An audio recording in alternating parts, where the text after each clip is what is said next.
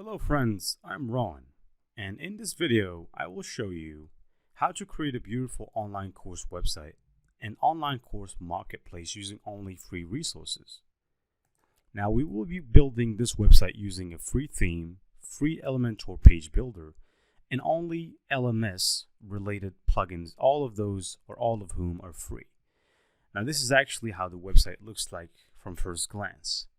And the website that we're going to build will be inspired by some top-notch online course marketplaces such as Udemy, Skillshare, and obviously other online course websites out there.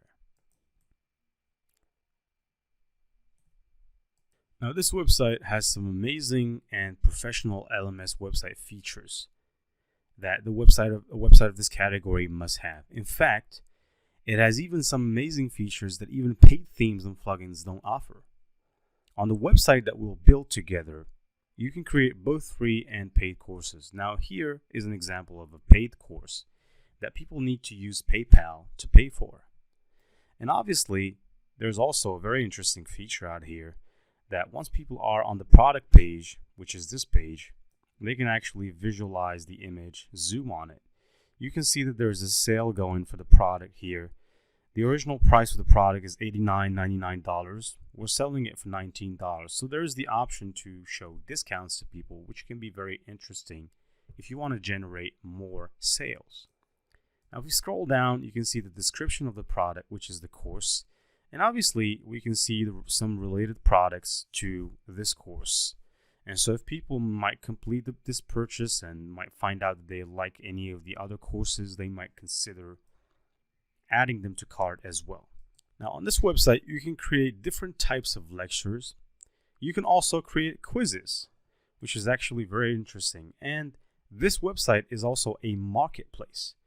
So it has a functionality of instructors. Somebody can be an instructor on Udemy, and you can also allow them to be an instructor on your website. They can actually log in by clicking the instructor registration over here, and they can start filling the information to become an instructor. Also, you offer student registrations. So students can actually register and create their accounts in order to start shopping for courses. If an instructor were to sign up to your website to become an instructor on your website or on the marketplace, you will actually make a commission for every course that instructor sells, and you can actually set the commission. So if you want, for example, to gain 20% commission of this, let's say this product out here, this course out here, you can set it up using free plugins. You can also be the only instructor on the website if you want to. Obviously, there are some amazing features as well. You can add a blog page to your website if you want to make this an affiliate marketing website, which is what I'm intending to do with this website. So if I click blog posts, you can see that we have some sample blog posts out here. And if people want to read blog posts, they can just simply click continue reading, and they will be taken here to start reading the blog post. Now they can leave a comment. Obviously, it has the same features as a blog post. And so if you want to be an affiliate to certain websites, you can use this website to become an affiliate, and you can also sell courses on it. And you can also invite your friends to sell courses on it, and you'll make commissions out of every sale that they make. Now in this course, I will show you how you can easily integrate payment gateways, free payment gateways. You don't need to pay for anything. For example, here we have PayPal. I'll show you how you can integrate PayPal without any problems, without paying for anything. Just pay free plugins, basically. Now, we will also make sure that this website is 100% mobile friendly, user friendly, safe and secure, and beautiful in terms of design. So here, if you want to have a look on how it looks on mobile, so this is what people are going to be able to see on mobile. It's actually pretty handy. You can see that it's completely optimized for mobile. It's also optimized well for tablet as well. So if I click the tablet view, you can see how the website looks on tablet. It actually looks pretty good, and people can actually use this pretty safely. And so here's how the course page looks like, almost like Udemy. You can see information about the course. Here's the course description. Here we have the video. I'm going to remove the sound so that I play the video for you to see that this is an actual video preview of the course. So this is actually what people can see before adding this to cart. So this is the video of the trailer of the course that people will be able to see. And obviously you can see out here the description. So make sure you have an SEO description out here. You can see who or what people will learn in this course, much like Udemy. So for example, it says here, this is the step-by-step course to create KDP books with no budget of the world's leading retailer and distribution giant. You can see out here the course content, videos, sections. So here we have different sections. You can actually choose to show and hide sections at will. For example, if you want to hide this or show it, you can actually visualize videos by coming here and click continue learning. And because I've actually already enrolled to this course, which is my course, you can see that it shows me continue learning, but to someone else it will not show them continue learning. It will show them add the product to cart. And let me show you. So for example, if I go here, I paste the link, you can see right here that for someone else, it will show you add the product to cart. And once you click add the product to cart, it will take you to view cart.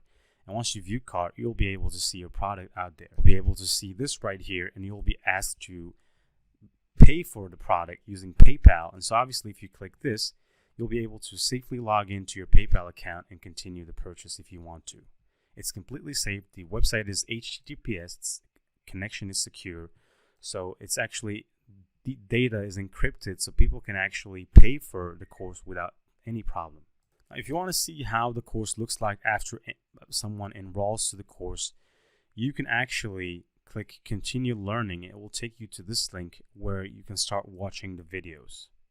So for example, you can start by running the introduction here. You can see introduction is actually running at this point.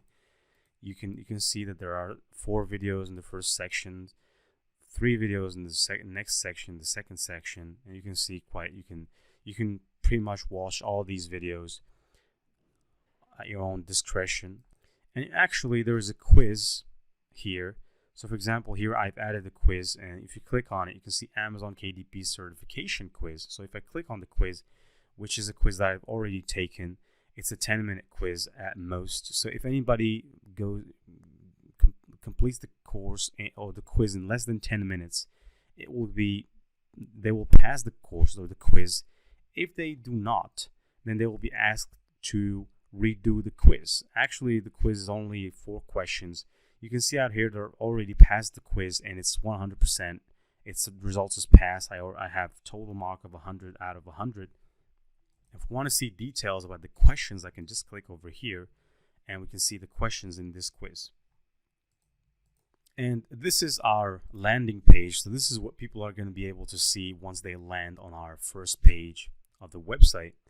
They'll be able to navigate through our courses and do a bunch of things. So for example, if they click on this button over here, we'll take them to a page where they can see the courses that we have, which is exactly this. You can see that we already have 10 courses out there. You can see that there is a filter out here, and people can actually use that filter. There's also this panel where you can access your profile, the dashboard. You can see your enrolled courses as students. You can also see reviews. You can see your order history. You can see your settings. You can log out. You can ask questions and get answers for them. So let's go ahead and have a look at the profile. For example, let's click the dashboard over here. And you can see that this is what the profile looks like for both students and instructors. And so for example, you can actually set your profile picture by clicking over here. You can set the profile picture of your own profile. You can change the password. You can add social profile links over here. If you have a Facebook, if you have a Twitter account or a website that you want to link to your own profile out here. And so there are a lot of things actually that you can do over here, which are pretty handy, pretty good. And if you log in as an instructor, obviously if you want to become an instructor, you have to create an instructor account. And the way you create an instructor account is by going to the home page. You click on this and you click instructor registration, and you can create your instructor account. Obviously, if you log into the dashboard of it as an instructor, for example, here I have 10 courses that I have published myself. You can see your total earnings. You can see the active courses that you've enrolled in. And obviously, you can see pretty much a lot of things. You can see, for example, if you have any possible withdrawals that you can do. Here we have $0, which is insufficient for us to file for withdrawal. Obviously, I fixated an amount of $100. So if anybody has lower than $100 money, in terms of money, they will not be able to withdraw money. Here you can see that you can create a new course. So as an instructor, you just need to click this button and you can start creating your new course. It will take you to this link over here where you will be able to add the title to your course, the description. Here you can add the course categories, the tags, you can add the description for the course. You can decide whether the course is paid or free. You can add anything, actually the same as with Udemy, with Skillshare. It's basically the same kind of type website. And so guys, if you're hooked, if you're interested, if you want to create a website like this, I highly recommend you to follow this course. And I wish you the best. Now, first things first. To build a website, you only need two things. I know a lot of philosophers would tell you, you need this, you need that. Well, basically, you only need two things. You need the hosting and you need the domain name. Now, fortunately, I have just purchased this domain that I'm going to be using to create my course website. This domain is called passiveincomegenz.com. And I'll show you exactly how to purchase the domain name, and I'll show you the mistakes that you should not do when purchasing a domain name. The second thing that you would need in order to build your website is you would need a hosting plan. And the hosting plan basically is where you host your website content. And so there are a lot of hosts. There is Bluehost, there is GoDaddy, there is SiteGround, Hostinger. A lot of them out there. I'm sure you're being bombarded with ads from all these websites all around the internet. And pretty much, I just happen to prefer Bluehost. And as a token of verification, just so you guys understand this, I've actually purchased a 3-year plan for my previous website, one of my previous websites that I run. It's a 3-year plan for about $237. Let me show you the receipt. All right, so here it is. It's actually a $237.96 plan, and it's for 3 years. It's actually great. If you divide 3 years on 36 months, it's very cheap. And also comes with a free SSL. And so basically, let's get to it. Now, the first thing that you would need to do, like we said, is to purchase a domain name, and that's exactly what I will show you how to do. And so go to bluehost.com, click host your website, and then obviously you're going to get these plans over here. Now, the first plan is basic, plus, choice plus, and pro.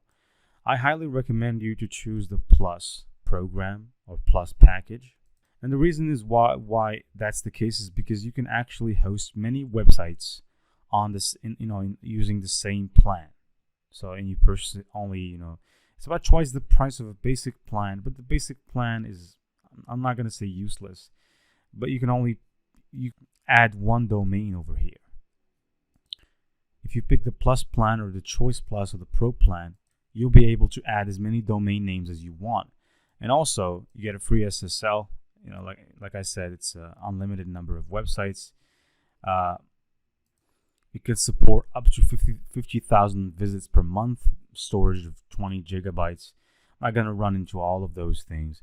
But you can actually go and look. But basically, because I'm trying to build a big website in which I'm going to host my courses. Because I'm already a Udemy instructor with over 16,000 students on Udemy. And so I already have a large audience. And basically, 50,000 per month is actually very low for me. So I'm just going to go with this plan right here. I'm going to click select. And here it says create a new domain, use a domain you own. And so in my case, I already have a domain. And so I'm not going to go and purchase a domain. But in your case, you're going to need to create a new domain because you might not have one. And so I'll show you exactly how to do it. And basically, first of all, there is something that you need to do before moving onwards. And that is to verify domain name's existence and also the domain name's history. Now, before buying a domain name, you need to check that domain's history. And that's actually a very crucial thing to do. Now, in order to do this, just go to Google, good old Google, and search for who is domains. All right, so scroll down, where you can see whoisdomaintools.com. Click on that. And so in my case, I've already purchase this domain, Passive Income Gen Z. So I'm going to look if there is a domain name like this one, for example, Passive Income Generation Z, for example, and click search. Now, hopefully the domain is for sale. Okay, so it says here the domain is for sale, and also domain status never registered before, which means that this domain was never purchased by anybody before us. And so if you were to purchase this domain name, it means that this is still blank. It's still a virgin domain name, in other words. And so once you have the idea about what domain name you want to purchase, copy this, go back to this page, paste it right here, remove the .com because it's already there, as you can see right here. It's already right here. And basically click next. It says the domain name is available. Now let's claim the savings, because this will reduce the price. And obviously what you'll be required to do here is to enter the information, enter all of the above. And obviously site lock security, I don't think it's actually essential. So if you want to remove it, you can. So yeah, basically you can even go to up to $36 per 36 months price, which is what I would aim for. And you can also just aim for a 12-month hosting plan. And obviously it comes with a free SSL, it comes with a free domain privacy and protection. And the only thing that you need to do afterwards is to enter your credit card detail and signature and everything else. Once you click submit, you'll be asked to purchase the domain as well. And basically you can move on from there. Just make sure that you remember the password for your website, because we'll be using that to log into our dashboard. Now, because I already have purchased this domain name, Passive Income Gen Z, I'm just going to use it. As it says here, use the domain name you own. I'm going to paste it right here and click next. And once I click next, I'll be asked to add the information. And basically, if you wait just for a moment, you'll be given a deal. And that deal would be to basically get a percentage of discount. And so just keep this page as is, go get a drink or something, go watch TV for a moment, and then once you come back, you'll see that they will give you a deal, which obviously will reduce the price from $5.45 per month to $4.95 per month. Obviously, it comes with a free SSL certificate, and basically I don't need the SiteLock security essentials because I already have an antivirus, which I'm going to show you.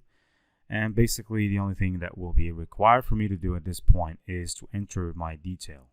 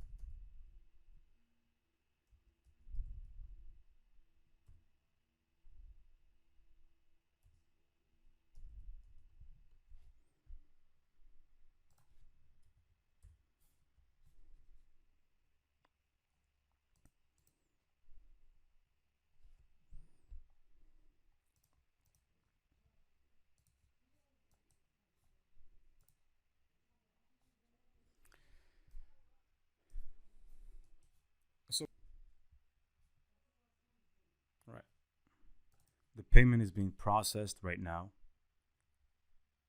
And once it's done, you'll know. Right, so success. Next, let's create your account. So let's create the password now. The password is the one that you will use to log into your Bluehost dashboard. And you can also log into the WordPress dashboard. I'll show you how you can do that next. Now basically, you can either purchase the hosting directly from Bluehost, or you can benefit from me and you can actually purchase it from the links that I have below, from which I may be able to make some profit, some affiliate profit. Basically not that much, but I make some affiliate commissions from it. But that's not the deal. Now here, let's continue creating the password. I'm going to pause the video and create the password. Alright, so I have created the password. It's actually a strong password. I'll click I have read and agreed to Bluehost privacy policy and terms of service, and let's click create account. It says your account is in the process of being created. Please wait a few minutes to set your password, which is, well, I'm going to just have to wait for a couple of seconds. It might take a few minutes, guys, for this to settle, but there's no problem. Just wait for a bit. Alright, so now we're ready. Click go to login, and basically just enter the credentials right here. You can see that the domain name is directly added. Now you only need to add the password. Make sure that you don't forget the password. Right, so I'll just add the password and log in, basically. As easy as that. Just click save, no problem with that as well. And so this is just the beginning of your adventure. Not just kidding. So click create the website. If you can't see it from here, scroll down, you will see create your website. And no, just click skip, no problem. So this is going to be a store because we're going to sell products. I'm going to go with store. Okay, so just click get started with this. Skip this step. And let's skip this step as well. Let's just pick whatever theme here. Okay, so we'll just go with... Right, so obviously I'm going to make it easy for you guys. There's no need for you to click anything. So just scroll down, click skip this step. It's going to take a little time for things to get sorted out. No problem with that. Alright, so here we are on the Bluehost dashboard. If you want to log into WordPress, you can see the button here. Click log into WordPress. So once you log into WordPress, this is what this will look like. I know that for first-time viewers, this is actually pretty daunting, but it doesn't be the case. It has to be the case. So the first thing that we need to do is to organize this stuff. Now, let's just dismiss this. I need you to scroll down, dismiss this as well, dismiss this as well. So just dismiss all those things that are taking space right here. Scroll down, dismiss everything. Dismiss this one. Just, you know, to reduce this space and to make this dashboard a little clearer. Okay, so swiftly on, dismiss these ones. You can keep them there, but just let's just make them smaller. And obviously there is also a very handy tactic that you can use. You can click screen options and you can pretty much delete all of those, you know, just deactivate all of those and they'll not bother you. I'd like to keep the Bluehost one. So I will just remove all of the other ones. And obviously all of them are gone. And now the dashboard is pretty well organized. Now, if you want to get a look, you know, to see how our website is looking right now, click on the welcome visit site, and this is how our website looks. And the reason why it looks like this is because there's a pre-installed theme that comes with the site. If you want to check what theme is installed, scroll down, go to appearance, themes, and you can see which is the theme that is installed. So the one that is actually installed now is the 2022 theme. Obviously we're going to change that to LMS Tutor theme, but this is the one that we have right now. Basically, as you can see right here, the website is not secure, which should not scare you at all, because if you go to the dashboard and if you go to security, Basically, well, let me show you from the beginning. So go to dashboard, the Bluehost dashboard, cPanel, click home, click on my sites, and you'll be able to see your site. Our site is passiveincomegenz.com. So click manage site, and once you are there, click on security, and you can see SSL certificate let's encrypt. It says right here that this typically takes 2 to 3 hours. So you need to wait 2 to 3 hours before you can actually activate the SSL certificate. But basically, with the package that we've purchased, we got the SSL certificate for free. We're just going to wait for another 2 to 3 hours to activate it.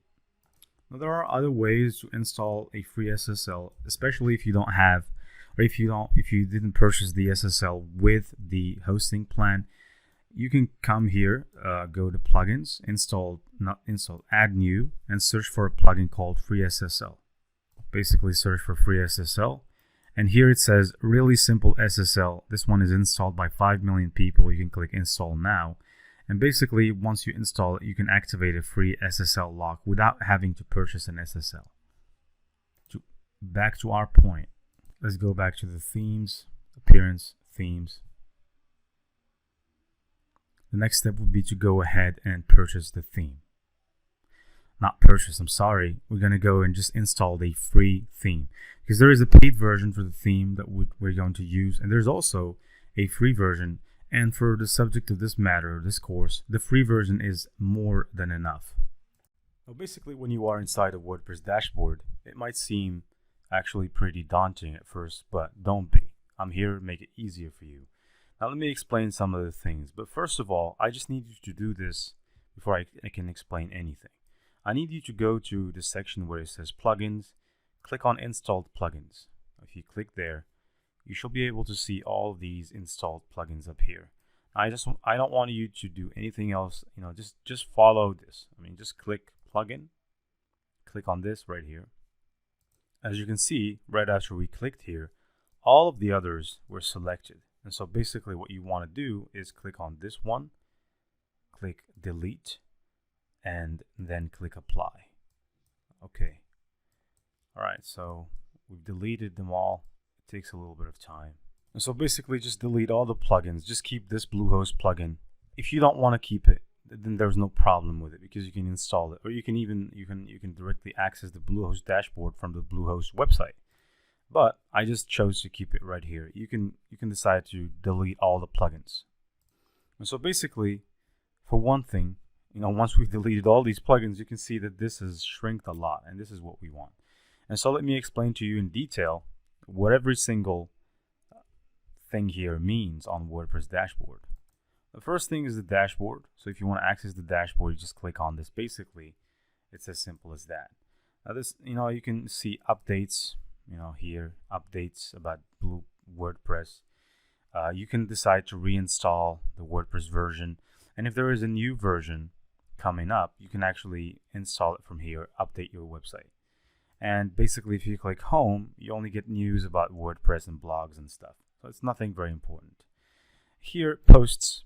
If you click posts, here you can see that there's already a post right here. So if you access it, if you want to see what a post is, this is what a post is, though nothing is there. So I'm just going to go back. But basically, let's just delete this post because it's a sample one. I'm going to trash this post. All right, then there is pages. But before pages, there is media. And so here you can add all your valuable videos, images, everything that you would use for creative purposes on your website. You can add it on your media library here by just simply clicking add new. And you can basically select files from your own computer to add to the media file, whether those files are images or videos, whatever you like. Pages are pages basically. So for example, this one is a page. This is a Bluehost page. And so this is what, here you can see pages. So here are some examples of pages that came pre-installed with the WordPress installation. I'm just going to remove them. So just click this button right here. Click on move to trash, and then let's apply. Comments obviously is when somebody comments on your website, you receive a comment here. Obviously our website is still brand new, so we have no comment yet. Appearance, if you click on appearance, just hover over it basically and click on themes.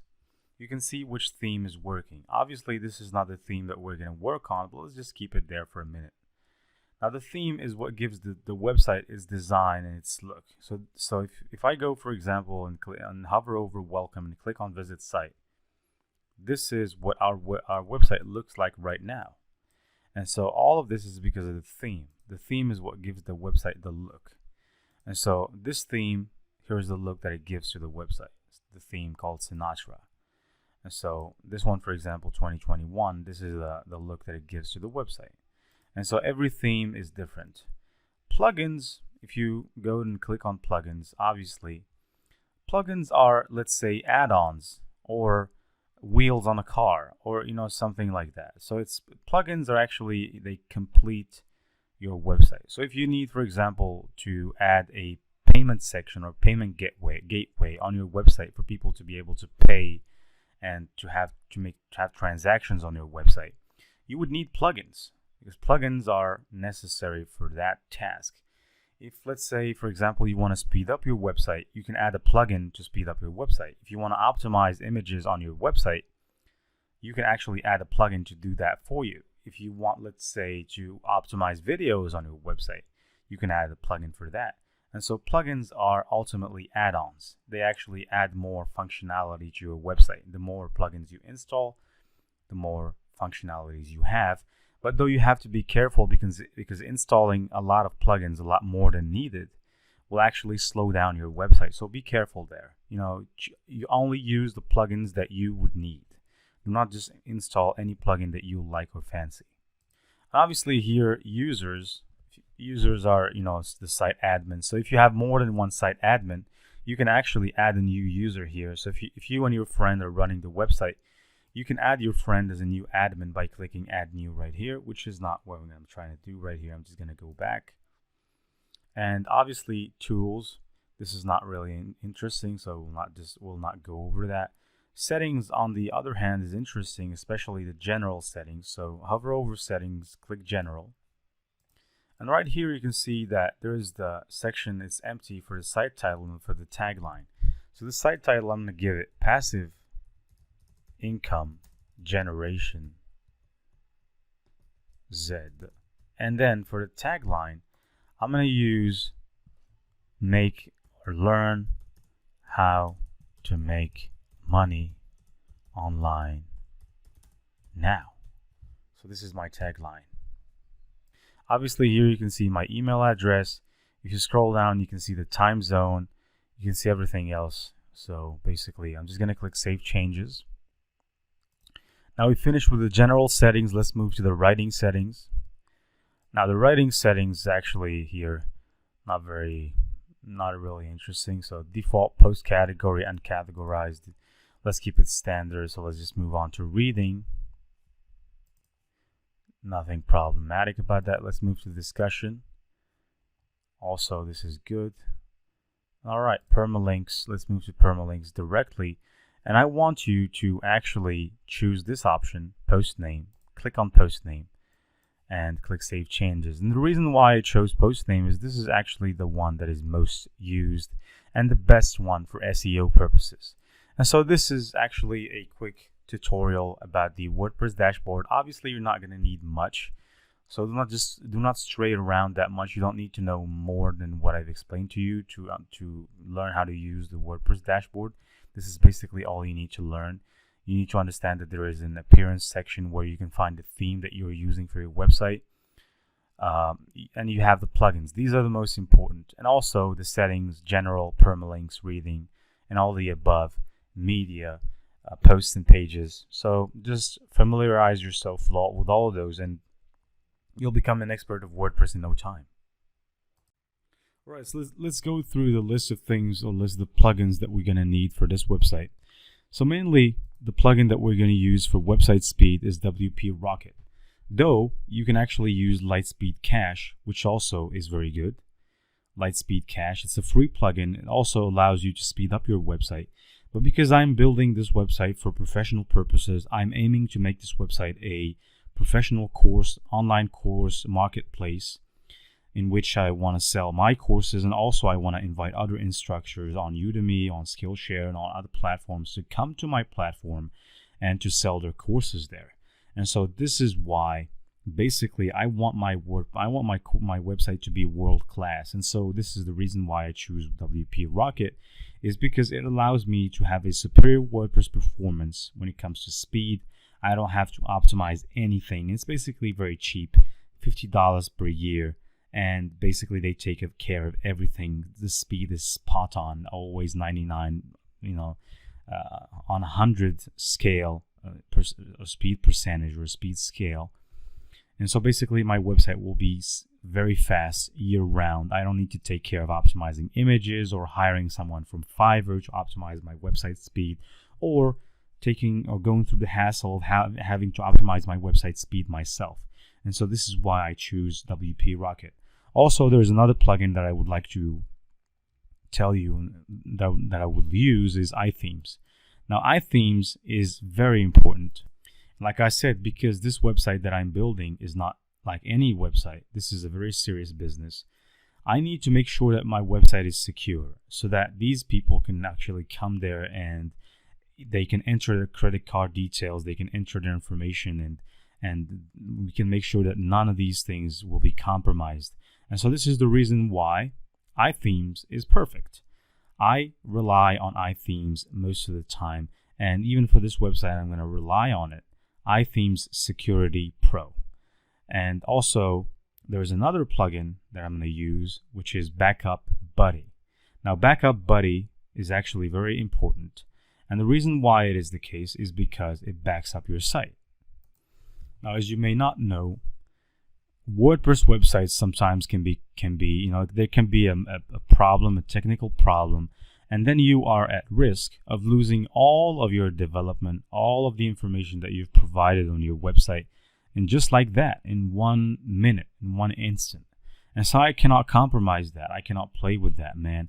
I want to have backups of my website, so that when I lose my website, or when I make a mistake, or when somebody makes a mistake on my website, and if, let's say, the problem happens and my website gets lost or destroyed, then I can have the most recent backup download to reinstall my website again.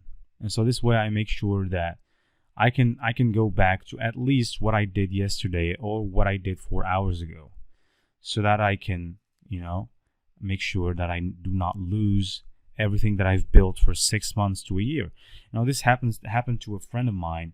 He actually had a very wonderful website. He was running a coupon website in which they share coupons of everything, products and everything.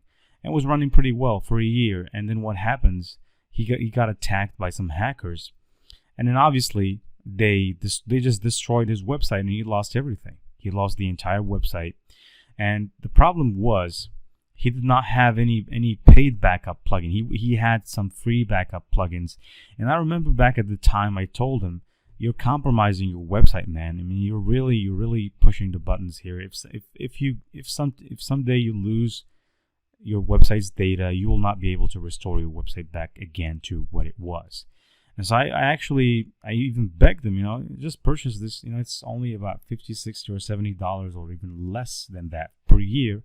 And it just, it removes the hassle from your road, man. You can basically back up your website anytime you want. You can go back to the most recent version of your website to make sure that you, do not fall in the worst case scenario in which, he found himself in. He found himself with a lost website, with no way to recover the website.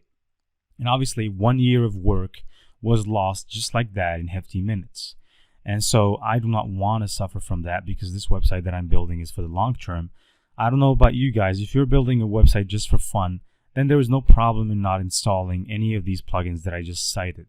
But if you are trying to make a business here, if your aim is to create a website about a business that you want to sustain for a year, 2 years, 3 years, then it's actually better not to play with fire and to actually just invest some money in some good plugins like this one here. Now, obviously, the plugin that we're going to be using to design our website is Elementor. Now, you can use the free version of Elementor. Basically, if you go to elementor.com, you can pretty much see that you have two options. The first one is to choose a plan, and the second one is to try the free version. Now, as it happens, I already have Elementor Pro. I already have purchased the plan of Elementor Pro, and so I can use that in Elementor Pro on many websites, actually. Now, you can actually not really purchase Elementor Pro.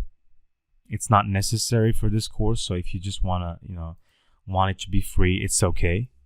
But in case you do want to benefit from some add-ons and from some features that are not available on Elementor, the free version of Elementor, I highly recommend you to install Elementor Pro. And then obviously, and not finally, this is an extension that I would like you to just add to your Chrome as an extension.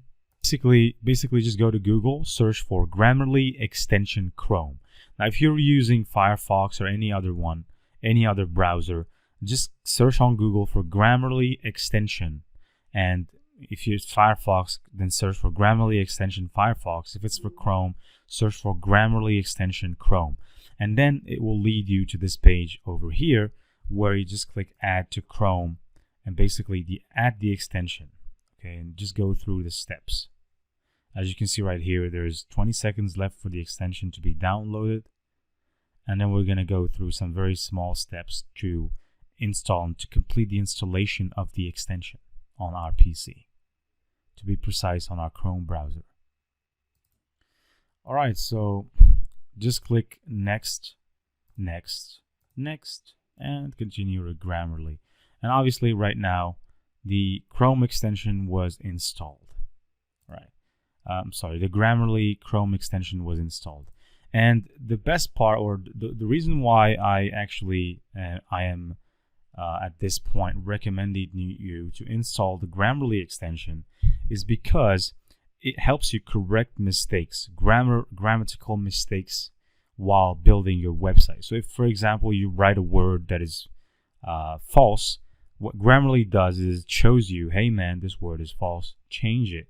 And more than that, it actually gives you access to the correct word. And so you don't really have to think about grammar anymore with Grammarly. Basically, it's just click and then modify. As you can see right here, there are 10 million people that already have downloaded the Grammarly extension, and 41,000 people are satisfied with Grammarly. And so this extension is actually very popular. For me, I use the paid version of Grammarly because I'm a full-time blogger. Because I worked and I still work, as a copywriter most of the time, and as a content creator. So I rely on Grammarly, but not just this free version of Grammarly. I use Grammarly Premium. And so if you are interested in it, you can actually click the link down below to go there, and you can actually get a discounted price for Grammarly Premium. But Grammarly free. The free version of Grammarly is actually pretty okay. So pretty much, if you download it, you wouldn't really need to go for Grammarly Premium unless you are aiming to create a website. You're aiming to create a lot of good content, because Grammarly Premium really allows you to create extremely good content. And it also helps you with SEO, with readability, with plagiarism, so many other things.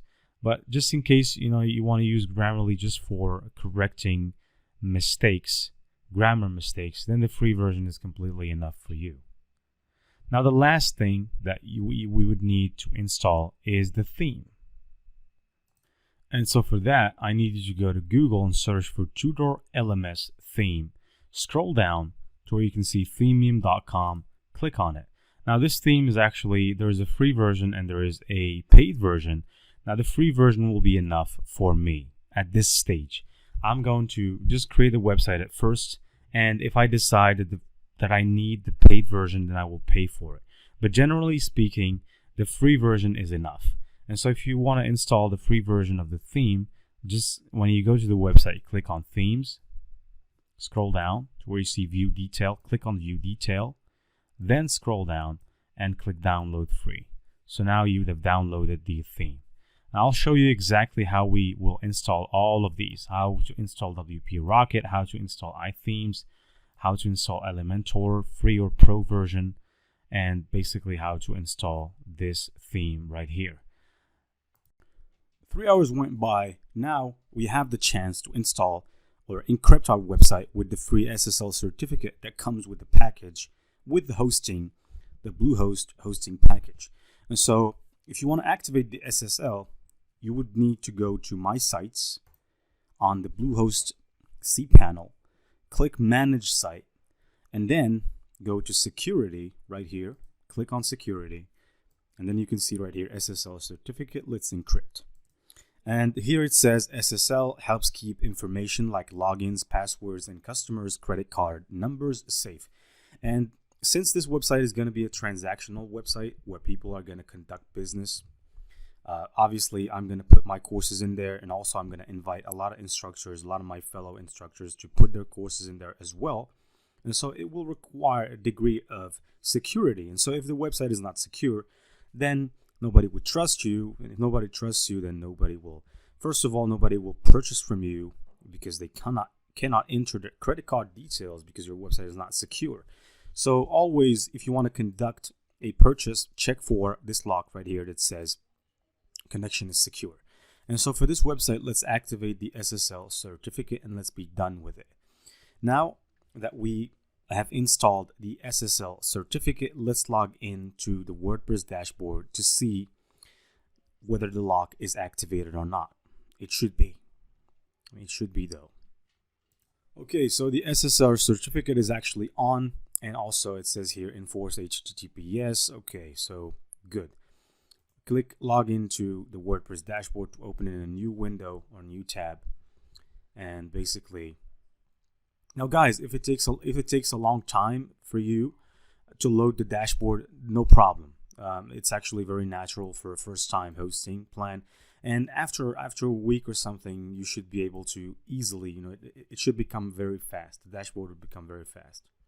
But at first, I remember actually it was very annoying. It was very slow. It's like that, so do not be worried about it. So here we are on the dashboard. Now the first plugin that we're going to install is WP Rocket. So obviously I'm going to just log into my WP Rocket account. And like I said, you can actually install Lightspeed Cache. Let me show you Lightspeed Cache. So go back to the dashboard, click on plugins, click add new, and obviously go to the section of new plugins, and here search for Lightspeed Cache. And so this is for people who actually do not want to install WP Rocket. All right, let's just try it with Lightspeed. And if it does not work, I know what to find. Okay, so it works. If you search using just the keyword Lightspeed, you should be able to find this actually this one right here, this plugin. And so just click on install now, and once you install the plugin, activate it so that it is actually activated and you can start working with it. Obviously, this is not the plugin that I want to activate, so I'm just going to go ahead and delete it from the installed plugins. And I'm going to go back to WP Rocket to install WP Rocket. And so here it is, deactivate. I'm going to delete it. Okay, so delete the plugin. And also I'm going to delete the Jetpack because I have no need for it. So I'm just going to delete it as well. It comes pre-installed with the with the hosting package, and so I'm just going to delete it. Doesn't have any good use for me. So let me go back to the WP Rocket. As I said, you can choose a free plugin to do your word speed or to optimize for WordPress site speed. It's actually pretty good as well. But the big question is, once your website starts to grow, once you have a lot of images on your website, once you have a lot of videos, a lot of people coming in, once you have a lot of traffic, it starts to get a little difficult to maintain a good site speed manually with free plugins. And so WP Rocket comes in as a solution to solve that issue. Basically, you only have to pay around $50 per year to get the plugin, and if you break it down, it's around $4 per month, which is not really a huge investment. Most people spend that $4 on a snack or something like that, and so it's actually not very expensive if you think about it. And also, it helps you ensure a greater customer experience. And so when people log into a fast website, the customer experience is tremendously higher than when they log into a website where the speed is actually really, really low. It's actually very bad experience. If a person, searches for something on a website or clicks something that loads for more than 2 seconds, they will definitely leave that website because they know that many other websites are faster than yours. And so the first degree of business, the first thing you need to concentrate on when you're building a website that you want, especially if you want that website to succeed, you need to make sure that site speed is on point. And WP Rocket actually does that for you. Actually, once you install the plugin, you activate WP Rocket, and then it takes care of speeding up your website automatically. Obviously, you don't have to do anything except for set it up, which I'm going to show you in the video. Also, for Lightspeed Cache, like I've shown you, you can actually just basically just install it, and it's basically the same, just that it's a free plugin. It's actually limited with the kind of settings or kind of features that it allows you to have. And so let me go ahead and log into my WP Rocket account so that I can actually install the plugin on WordPress. All right, so here I am logged into the WP Rocket dashboard. As you can see right here, I already have an account with WP Rocket, which means that I've already purchased WP Rocket. And if I scroll down just a little bit, I can see this icon here. It says download WP Rocket, which I'm going to click on. And let me go ahead to WordPress and show you how to install a plugin using a zip file. And so obviously, go to plugins, click on installed plugins, and click add new, because this is the way that you can add a zip file plugin format. And click upload plugin. And as you can see right here, it says choose file. So I'm just going to go ahead and choose a file from the computer.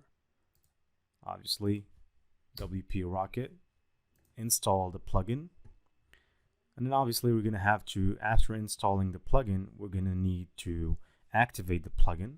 So I'm going to click activate. And so here it is, the plugin is activated. Let me go to settings to activate the license for the plugin. Let me scroll down. API key already entered, validate license. And then obviously, okay, was not able to automatically validate your license, which means that I'm gonna need to go to the dashboard and get the license. Okay, so I'm gonna go here, click on license. All right, so I just went ahead and installed or added the license of my WP Rocket account, and right now it is working. So if I go to settings and click on settings, I can see pretty much that it's actually working. Just keep the settings as they are. And there's basically a trick that I would like to share with you. If you install WP Rocket on your WordPress plugin, especially if you don't know how to set the settings, you can click deactivate. And once you click deactivate, they'll give you this message that says, do you want to use our safe mode to troubleshoot WP Rocket? Yes, apply safe mode, and then click confirm.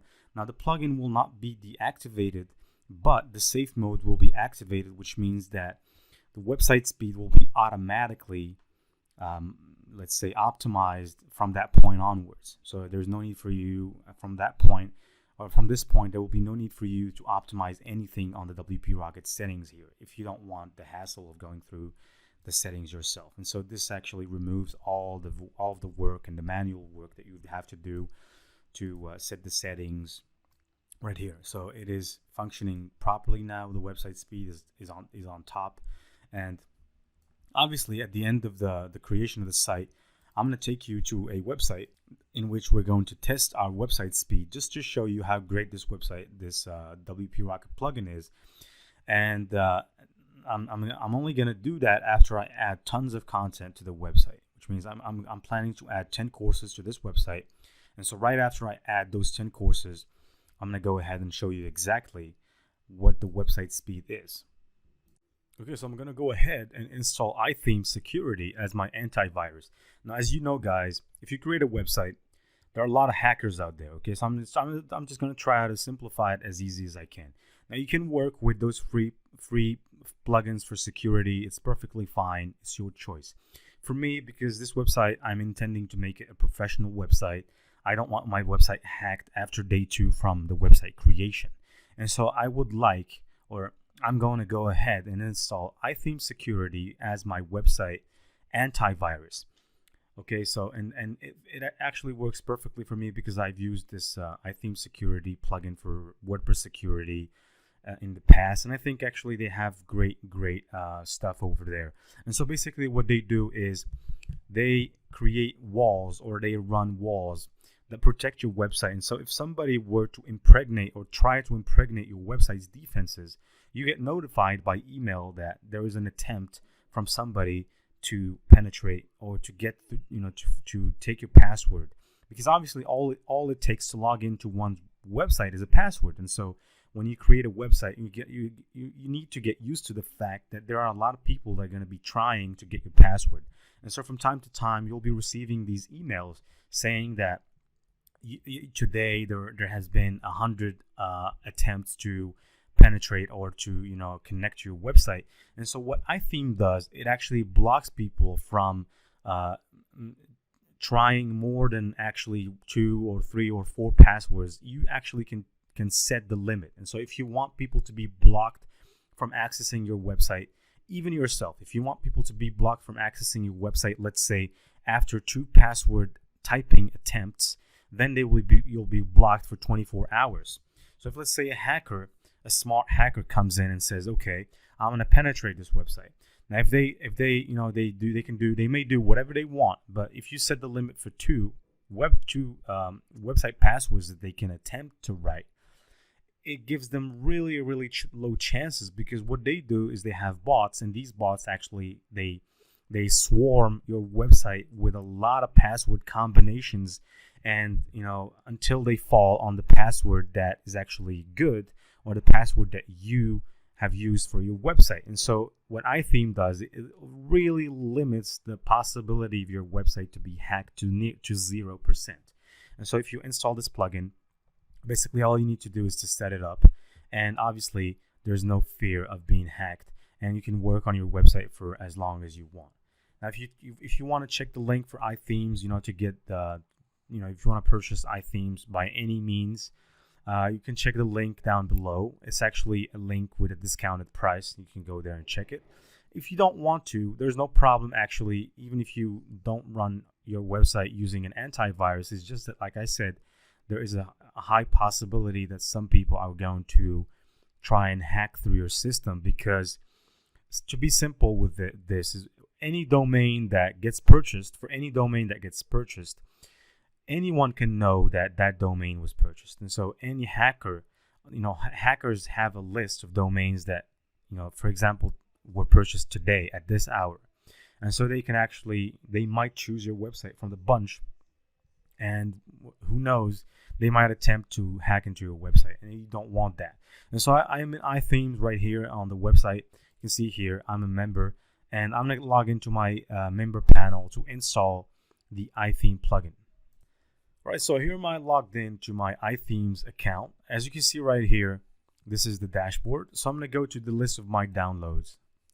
So obviously, this is the list of my downloads. And so as you can see right here, I have Backup Buddy Pro, I have Ithemes Security Pro, I have Ithemes Sync, and all of these. So I'm going to go ahead and install all of them, download all of them, except for Backup Buddy. I'm going to keep it right there for another time. Download, and then click download. And obviously I'm going to go to the the WordPress dashboard. I'm going to proceed to the plugins, click on installed plugins. Then I'm going to add new plugins manually, just like we did with WP Rocket. I'm going to go ahead, click upload plugin. I'm going to choose the file. So I'm going to choose this one right here. Install.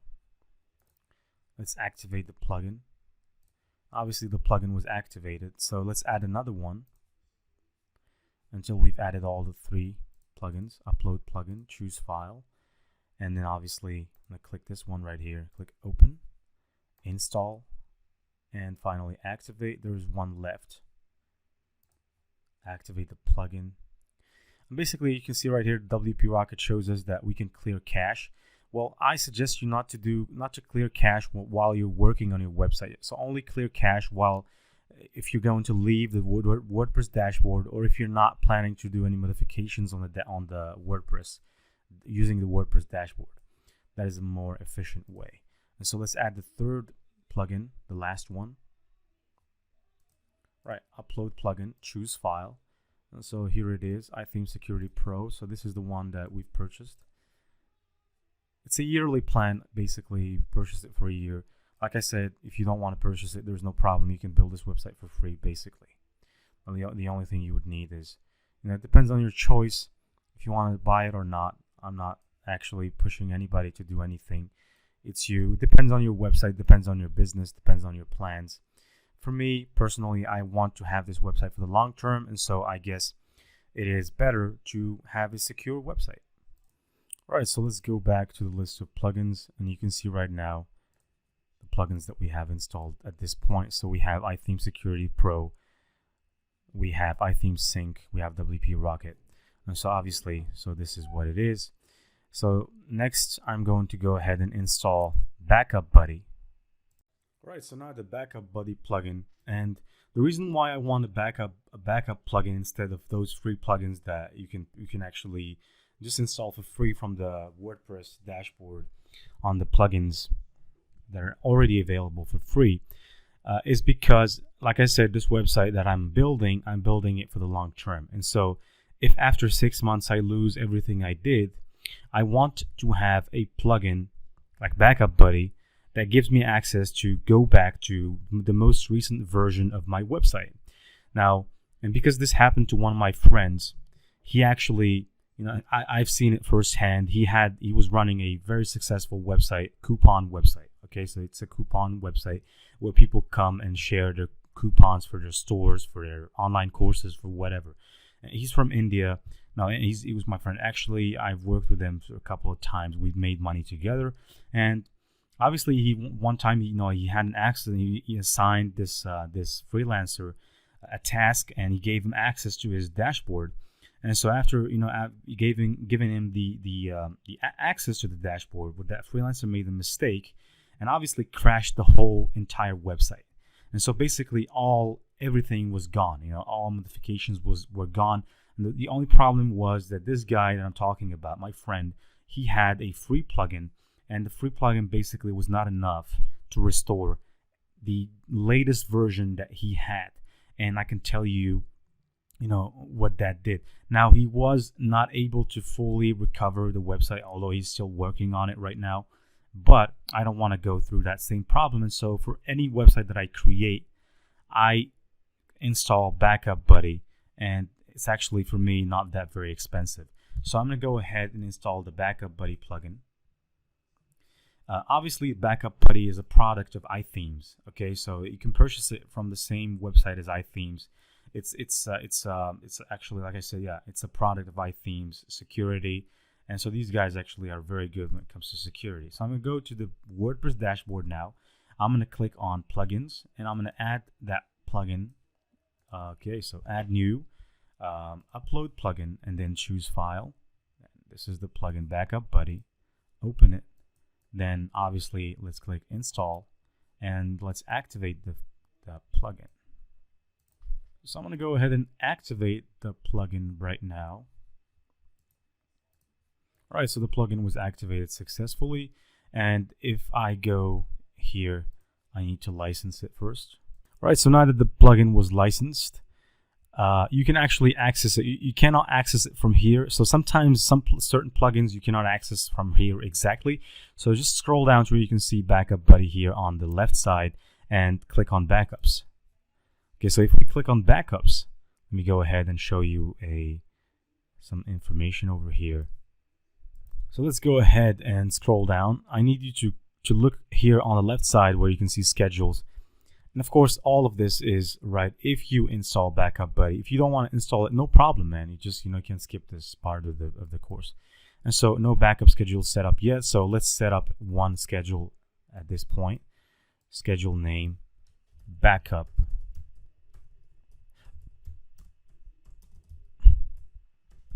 Plan, backup profile, complete backup profile. Okay, so complete once daily. No, I want it. Okay, so once daily sounds good. I'm just gonna leave it. Date and time. Add remote destination. No need. And so okay, so let's click add schedule. And so now once daily, we're going to have backups sent directly to our email address for our website. And so by this way, we make sure that our website will never get lost and that we will receive every single day the latest version of our website. And so that when someone attempts to destroy the website, or maybe maybe you make a mistake and destroy your website, you can actually access the latest version, which is a very good thing, especially if you've been working on your website for a long time and you don't want to waste all that effort just like that. The website builder which we're going to be using for this website is Elementor Pro. Now you can use the free version of Elementor. Let me show you how to install the free version. Go to the WordPress dashboard, click on plugins, add new, and obviously search for Elementor over here. Elementor. Now the plugin will just show. So here's the plugin. Just check for the one that is developed by Elementor.com and has 5 million plus installations. Now click install, and it's installing right now. Let's click activate. Obviously the Elementor free plugin version is enough, though for me I prefer to have an Elementor Pro plan basically. So I'm just gonna skip because I already have an account. I'm just gonna skip, and obviously I'm just gonna skip this step over here and skip this step over here. Okay, skip. So just skip all of them basically. That's what it is. And so Elementor is now installed on the website. So here's how it looks. Now we're gonna get to the Elementor settings later on. We're not gonna delve into them right now. But the only thing that I can tell you is that you can see over here, these are what we call widgets. And so the ones that do not have a lock over here are free widgets. The ones with a lock are actually paid widgets. And so for this website particularly, you would not need the paid widgets. It's the free widgets are actually enough to build the website. But if you wanna let's say add some nice features, some cool features, if you want to upgrade, you can actually install Elementor Pro. So basically if you want to log back to the WordPress dashboard, just click over here to the sandwich sign and click exit to dashboard. It will take you right to the WordPress dashboard. And obviously this is the free version of Elementor. Let's just remove this, click again right here, and here we are on the dashboard. Now let's delete this page. It's a draft page. Let's trash it. And then let's go back to the plugins. Click on installed plugins. And then I'll scroll down. You can see here it says Go Pro. I already have a Pro version of Elementor, so I'm here on my Elementor account. And if I want to install Elementor Pro, I just need to click right here and it will install. Okay, so Elementor Pro Essentials. And obviously it's going to install as a zip file. I'm going to go back to the dashboard and I'm going to add a new plugin. I'm going to add it and I'm going to click Upload Plugin. Choose the file again. I'm going to click Elementor Pro. I'm going to click Install Now. And then obviously here it is. I guess the only thing that will be left is to activate the key. Let's activate the plugin and activate the key for the Pro version, and it will be set. Now what Elementor allows us to do is to use blocks to actually build our websites, which is just drag and drop blocks, which is very good for people that are not coders like myself. I don't know anything about code, but I can still make a website thanks to Elementor. And so let's click on Connect and Activate. Now again, I need to say if you don't want to install the Pro version, there is no problem with that. Let's click Extend the version, the license. All right, so the license is active right now. And so I can work on my website using the Elementor Pro features. So if I go and visit the website right here, All right, so I'm just gonna go back and do one thing. Go back to the dashboard.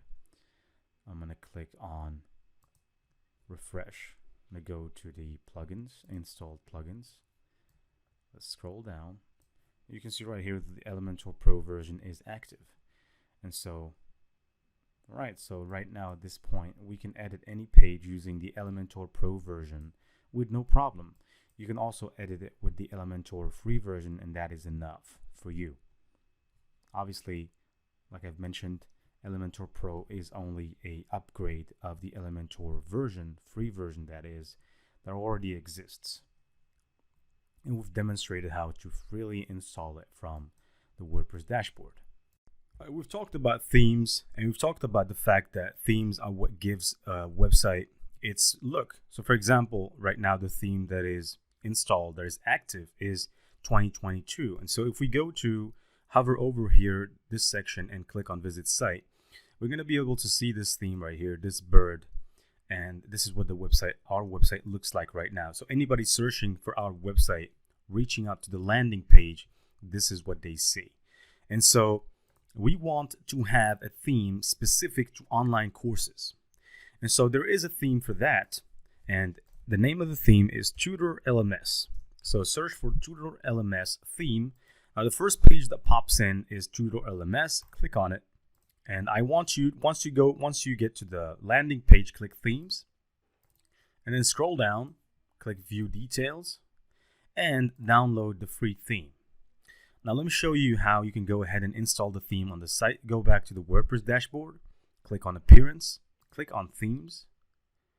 And then obviously we're going to need to deactivate this theme that is running right now. So just click over here, scroll down. Okay. Right, so, well, first of all, let's do one thing. Let's add the theme, add new, upload the theme, choose file, and then this is the theme, Tutor Starter. Install now. Now once we install the theme, we will be able to see it right here over with all the other themes. Activate. Now once you activate the theme, it's going to be activated on the site. And so let's refresh the page, and if we go and look at how our website looks right now, visit site, this is how it looks. But obviously, the theme was definitely installed. And if you want to know, you just go back to appearance, click on themes, and you should be able to see that the theme is active. Now, because we're not going to be using all of these themes, we're just going to have to delete them. So in order to delete the unused themes, click on the theme and click delete over here. So I'm going to go ahead and repeat the operation for all the other ones. Let's delete them all. And the reason why you want to delete them is because they affect website speed. And so any theme that you're not working with right now, just delete it and only keep this one right here, which you're going to be using. All right, so right now we're going to go ahead and install some other plugins. So I need you to go to the list of plugins, click add new, and then search for Tutor LMS. Again, Tutor LMS, Elementor add-ons. I'll search for it, and then obviously this is the one that I want you to install. It has 10,000 plus active installations, and it's developed by Ithemes, which is exactly the website right here from which we have downloaded the website theme. So click install, then click activate to activate the plugin, and then let's scroll down, and you'll be able to see right here that the theme, that the plugin, the Tutor LMS Elementor add-on, was added. So let's go ahead and also add some other plugins. So click on add new again on plugins, and scroll down and search for Tutor Mate. Tutor Mate. Make sure that it is attached. Then let's scroll down. So here it is. There's only one, so click install. Let's activate the plugin. And then obviously if you scroll down, you shall be able to see it right here. And the reason why we want to install this plugin is because it's a companion demo importer plugin that helps us import ready to use pages and ready to use, let's say, pre-built pages. And so this is the use for this. Right, so right now, if you look above, when you go to plugins, to the list of installed plugins, you can see right here that it actually gives you a recommendation to install Tutor LMS. So click on it. And let's activate this plugin. This is actually a plugin that complements Tutor LMS Elementor add-ons. And you can actually also install it directly from the dashboard. Now I'm just going to click I already know, skip it. So I suggest you do the same. So let's just skip this phase over here. And then obviously go back to plugins so that I can show you how you can manually install this plugin. So click on plugins, add new, and then obviously search for Tutor LMS. Now once you search for that plugin, you can see right here, here it is. So it is active, and so you can actually install it directly from here. It has 50,000 active installations, developed by Ithemes and last updated 2 days ago. So we have both these plugins active. We have the theme, and obviously if you go to install plugins, we have all the plugins that we would need right now. Now let's go ahead and install one of the few last plugins that are needed, WooCommerce. Now, as you know, this website is a WooCommerce store, let's say, for online courses. And so let's search for WooCommerce. Obviously, WooCommerce is very famous, needs no introduction, helps you build e-commerce websites. And if you search for WooCommerce on the list of plugins, you can see that it was installed by 5+ million people. So 5+ more million people are already using WooCommerce. So click on install it, and plus it's actually free. Okay, so let's click on activate the plugin. And obviously WooCommerce was now activated. Okay, so at this stage, let's start editing the website. Now, what I need you to do is to simply go to where you can see over here, Tutor LMS. Click on Tutor LMS. And once you go there, I need you to simply add this syntax over here. Next to tutor, -setup. Add -setup and then click enter. Now once you click enter, you should be able to see this. Click let's start. Now they're saying let's get the platform up and running, and they're giving us a choice. So whether to the individual or the marketplace, let's pick the marketplace. And so because we chose the marketplace option, now many instructors can have accounts on the same website and they can add courses on the website. And obviously if you want to make it a website like Udemy, you can actually take a cut of 20% or 30% for each sale. So I'm planning to make this website a marketplace because I know how to grow this website and I know how to get people to actually sign up and put their courses. Now this came from an inspiration, or as an inspiration from one of my friends. He's also an Indian. I have a lot of Indian friends. I find them to be very smart. And basically this guy, he has, he has shown me his website. And in a period of over 2 years, he successfully was able to get more than 50,000 people to sign up as instructors on his website and to add courses on his website. And right now he's going really, really high. And he's planning on going for 3 more years to up the business. And obviously he's going to exit and sell it to a big company or someone who would like to purchase a website as big as that. And so definitely I'm planning to make this website a marketplace. And so if you're planning to make the website for individual usage, there's no problem with that. Just go back and you can obviously just click the individual choice. But because I want to make it a marketplace, I'm going to go with marketplace. All right, so the next phase would be they're telling us here if we want to allow users to have an instructor profile to showcase awards and completed courses. And so basically this says is if you want to allow instructors to have their own profiles on your website, click on, which is exactly what I want. Now you can also allow students to have a profile, but I wouldn't do that because Udemy doesn't have that. In Udemy you just have the courses, and basically you cannot create a student profile. You can on the other hand, you can create a instructor profile for instructors. And I am an instructor in Udemy, so I know what I'm talking about.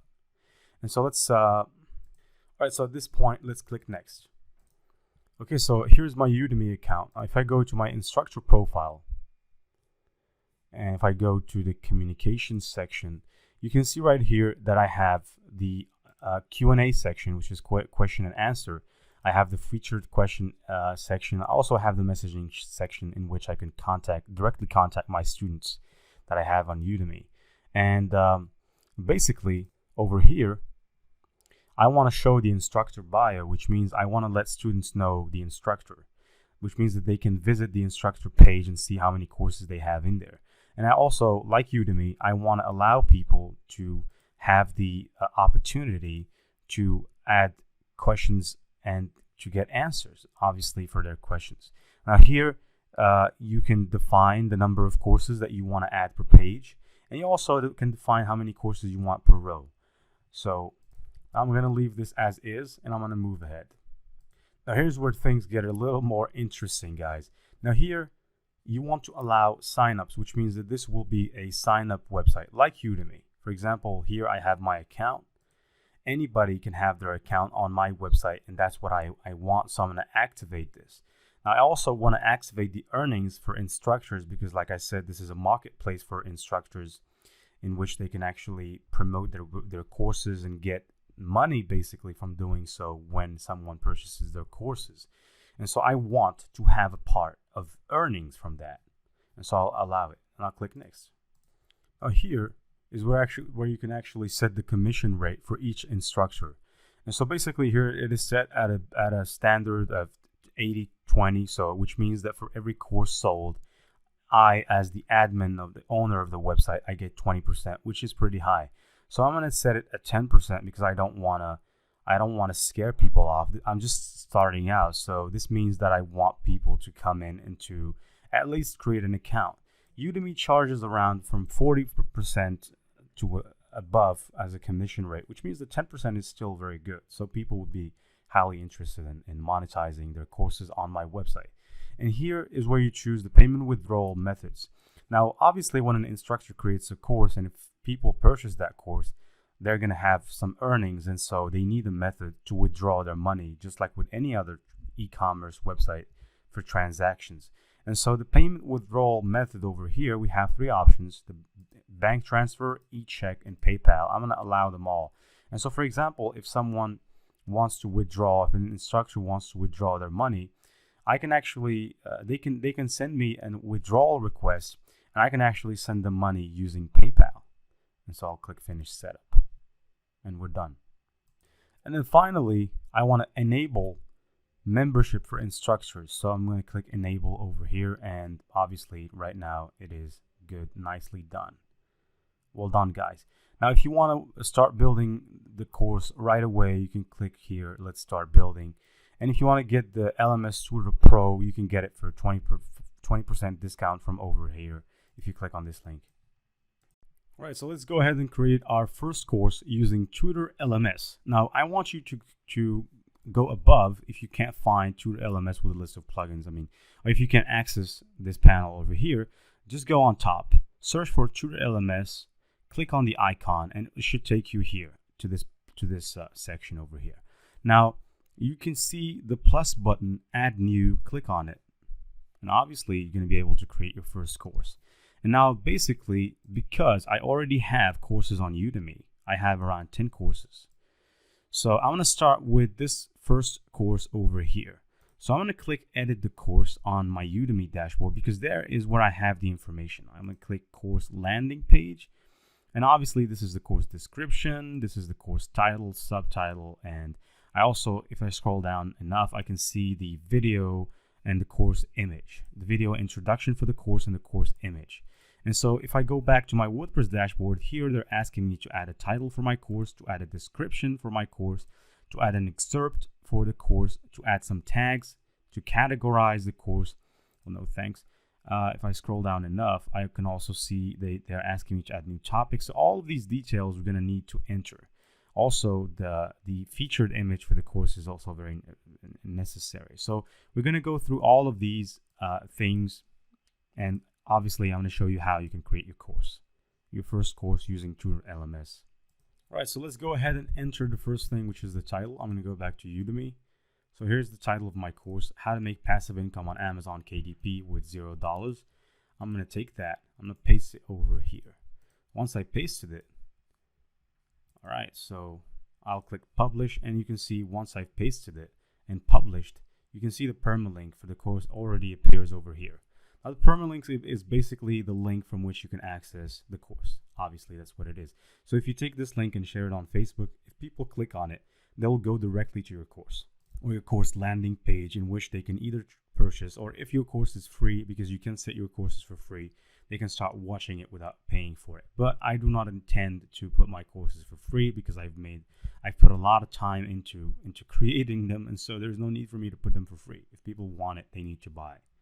All right, so let's go down, excerpt. Now here is where we should add a short description of the course. I'm gonna go and I choose this to be my short description of the course, which is the course subtitle for SEO purposes, because it contains a lot of SEO keywords over here. And so I prefer to have this as my title excerpt.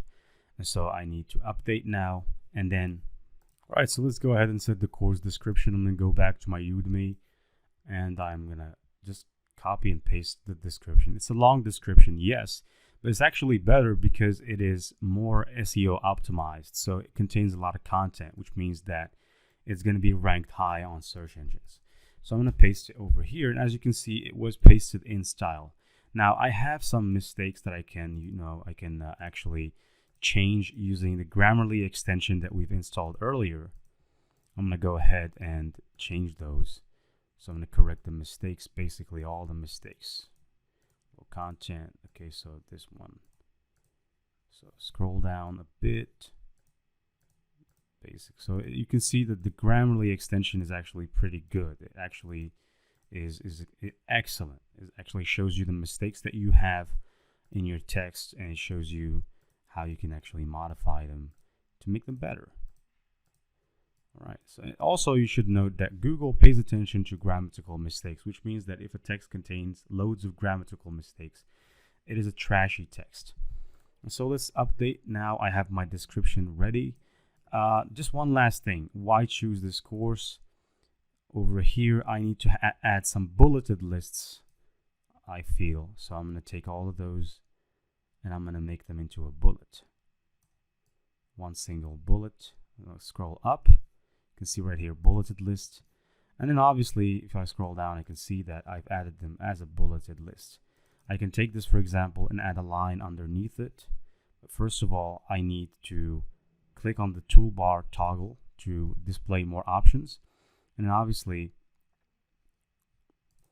I can change the color. I want to make it, for example, let's say kind of bluish. So if I scroll down, I can see that it took this bluish color. I'll make it bolder. So I'm just going to click on bold. It's already bold. And so basically this is what you can do. I think the blue, I don't really like it that much. So I'm going to go and pick this blue, the darker blue. I guess this one is better.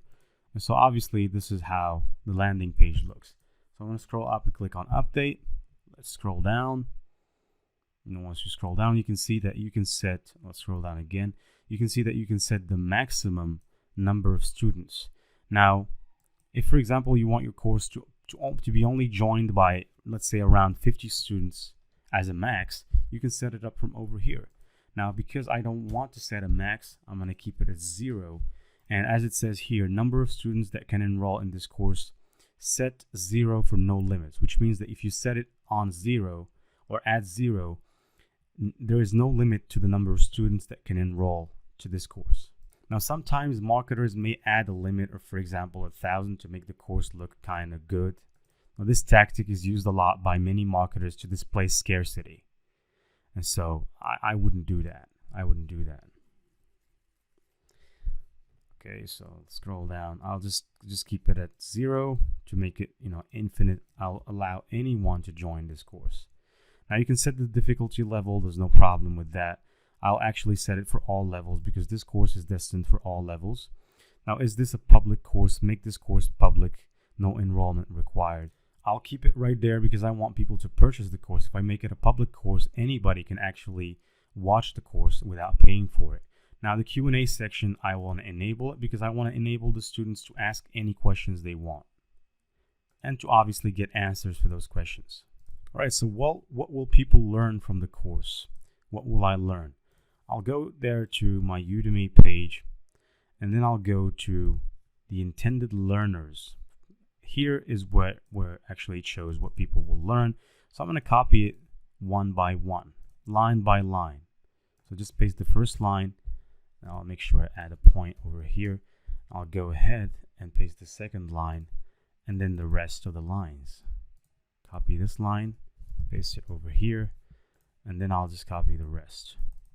Now I'm going to pause the video and copy the rest because it takes some time. All right, so I've added them all. Now the only thing left for me to do is to correct some mistakes that I can see over here. For example, these ones using Grammarly. Okay, so if I scroll down, and right now, let's go and click update. All right, so what are the requirements for people signing up to the course? Now, basically, there's no need for any special requirements, but I'm going to go back to my website. And so what are the requirements that I set for the course? Access to a computer with internet connection. I'm going to copy it and paste it here. Again, line by line. Ideally $10, but you can start with nothing. And I'll just paste it over here. And then patience and consistency and a take action mindset. I'll just paste it over here. I'll move forward, copy this one as well, and paste it over here. And so it's done. I'm just gonna go up top, click update, just so I don't lose my update, and I'll continue again. If I scroll down, I can see that there is a section for target audience. Now my target audience is specified over here. It says beginners that would like to generate passive income. I'm gonna copy it, paste it. Well, obviously I'm just gonna delete this and paste it again, add the point, go back there, take this one, paste it, and then paste it right here again, and then left, copy, paste, add a point, add a boy. Now update. All right, so what are the materials included for this course? And because I created this course, I can tell, it's 4 hours on demand video, 10 articles, 2 downloadable resources, full lifetime access on mobile and TV, and a certificate upon completion. Now I'm going to copy these. Obviously, I'm going to paste it here on the materials included. And I'm going to scroll up, click update. All right, if you scroll down and you see the video section over here, it says no video source selected from settings. No need to get bothered. Scroll up to Tutor LMS, click on settings over here, and let's set the settings for the video. Now I want you to click on advanced. If we scroll down, let's try with the design. No, it's not the design. Click on course and then scroll down, scroll down, scroll down, scroll down. And let's add all of these. Click Save Changes. And once the changes are saved, if we go back to Courses, click on the course to access it again. And then if I scroll down, at the bottom I can see that right now I have the opportunity. I can actually add a video intro. As it happens, I have a video intro on my computer, so I'm going to go ahead and upload it. Now this is the trailer for my course. So I already have it here. I'm going to take it, scroll it down, scroll down, scroll down, take it over here, and then paste it. You can make up to $1,000 a month on Amazon. I'm going to stop the video. I'm just going to browse file. I'm going to upload and select a file. Bureau. Skyrocket. KDP course. Trailer. And then there is my video. Open it. And then here you can actually add the title for the I'm just going to keep it as is. You can add a description. So I'm going to add passive Amazon KDP course video introduction. And I'm just going to click upload, and then the video was uploaded. They're also asking me for the video poster. Now here's the video poster that I choose, that I want. So okay, I'm gonna copy this, rename, copy, and I'm gonna go here, upload, and then upload files, click select files, come back to downloads and search for this file over here. Okay, so let's search for it. I have uploaded it. Okay, so the alt text, Amazon KDP passive income paperback books, and I'm gonna add a self-publishing. No, okay, so just stay there. Self-publishing. And then for the description, Amazon KDP passive income course photo, or let's add poster, and then use this media. All right, so let's go on top and then click on update. And so if you want to see what our course looks like right now, let's just click this permalink, open it in a new tab, and this is what basically it looks like right now. So we have the video. Obviously the course is still for free. I'm going to set it for a price later on. It is set for all levels. 0 students are enrolled. Here's the about the course section. Here is what the course is like, the requirements for the course, the audience, destination, and obviously what will people learn. And then obviously we're still not finished, so we're going to have a lot of work to do. So let's get to it. All right, so let's add the categories to the course. Now obviously for this course, because it's a self-publishing course, I don't know if most of you guys are familiar with Amazon KDP and self-publishing on Amazon KDP, and so this course is basically around the topic of publishing low content books on Amazon KDP. And so I'm going to create 2 categories just out of whim. The first category would be Amazon KDP, and then I'm going to add a new category as well, another one. I'll call it self-publishing, or let's just keep it like the self-publishing on Amazon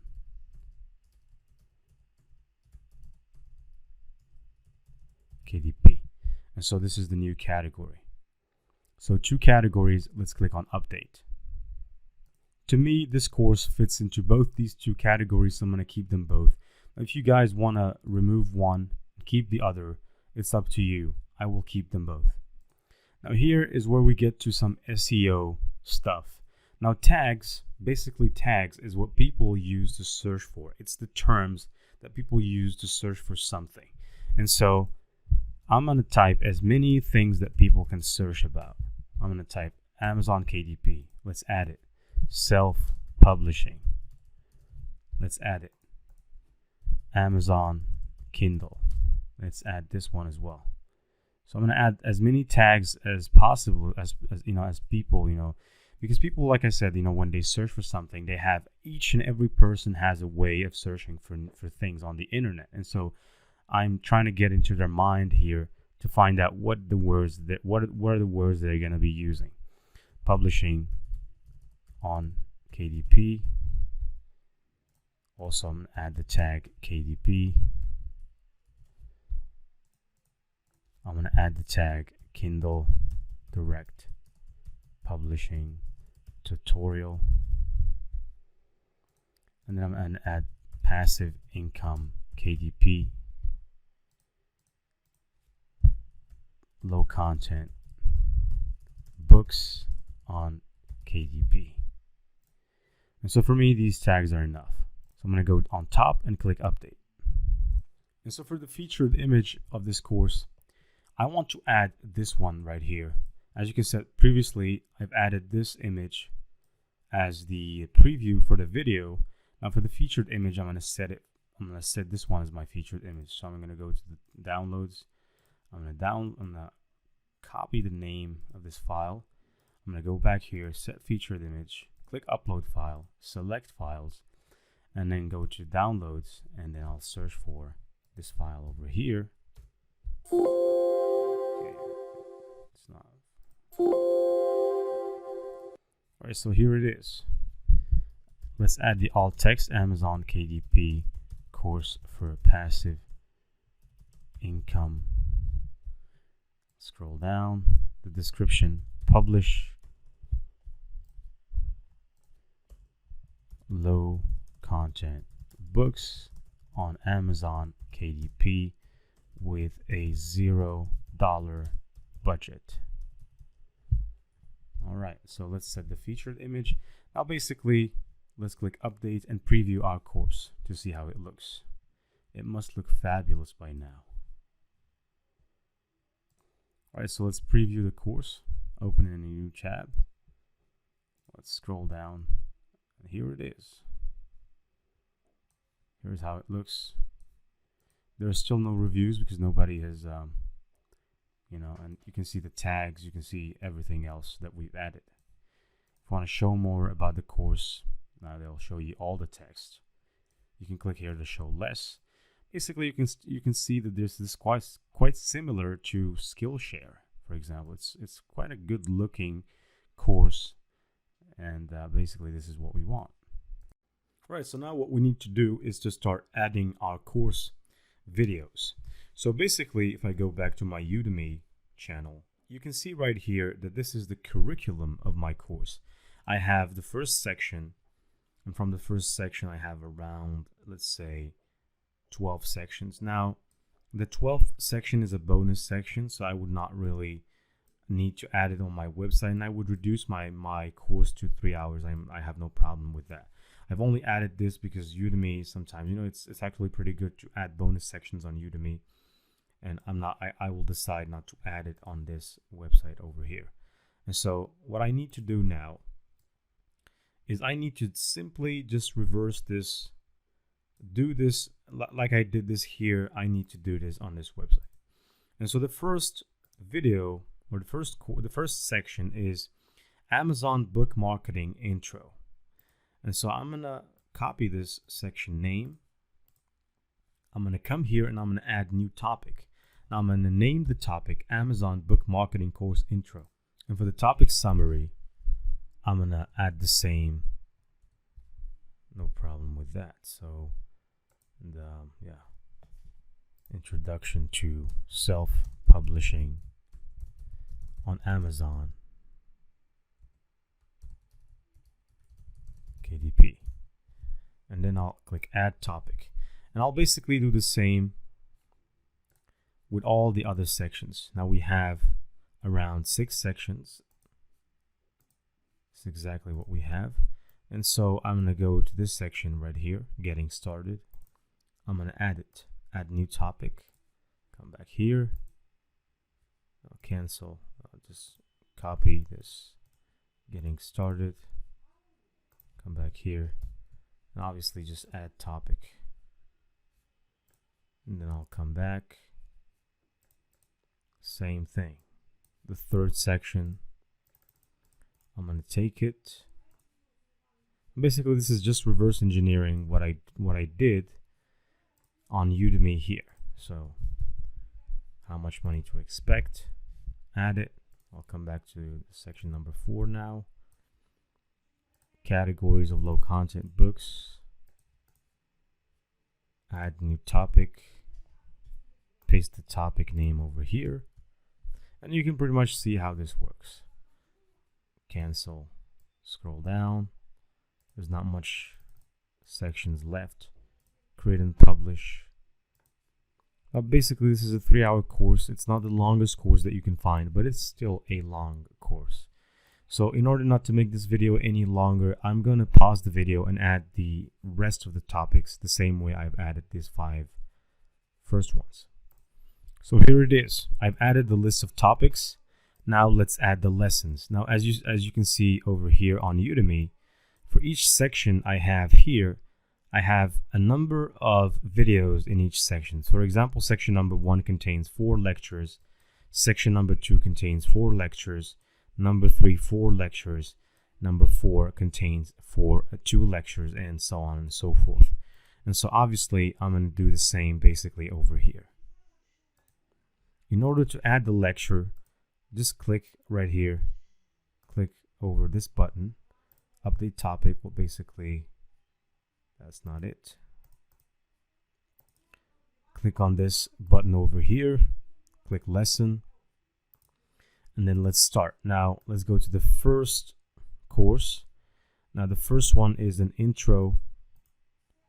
I'm going to copy it and paste it over here. Introduction, update lesson. Cancel. Now the description, I'm going to copy the description of the, I'm going to edit this to add the description over here, paste, update lesson. And then I'm going to do the same for the rest. This one as well. Who is this course for? Copy, add a lesson, lesson number 2, paste. Let's go and check for the description, and basically let's just copy it and paste it right here. I'll do the same for the 2 last ones. Obviously this is just a copy paste thing. It takes some time, but you know, sometimes you need to do what you don't want. Most of the times you need to do what you don't want to do what you want. So let's finish this. Let's paste this one right here. Let's also check the description and paste the description over here. Okay, take the description, copy, paste, and then I'll click update lesson. Now there is the preview enabled. Now the last lesson is the last lesson on just on this section. Now let's add the lesson, add the title for the lesson, paste. Let's go and check for the description. Here is the description over here. Take it and simply copy and paste. Now basically we finished this first Amazon book marketing course introduction. We've added all the videos to it. Now basically I'm going to do the same for the rest of the course, and then obviously I need to just fast forward through this, because if I take the time to add each and every one of them, I'll make this course a 5-hour course, which is not what I want and which is not really what you guys want. So I'm going to pause the video and add the rest. Alright, so I just went ahead and added all the courses, the course details. Now the only thing that is still that we need to do is to add the videos. But first of all, let's go and check our course, check how it looks. Let's open it in a new tab and see how it looks right now. If I scroll down, you can see pretty much that we have all of these. It's still the only thing that's pending is the videos. We don't have the videos. So let me show you how you can add the videos. Now, the technique that I use is, first of all, I upload my videos on YouTube. Is just that the only thing that I do is I upload them as unlisted. And the reason why that's the case is because Udemy will block me, will actually sanction me on Udemy if I upload my videos as free content on YouTube, and all while uploading them as paid content on Udemy. So if, let's say, you publish free content on Udemy, make sure, or if you want to publish free content on YouTube, make sure that it is free on Udemy. And so with my technique, you would not need to publish the video on YouTube for everyone to see. I'm going to show you a way that you can publish the video on YouTube, but still nobody is going to be able to see it, even Udemy themselves. So let's scroll down. Let's take this example. Now the first one is the introduction. So I'm going to go ahead and open my YouTube. I'm going to open my YouTube channel. Obviously, I'm going to go to my YouTube channel and upload YouTube Studio and upload the video. Now here are the videos that I have. Now I have around 20 videos over here. So I'm going to upload all of them on YouTube, and I'm going to show you how you can do it. So click create on the YouTube Studio, upload videos, select files. Okay, first, all right, so the first video is obviously the intro. And so I'm going to take this intro over here. It is uploaded. I don't need to add anything. So I'm just going to keep it intro video number 1. Let's scroll down, scroll down, scroll down. Yes, it's made for kids. Next. Scroll down. Next again. Then close. Close. Next. And then click unlisted. Now, once you click unlisted, nobody is going to be able to see this course except if you share the link with them. And so this course is not going to be for anyone to see. It's not going to be visible. Let's scroll down. Okay, and click save. Now, actually, this course is published on YouTube now, but nobody can see it. So I'm going to take the link, copy the video link. I'm going to go back to the WordPress dashboard. I'm going to click edit, the introduction. I'm going to scroll down, and you can see right here, I have the option of adding YouTube. So I'm going to paste the URL, update lesson. And so right here, it was successfully added. So if I go and click update,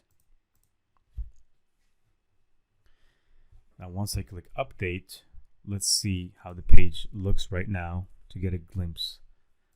And basically, I'm going to go ahead and add another video on YouTube. And obviously, you just need to repeat the operation again and again and again.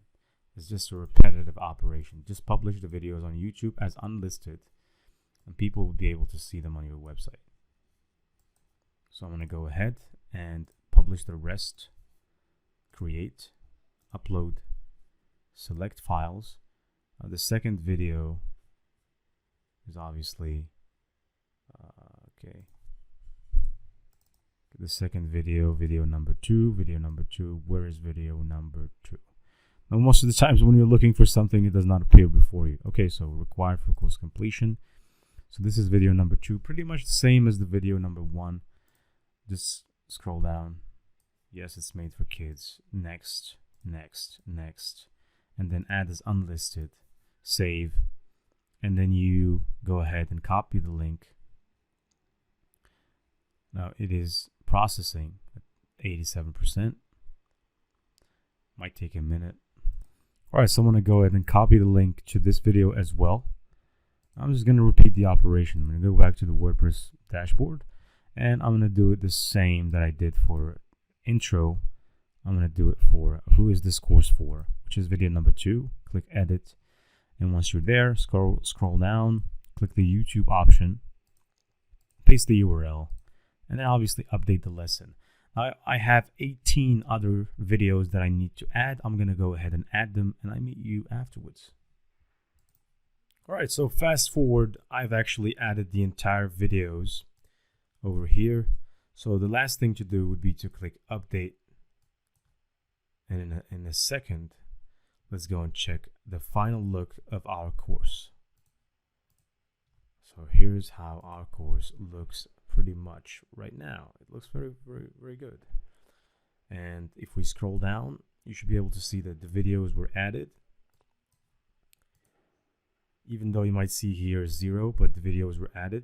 This is a YouTube logo. And also you see a lock on the video. So if anybody wishes to watch the video, they need to purchase the course. And so this is how our course looks.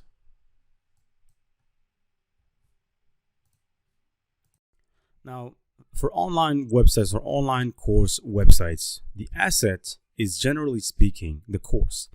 And so many people put a long time to create a course, and they put a lot of dedication, a lot of patience. I highly respect that, because it takes a long time to create a course.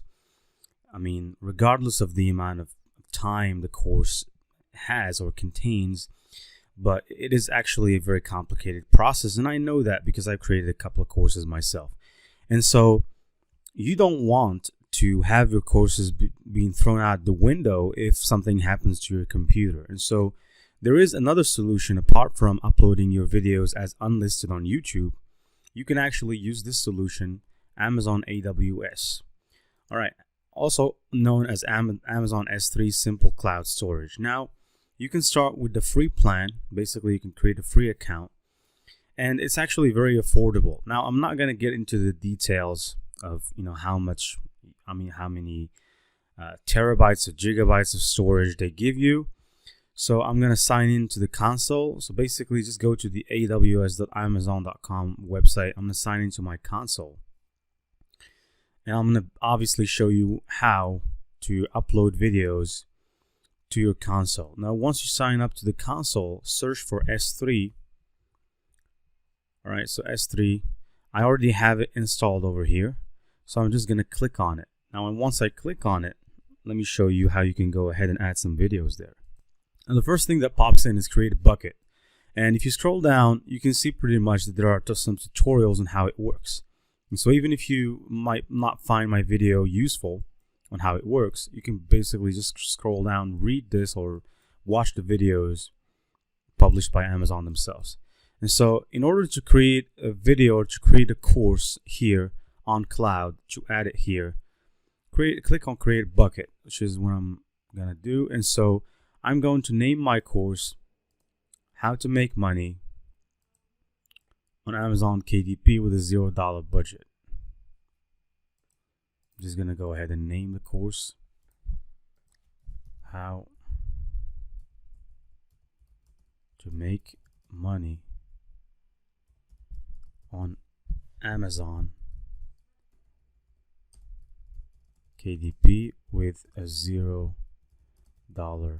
budget, and I'm gonna add here course, close. Here for the AWS region, I'm gonna keep it as is and scroll down, ACL disabled. I'm gonna leave it like that and scroll down. And obviously here is the most important part of the parameters, is you want to click this button over here to unblock. And so because we want to share these videos with our audience, we don't want to unblock them. We don't want to block them, basically, because if you block them, they will not be able to see the link. And so let's just remove the block. I acknowledge, okay, we acknowledge everything, even though we acknowledge nothing. Tags are optional, so let's just scroll down and click create bucket. Now obviously here bucket name must not contain uppercase. Well, I must be dumb to do that, but anyways, I'm just gonna have to go back and how to make passive income on Amazon KDP with a $0 budget. All right, so budget, and here let's just lowercase this. Let's scroll down and see. Now in the above, they're telling us bucket name contains invalid characters, must be between 3 or 36. So let's just gonna remove this and see if they accept it. If they do not, I'm gonna just have to shorten it. Contains some characters, they said. Okay, so okay, let's just remove with $0 and see if it works right now. Still, well, I don't know where they saw invalid characters anyways, but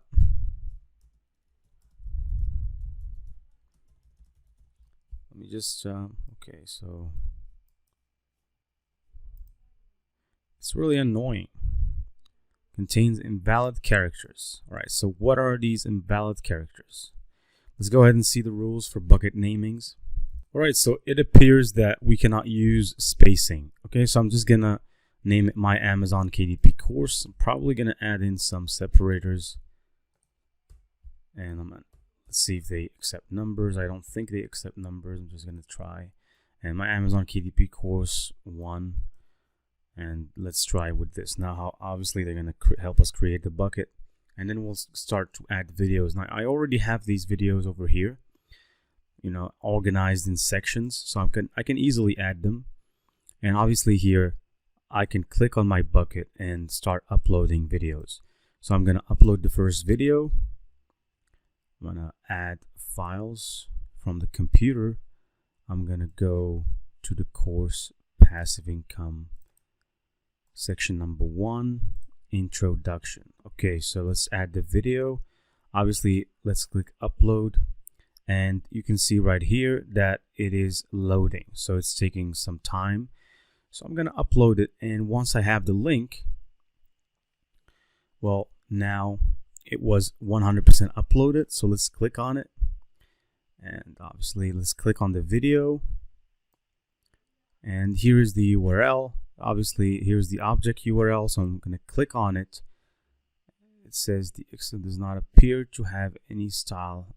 Okay, so let's just go back, and I'm just going to copy the URL basically and paste it on my website. All right, so let's open the video that we've just added from here. So click open. Now once you click open, Hello there, guys, and you can see the video over here. Copy the link. Let's copy this very long link. Now do not shorten the link. Now this is how our course looks like right now for anybody who's enrolled. So if you're enrolled to the course, this is what you're going to see. And so I'm going to go back to the WordPress dashboard. I'm going to scroll down to the course section. Scroll this down, and I'm click edit. And once I click edit, I'm going to scroll down to where we added the video. I want you to click on video source, choose the option external URL, and then paste the URL, click update lesson. Now it's going to take a little bit of time, and then go up, click update. Now once we click update, it will update over here as well. We will just need to refresh or reload the page to see the modifications. Right, so modifications have taken place. So let's go to our main page for the course. So this is what customers will be able to see. Let's click reload page, and then obviously this is our first video, and this is how it appears. So hello there, guys, and thank you very much for fast.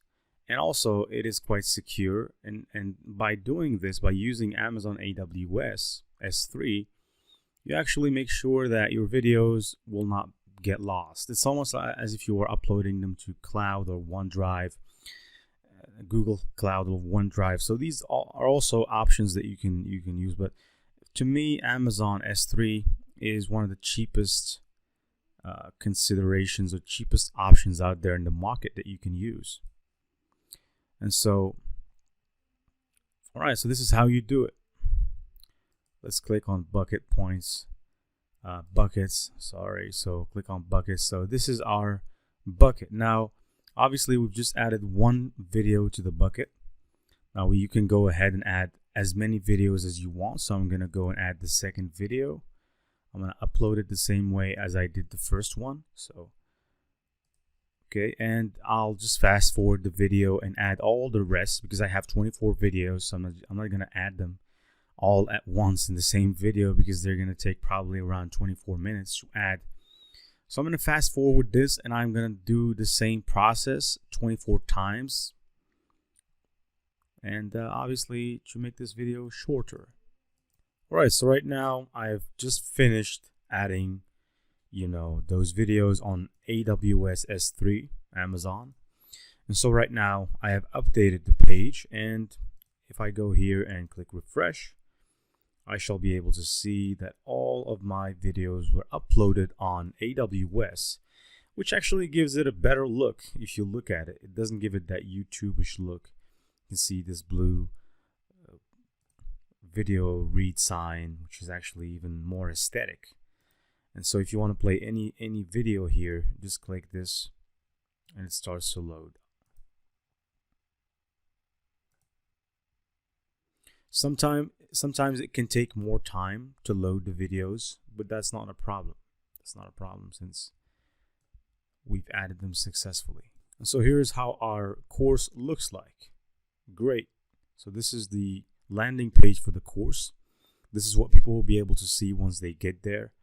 And you can see pretty much here that if you want to watch, and if you're already enrolled in it, You basically just have to click on each video and play the player to watch all the videos.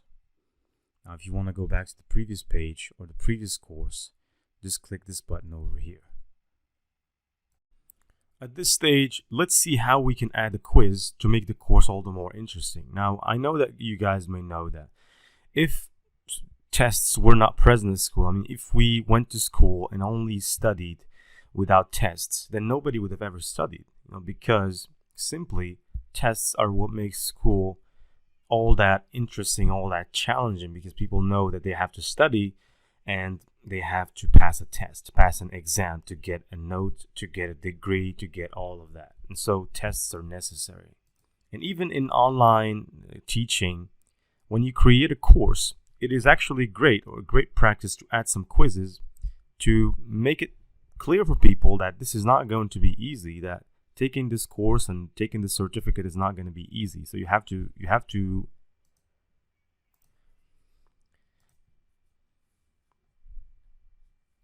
All right, so here we are.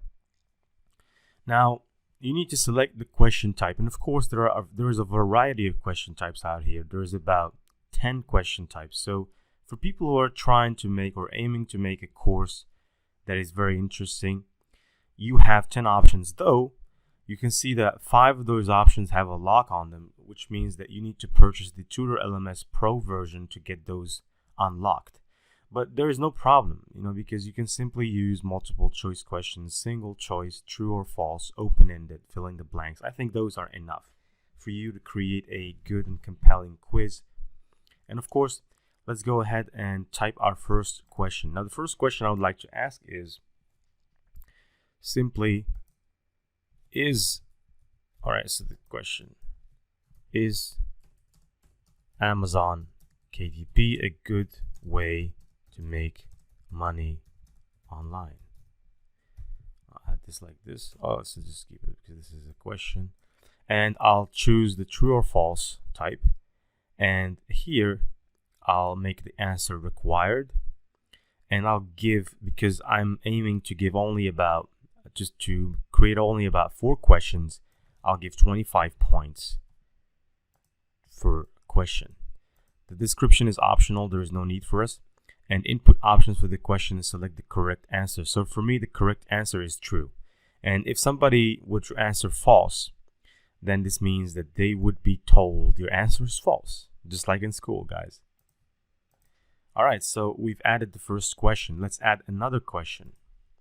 Now, the second question I want to ask is, how many low content books can you publish a week on Amazon KDP? And I'm going to have multiple choice question.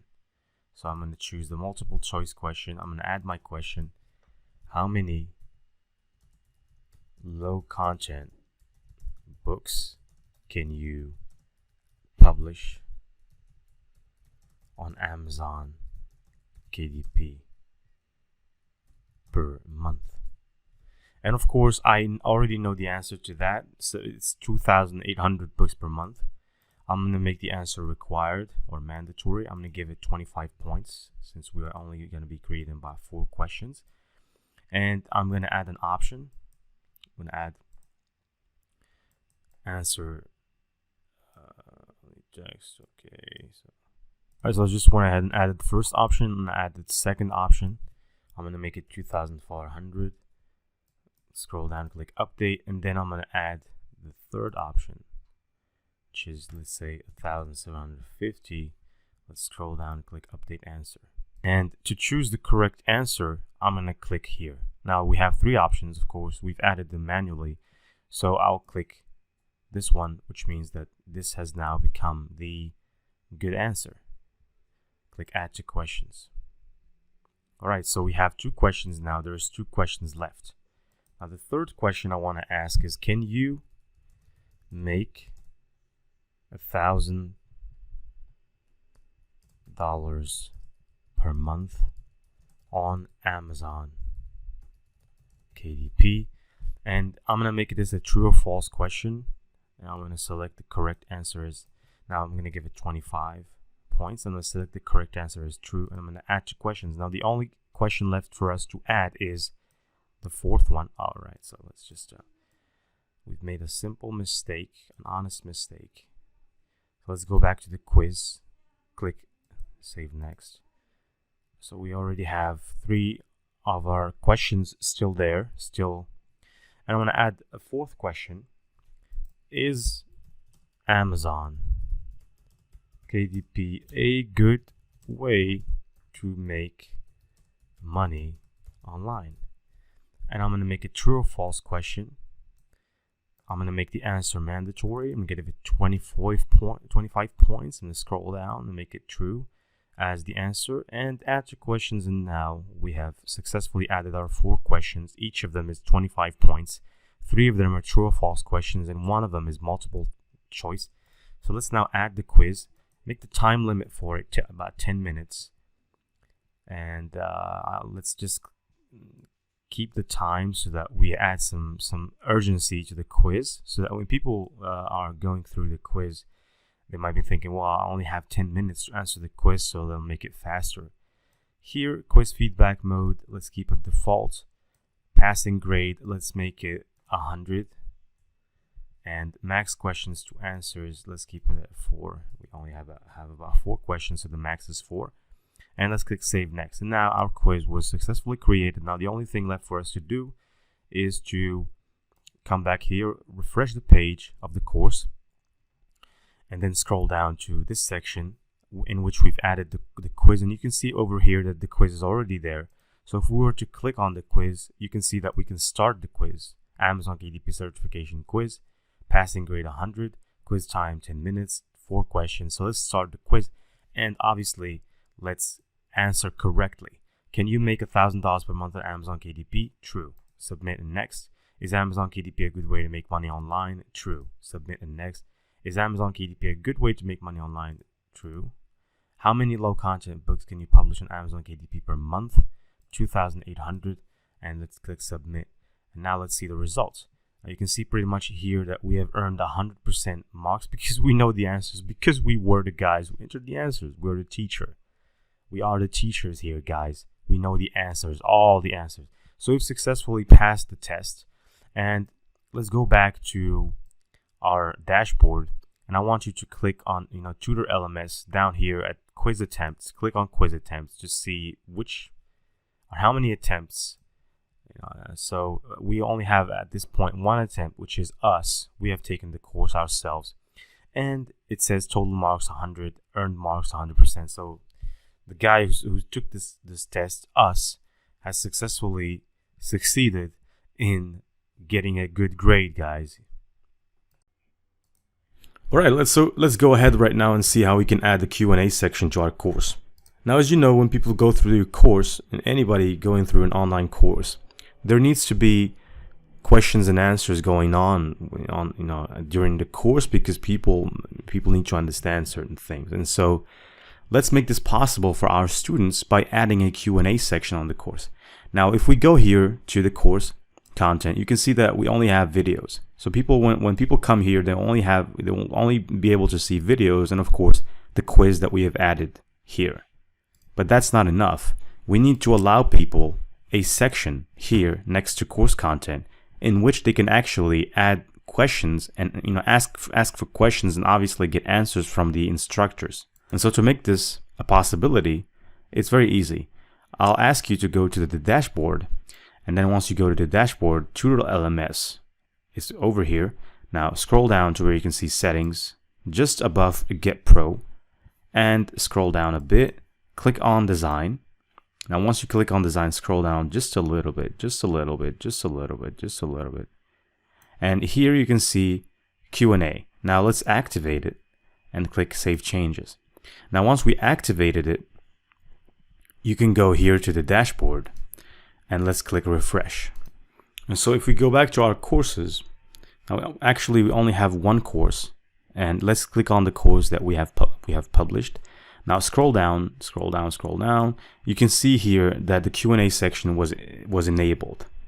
So let's click on update to update the course, and let's open it in a new tab. Now it takes some time to update the course, guys, do not be worried about it. And now the course has been updated with the Q&A section added to it. So people will be able especially people going through the course, will be able to add questions and get answers to those questions from the instructor. Now, in order for you to see the Q&A section that we've been talking about, you can click on the link over here. And once you click on the link, this is the landing page of the course. Now, if you scroll down, you can pretty much here see course info, reviews, Q&A, announcements. Now here, when you click Q&A, you can type a question, for example, how can you make for $5,000 on KDP? And obviously click ask a question. Now you can see that pretty much that the question was asked.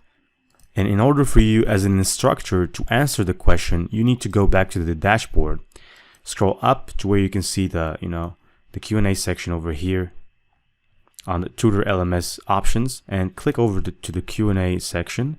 Now you can pretty much see that there is a guy, which is us, who've asked the question, how can you make $5,000 on KDP?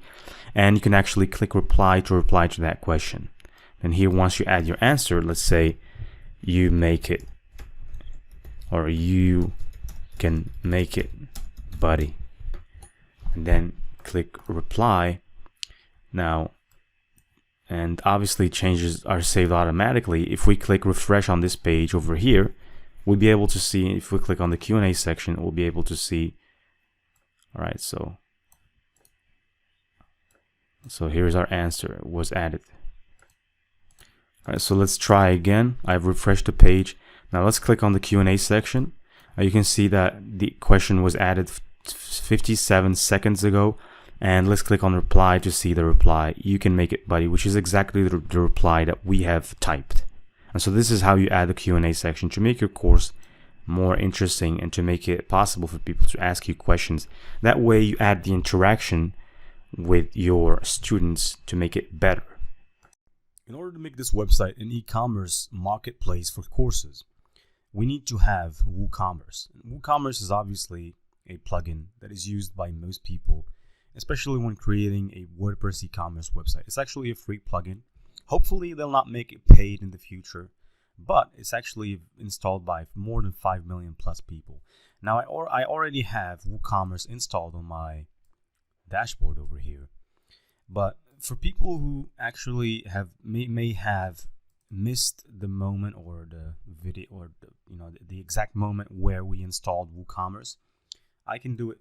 I can actually retell you how we installed the plugin.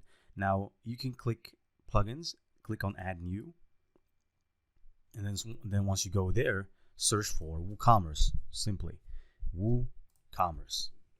Now the first plugin that comes in is WooCommerce. Now you can see WooCommerce is attached, and also it has 5 million plus active installations. And also there's a thing about plugins. Now, if you see that, for example, the last updated date of a plugin is 1 year ago, you need to have your doubts, because that actually insinuates that that plugin was abandoned or is perhaps hacked or something. So you need to make sure that at least the last updated date for a plugin is 4 weeks.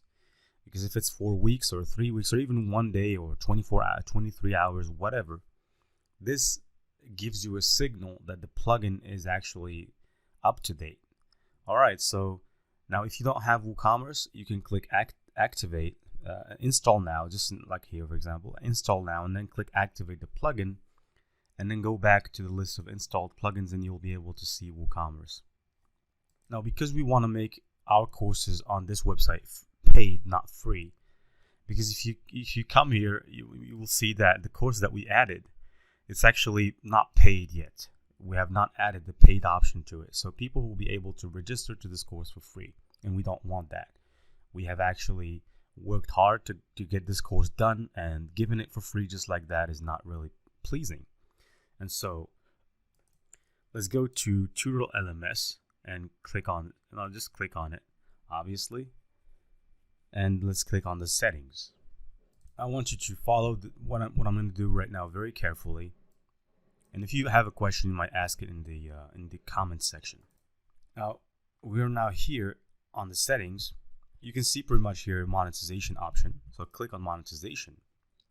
And then let's scroll down. Let's scroll down, scroll down, scroll down, scroll down.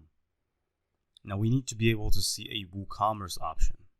Now here is what it is. Select e-commerce engine, and here you can say that the monetization is disabled by default, and we don't want that. We want to make money off of our courses. And so let's click this, click on WooCommerce, and enable revenue sharing. Now we're not going to get to that. We're going to get to that later. But right now, as of now, let's just click Save Changes and move on. And because our website is a transaction website, let's go ahead and set the payment options. Now, there are a lot of payment options that you guys might already know about. Now, there's PayPal, there's Visa, there's MasterCard. There's a lot of different ways. There's Skrill. There's a lot of different ways that people can actually pay your course. But we'll actually only limit it to about 3 payment options. Now, PayPal is a must because it's mostly used. And so let's go ahead and see how we can do that. Let's go back to WooCommerce. Let's scroll down. You can see here WooCommerce. Let's click on WooCommerce. Just click on it. All right, so now let's actually add some information over here. Now you can add the address line. You can add all of this. Now, obviously, I'm going to skip the setup details because there is actually a better way to enter them. Now, let's count me in. Now, we skip this, and now you can see that we're already in home. Okay, so get ready to start selling, store details, set up payments. And obviously here you can see that WooCommerce is giving us the things that we need to do. Okay, so if you just follow these things, it would be perfectly enough. Now, I'm going to go to the WooCommerce settings. Click on settings. And you can pretty much see here that here you can add the address, you can add all of that. Now, we're not going to get into that. Now, at this point, we're building the website. We're going to leave that to last. Now, the last thing that we do is that, and also, of course, this is different from one person to another. So every person has a different address, and sometimes you might want to create a website with a different address. So this is up to you.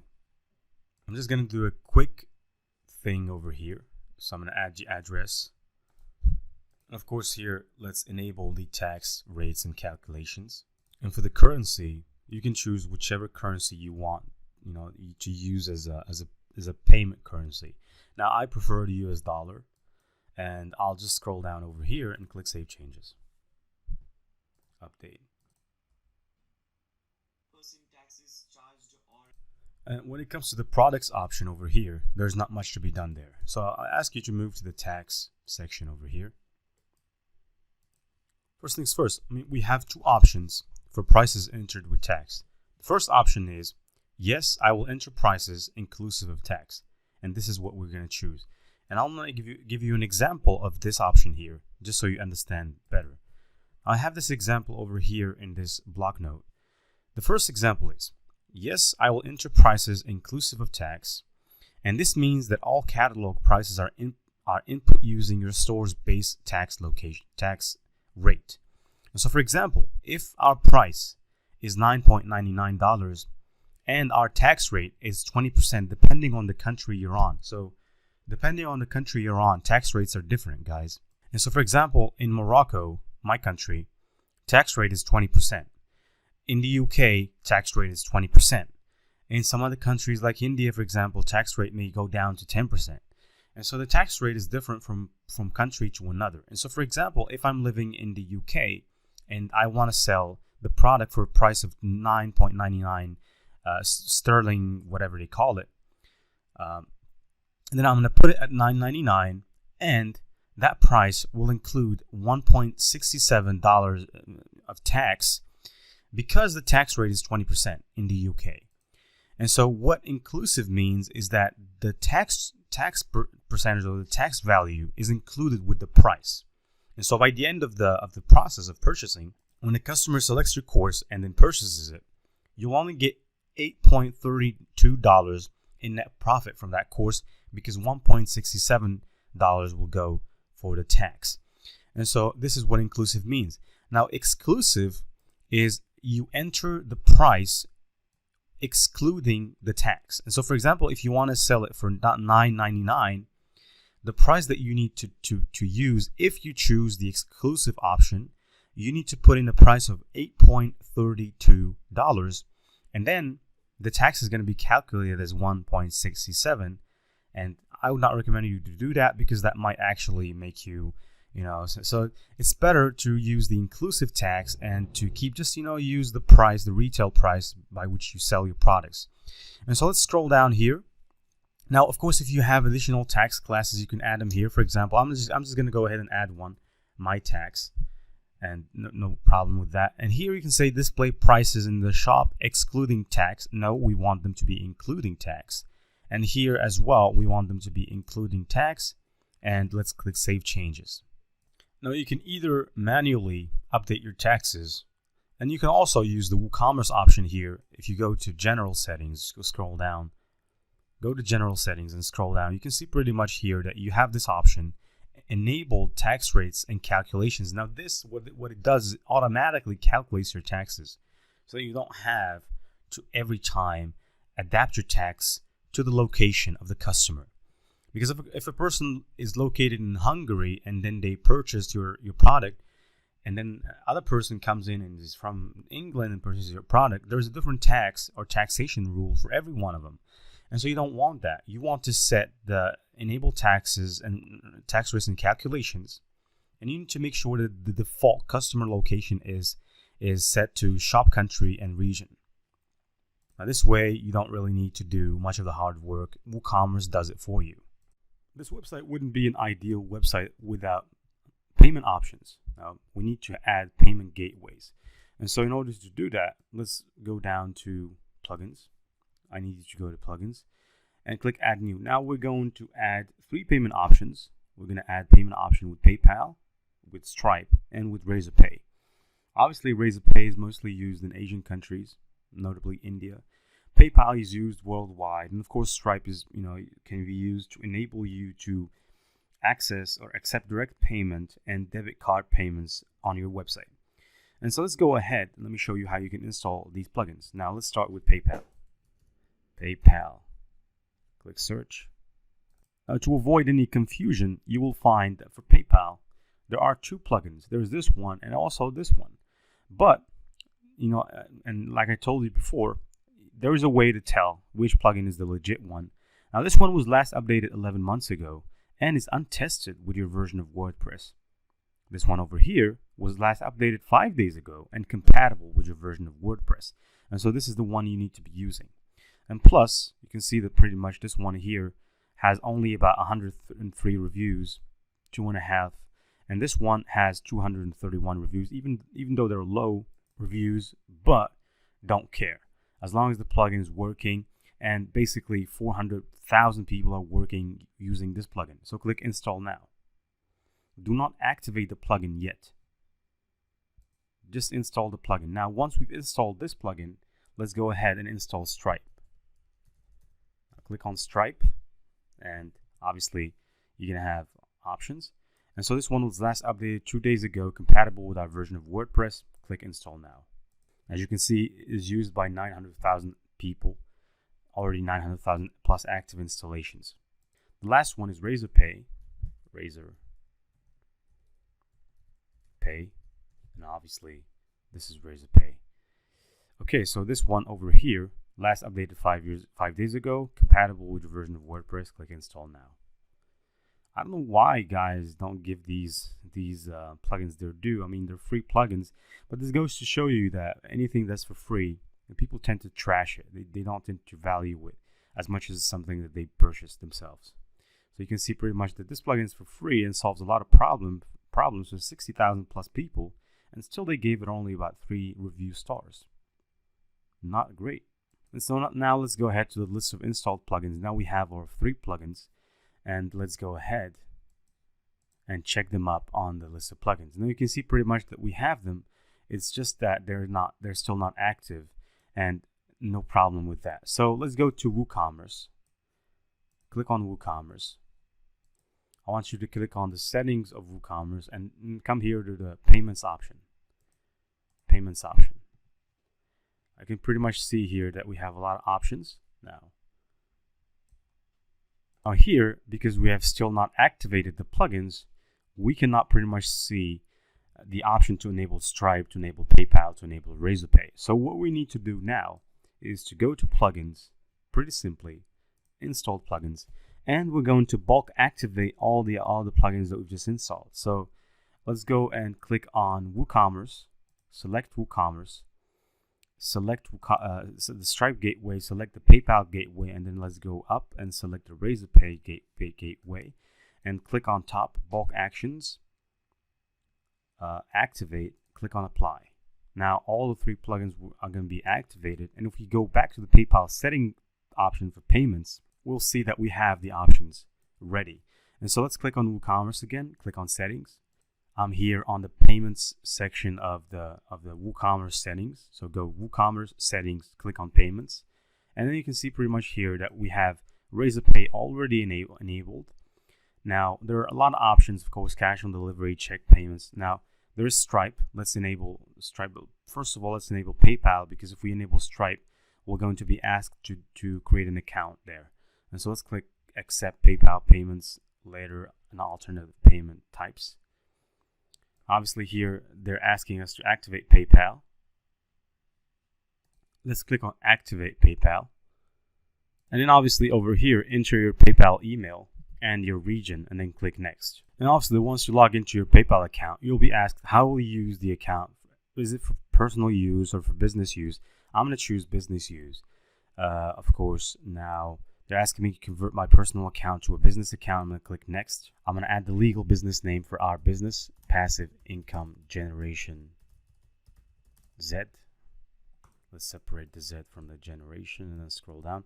Now I'm going to go ahead and add my business phone number, and I'm going to add the addresses, and I'll meet you at the end. I click the agreement and I agree and upgrade account. Now here we're asked just to describe our business. So I'm going to describe my business as, let's say, corporation, partnership, private, public. It's not a non-profit, so let's select individual and sole proprietorship, product or service, keywords, online, courses, digital goods, media, books. Okay, so website optional. So let's enter the website Passive Income Gen Z over here .com. Let's just take the website as is, the entire website address. Let's add it over here. Click paste. Let's remove the space from here and then move ahead. Now let's choose the date of birth, nationality, all of the above. And click submit, and then go back to WooCommerce developers. Right now it was successfully activated, so now we have PayPal activated on our account. Now let's click save changes, and obviously let's go back to the Stripe option, Stripe setup. The last thing to do is to click on enable PayPal, the PayPal gateway, and then scroll down, click save changes. Now let's go to the Stripe options, or to enable the Stripe payment. Now let's go back again to the settings. Now in the click on payments, and then scroll down to where you can see Stripe options. Now click on activate Stripe, and then obviously let's go ahead and create or connect our account. So click on this option over here. Now if you have an account with Stripe, you can connect directly with it. If you don't have an account, you can create an account. Let's first of all change the language from French to English. English, United States. All right, so that you guys can understand. And let's go ahead and enter our email address and click continue. Now let's click on continue right now that we've added the password. Guys, cheer up. Go get yourself a cup of coffee. This is going to be a long night. Now enter your mobile phone number. It's basically just a verification. So obviously they gave us this code, so let's click download the code and make sure that you have it over here. So copy and paste the code over here to your PayPal, to your Stripe file. So create a Stripe file where you add in the account, your PayPal Stripe account, and where you add your password. And then on top of that, add to it this code so that you don't forget it. So right now we are done. So let's click on next. Now here, add the registered business address, and because I'm in Morocco, I'm going to add Morocco as my country. If you are in another country, you can add in any country. Alright, so Morocco is hard to find. Because I figured that the Stripe is not available in my country, unfortunately, I'm just gonna go back. I'm gonna download this option over here. Go to checkout.com, which is an alternative for Stripe. So if Stripe does not want to work with my country, I have no problem with it.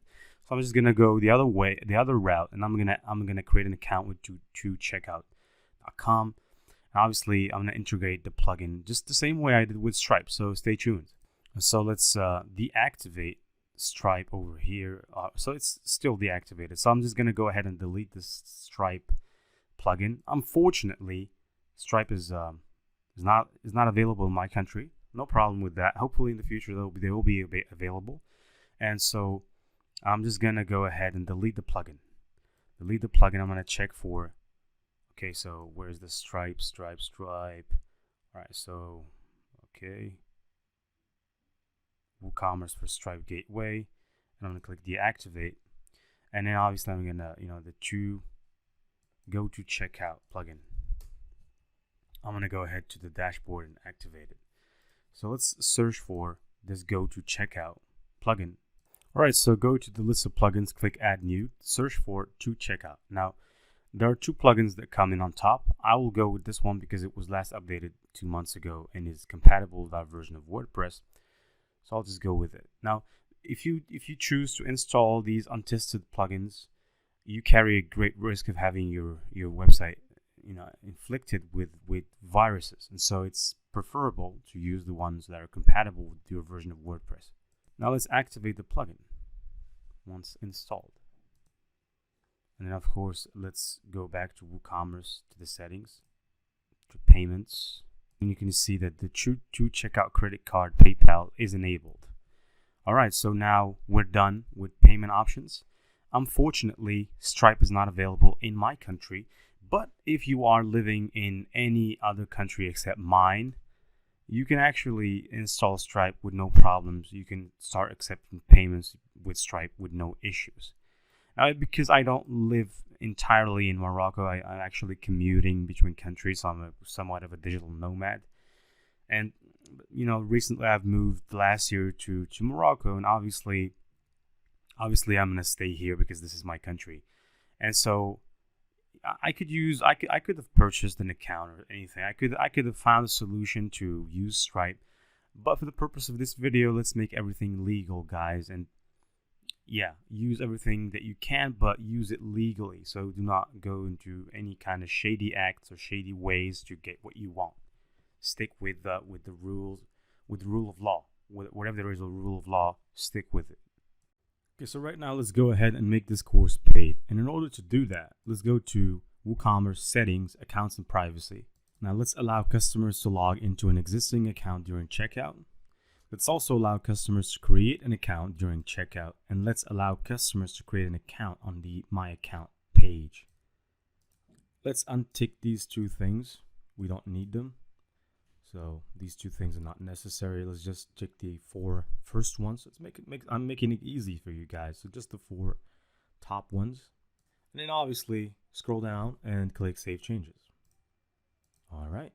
Now there is one thing we need to make sure of before moving ahead is I want you to go to the Settings Advanced of WooCommerce and make sure that the cart page is set for cart.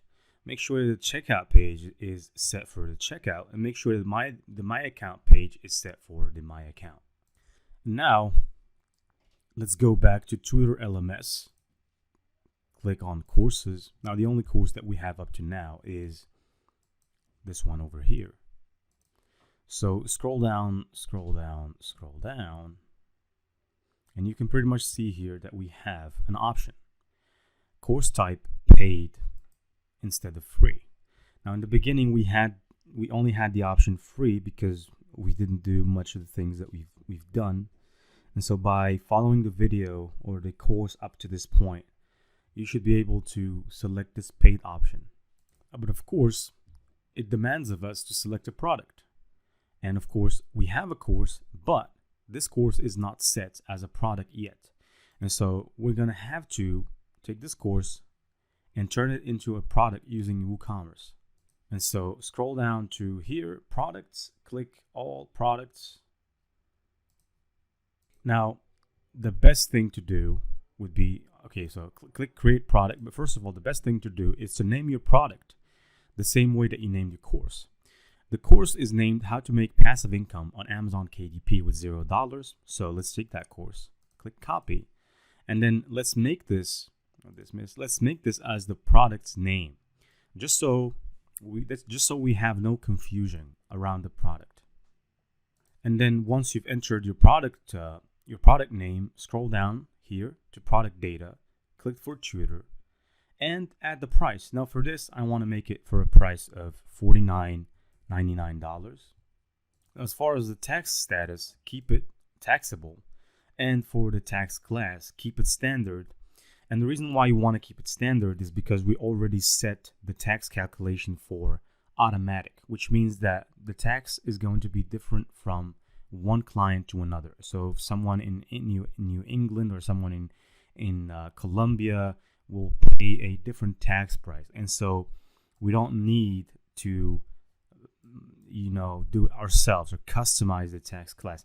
Although you can, of course, by adding a customized tax class, but because I don't want to complicate things for you guys, just keep it like this as standard. It's better off this way. Now that we have set the price for the product, let's get down and select the product image. Now let's see which product image we're going to use. Now I already have one that I've ordered from a freelancer on Fiverr. I'm going to go ahead and search for that and add it as my product image. So here's the product image I'm talking about, this one over here. And obviously I'm hesitant between both these ones. Well, I guess I'm going to choose this one. I think it's better. And yeah, so let's just set the product image as that. Okay, so now the product image was set, as you can see over here. So now let's go ahead and set the category for the product. Now, if you want to see the categories for your product, go back to Tutor LMS to courses. Now, for this course, we have set two categories. We have set the course for a category of Amazon KDP, and we have also set it under the category self-publishing on Amazon KDP. So let's add in the first category as Amazon KDP on the product. Let's click add new category, add the category with no parent category. Just click add new category, and let's go ahead and select this one as well and add it as another category. So, and paste and add new category. Now our product belongs to two categories, self-publishing on Amazon KDP and Amazon KDP. Let us go ahead and publish our modifications. Click publish.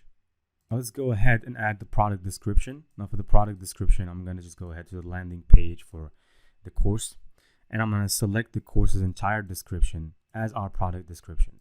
Now let's take this, copy and paste it just as is. So having copied the description, even though it's a long description, as you can see right here, it has 890 words to it. So let's go back to the product. Let's paste the description over here, and you can pretty much see that it was copied with all the fonts and everything else. So let's click on publish, update, okay, so now the product is already published because we have published it from before. Now that it is updating, this is finally our product entered. Everything is fine now. And so in order for us to get a glimpse on what our product looks like, let's open the link in a new tab. And you can pretty much here see how our product looks like with, of course, the PayPal option for payment. And you can see the description for the product. And obviously it has 0 reviews because it was never purchased. And you can see pretty much that the image here, you can actually make it, zoom on the image. And obviously it's actually pretty good. Okay, so let's go back. Now let's come back to the courses page. Okay, now that we've updated the changes, and I want you to go to Tutor LMS, click on courses, and then select the course. And then since we created the product, now we should be able to see it easily. Now you can see that it is actually, the payment is still set for free. We're going to set it for paid. We're going to select the product, how to make money on Amazon KDP. Now that the product is selected, we're set, and let's go forward. Now let's go and update the changes. Now that the changes are updated, let's go and check our course. Now because I have already joined the course, I can pretty much see here that it tells me to continue learning. So I'm gonna try a tactic. I'm gonna take this and I'm gonna copy and open it in an incognito window. Now I've opened the incognito window. Let me copy and paste the link. Now obviously I'm not gonna be able to access the link because the website is set on coming soon, because this is still a new website in creation. But I have the solution for you to that problem. Now I want you to go to the Bluehost dashboard. Once you're there, click on the settings. First of all, click on my sites. Click manage site. We only have that site as well, for this hosting plan. Now click on settings and then scroll down to where you can see coming soon page. Now let's change that. Let's refresh, and then let's go ahead and try.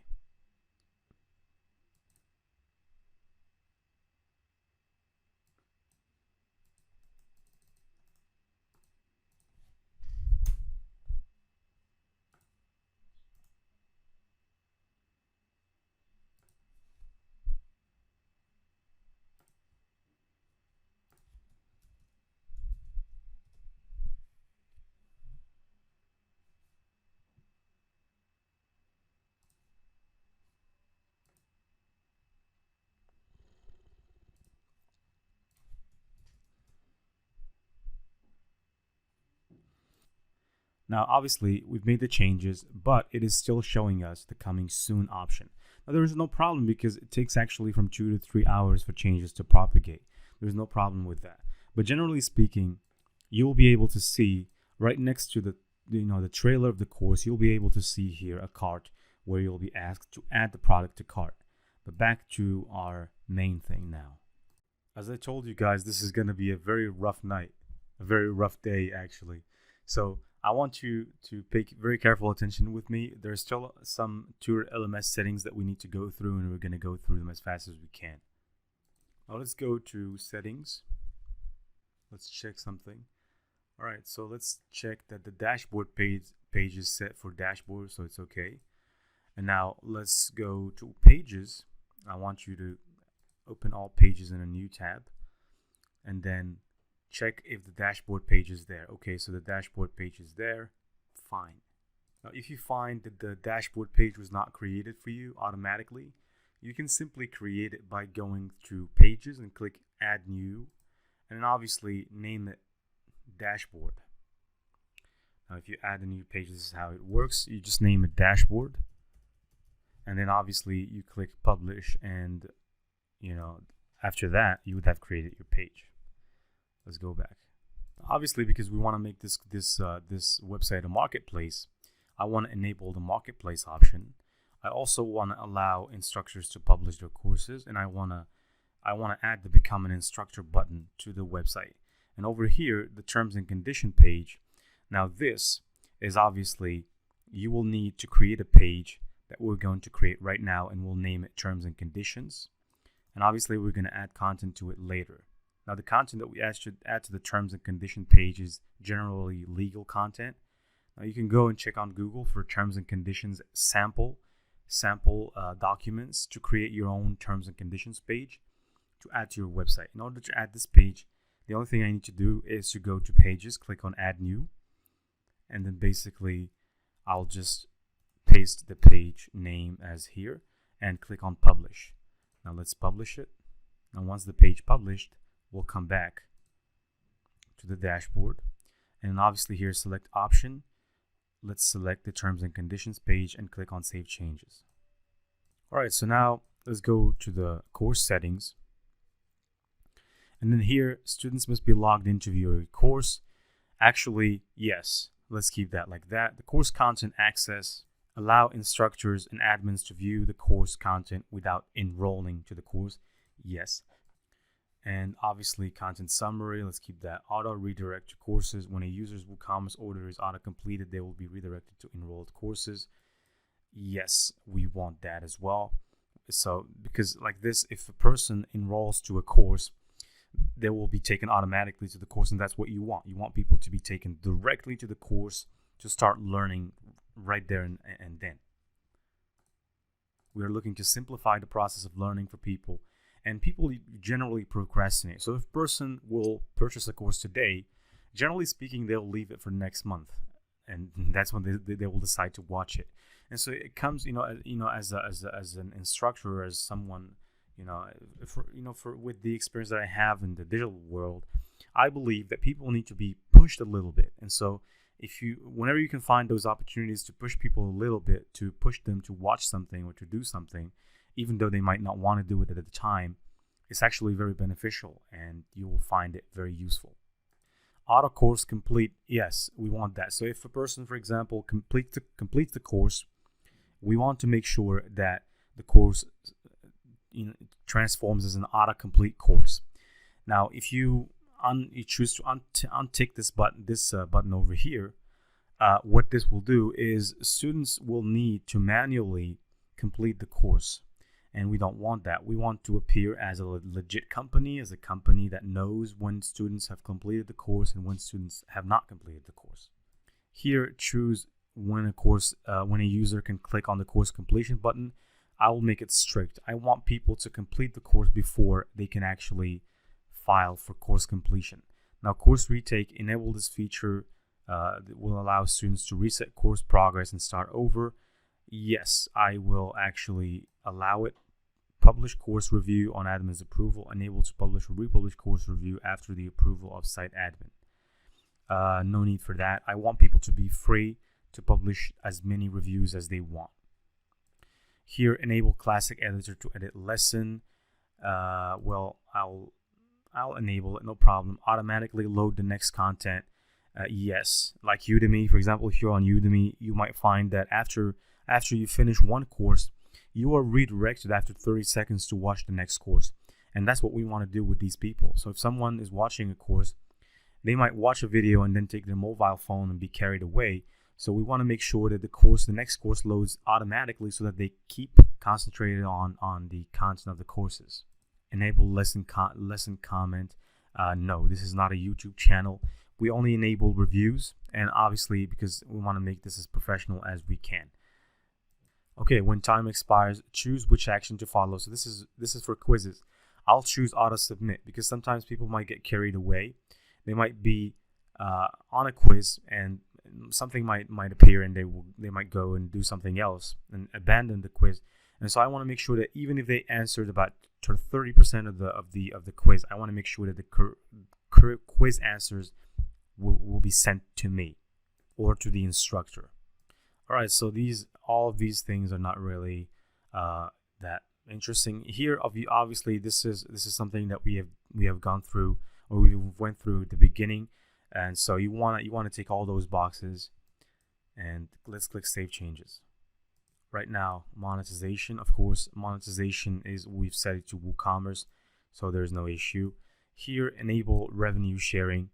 Now, let's enable that as well. Okay, and of course, we're going to take a 20% stake off of the sales revenue from each course because this is a marketplace. And so if a person, for example, makes $10, we're going to make $2 off of that sale because that person is selling on our platform. Now, allow customers to place orders without an account. We don't want that. We want people to create an account. Deduct fees. Fees are charged from the entire sales amount. No, there's no need for that. There's no need for all the complications. Minimum withdrawal amount. Instructors should earn equal or above to the amount to make a withdrawal request. Let's make that $100. So if a person makes $100, they should be able to effect or to send us a withdrawal request so that they can receive their payments. So we'll set that as a minimum of $100. So if a person makes $100, they'll be able to take their money. Now, like Udemy, we'll set this for 30 days. Now, if a person makes, let's say, for $100 the last month, they will only get paid after 30 days. And because we don't want this, we want to keep cash flowing to the website to make sure that these instructors are there for the long term. Now, some people might be there for $20, for $30. So we want to make sure that people are going to stay there for the long walk. And if you reverse engineer the Udemy's process, you will find that Udemy even goes to some lengths, sometimes crazy lengths, 60 days before you can receive payments. And I'm a Udemy instructor and I know what I'm talking about. Now, enable withdrawal method. I'll only enable it with PayPal. And then obviously, let's click Save Changes. Now for the design options, let's click on them. Now let's keep the design as is. Of course, I think the design is good as it is. And obviously the instructor list layout. Now you can choose whatever instructor list layout you choose. Now here, instructor list layout. Okay, the public profile. So I'll probably go with this one over here. I much prefer this one. So and scroll down, there's already the classic instructor public profile layout is already there. You can pick any other one you like. I just happen to like this one. And the classic, why not? Let's roll with the modern. Why not? Let's click Save Changes. All right, let's tick this box, instructor info, to appear on course details. Let's also tick the author info. The Q&A is there. Social shares, all of the above. So progress bar, everything else. Preset colors. Now let's just keep them like that until we decide on what colors later. And obviously, you can decide on whatever colors you want depending on you. Now, use Tutor Play for YouTube. No. So let's just click Save Changes and move ahead to the other options. Now, the last options is Advanced. Now here, enable this to create courses using the Gutenberg editor. Now, we don't want that. Hide course products on shop page. Yes, we want that because we want to let people, give people the space to concentrate on buying just one course. So if someone, for example, adds a course to cart and then proceeds for payment, sometimes they might be bothered with other products, and we don't want that. We want them to be concentrated on the sale at hand. Then maybe in the future, we might add a feature that adds the upsell option after someone completes the course, but only after someone completes the course. Do not do it the other way around. Now make sure that the instructor registration page is set for instructor registration. Now, if you don't have the instructor registration page created, you can go ahead, like we said, to Pages, add New, and then add instructor registration as a page and publish it. And then if you don't have the student registration page, you can do the same as with the instructor registration page. Here, you can use your YouTube channel to host live events. We're not going to get through that yet. So this is just the creation phase of the website. Public completion. Enabling this feature will show a notification bar to students and instructors to complete their profile information. Yes. Enable tutor logging. Yes. Hide admin bar and restrict access to WP admin for instructors. No, because we want people to be able to access that. Maintenance mode. Enable this maintenance mode allows you to display custom measures on the front end during this time. Visitors cannot access the site content. We don't want that. Let's click Save Changes. All right, so now let's go ahead to the courses. Click on Courses, and then let's go to our main course. Let's click on it and open it in a new tab. Now, we'll be able to easily visit the instructor profile at this stage. Open the permalink. You can see right here that this is the instructor page, so let's click on it. And here we are taken to the instructor profile. So here's the instructor profile. There's no biography yet. There's no image yet. We're going to add that later. But you can see pretty much that this instructor only has one course. And obviously, this is what the instructor page looks like. All right, so now as we went through all the LMS settings, now we're set. And by the way, you can remember from prior that this window was not opening right. And at this particular point, this is what our course product looks like. Now you can see that when people come here, they will be able to add this to cart. The price is $49.99 as we set it. And obviously, if you want to add this product to cart, just click Add to Cart, and you'll be required to enter your username and password and sign in or register if you don't have an account. You can see pretty much here the registration process is actually pretty simple. So you enter your first name, last name, username, and all of the above, and then password, and of course agree with the website's term and conditions. Now, of course, we haven't yet proceeded to add the legal text to the terms and conditions. We're going to do that later, but right now, let's move on and build our website's landing page. The landing page is actually of great importance because that's what will make people decide whether or not they should give this website a shot. And so we need to make a great landing page design. So to do that, we're going to use Elementor. Obviously, the free version of Elementor will be enough, but when it comes to me, I prefer to use Elementor Pro. Now, if you prefer Elementor Pro, you can find a link down below to that, to Elementor Pro, if you wanna give it a shot. But you know, Elementor, the free version of Elementor would be enough for you to follow, you know, through this course and basically get your way in. Okay, so let's go ahead to the dashboard right now and create our homepage. Let's close this window, go back to the course, and then obviously here, in order to create the page, you need to go down to pages, click add new to add the new page, and obviously let's name our page home. All right, so home. Okay, so let's publish the page. Click publish. Now the page was successfully created and published. If you want to edit the page with Elementor, you can click directly from here, or there's another way which I'm going to show you in a minute. But let's first of all see how the page looks like at first glance. Obviously, here's what the page looks like, pretty much. It looks bland, and so here we'll be able to drag widgets, add some widgets over here to make it look better. But before that, let's go back to the dashboard. Click exit to dashboard. And let me show you how you can actually access the page using Elementor. Click on the W sign again, and obviously here are the pages. You can see pretty much the pages here, and you can see the home page. Now, if you want to edit the page with the classic editor, click edit. If you want to edit the page with Elementor, click edit with Elementor. Of course, there's a bunch of other options over here like view, duplicate, clear this cache. So if you want to view this page, let's view it in a new window. And this is what our page looks like. Now, there's only one issue, because let's say we click on this logo. Now, once we click on the logo, we are redirected to this page that says nothing found. So we are obviously redirected to another page, and we don't want that. We want when people click on the logo, we want them to be redirected to the home page. And so we're about to do that in a second. Let me show you how. All right, so in order to display our home page as a static page, let's go to the dashboard, and let me show you a pretty handy trick that you can do. So let's scroll down, go to settings, click on reading. And once we click there, you should be able to see here your home page displays your latest posts, and we don't want that. We want the home page to display a static page. The static page means that it's just going to display one page. And so we want our home page to display our home. And obviously our home is our home page. And obviously here, let's click Save Changes.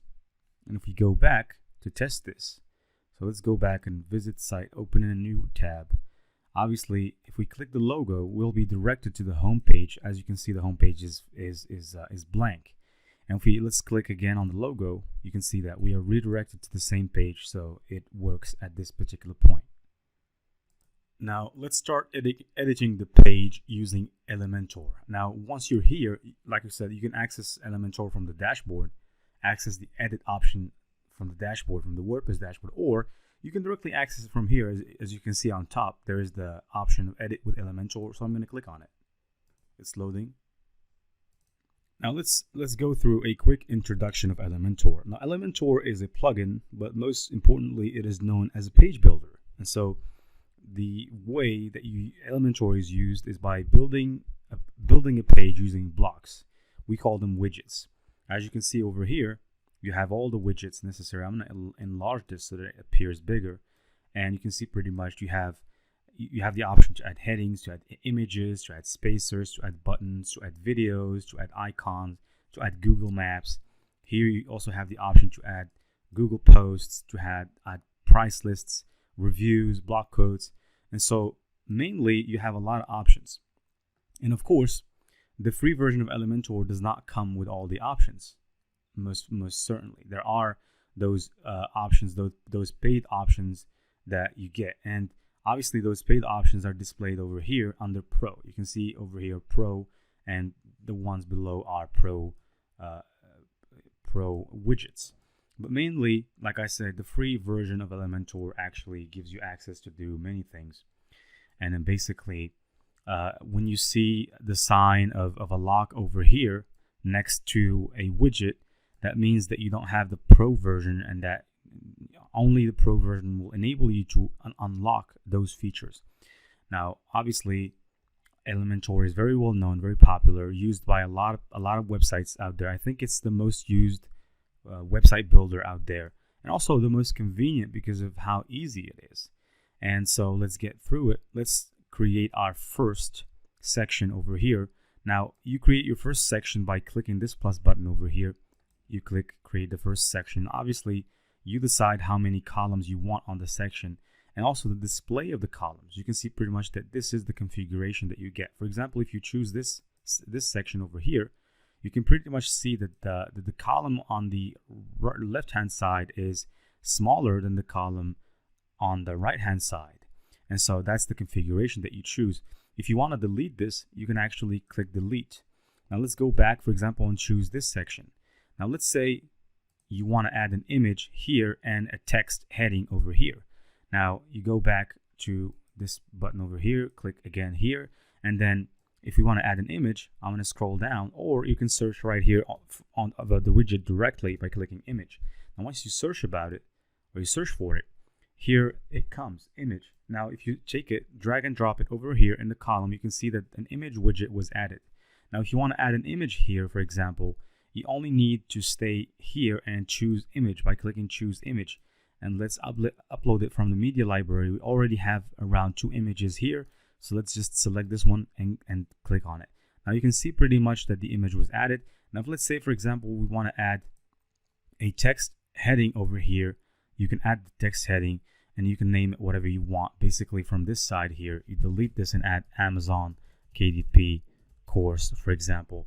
And let's say you want to add some text, Amazon KDP course. Let's say you want to add some text, for example, down at the bottom, or let's say even that you wanna modify let's say the options over here to make the text smaller, anything like that. So you stay here and then you click on style. Obviously here you can modify the text color, for example, make it a little darker. You can also modify the typography, the size of the thing. For example, if you want to make it 30, make it smaller than that because that's very big.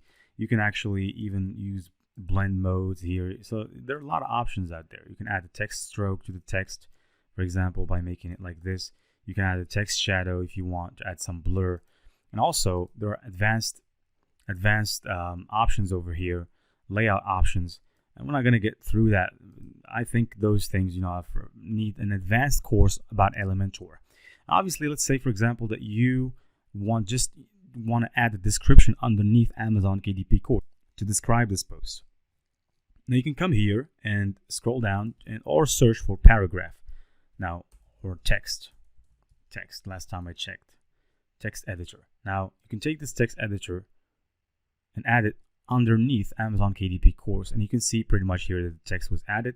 You can, for example, add any text you want or add more text on top of this text that is over here. And obviously the same way as the other heading, you can change the typography of the text.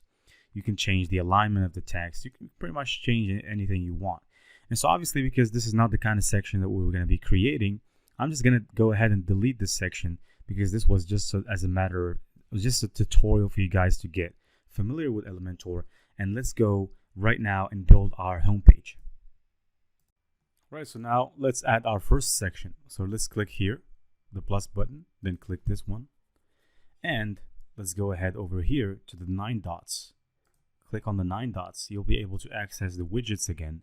Then drag and drop this heading widget. Just finely drag and drop it. Just take it and then slowly drag it. Don't take your hand off the cursor or off the mouse until you see this blue color. Okay, so now you can click. Now the heading that we want to add is online passive income education. Okay, now let's click on the style, and obviously I'm just gonna lower the size just a little bit. I'm gonna make it, for example, a 40. Now this is not the final size, of course. This is not the final size, and also this is not going to be the final color, because as within designing any website, you leave typography and design and colors for last. Add the content first, then after you add the content, you can do much of the other things. Obviously here, we're going to have to work with fonts.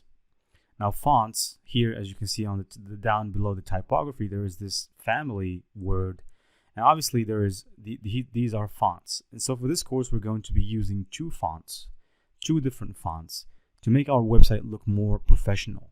If you want to make your website look more professional, even look better and more aesthetic, it is actually better off to use two fonts for your website's content. Well, let's go ahead right now. Like I said, let's leave the sizes and the text sizes and colors for last. Now let's go ahead and click the dots again, and let's take another heading. This time we're gonna drop it underneath this one, and let's add another piece of text. Best, or let's now add it in like this, online, or best hustlers. Online hustlers. Education website.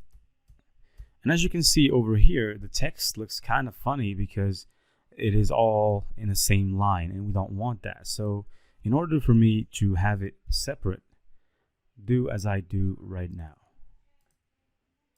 Right, so best online hustlers education, course education. Okay, course education I think will be better. And then I'm gonna add some spacing between. So here's a piece of code that you need to add over here, BR, and then let's add that same piece of code over here at the end of Hustler's course. And you can pretty much see over here that this is how it looks. Now let's click update to save changes. Alright, so let's go ahead and add some buttons. Click the 9 dots again, and then here you can see the button element. Drag and drop the button element over here, and here is our button, guys. Now in this button we're going to add a text, enroll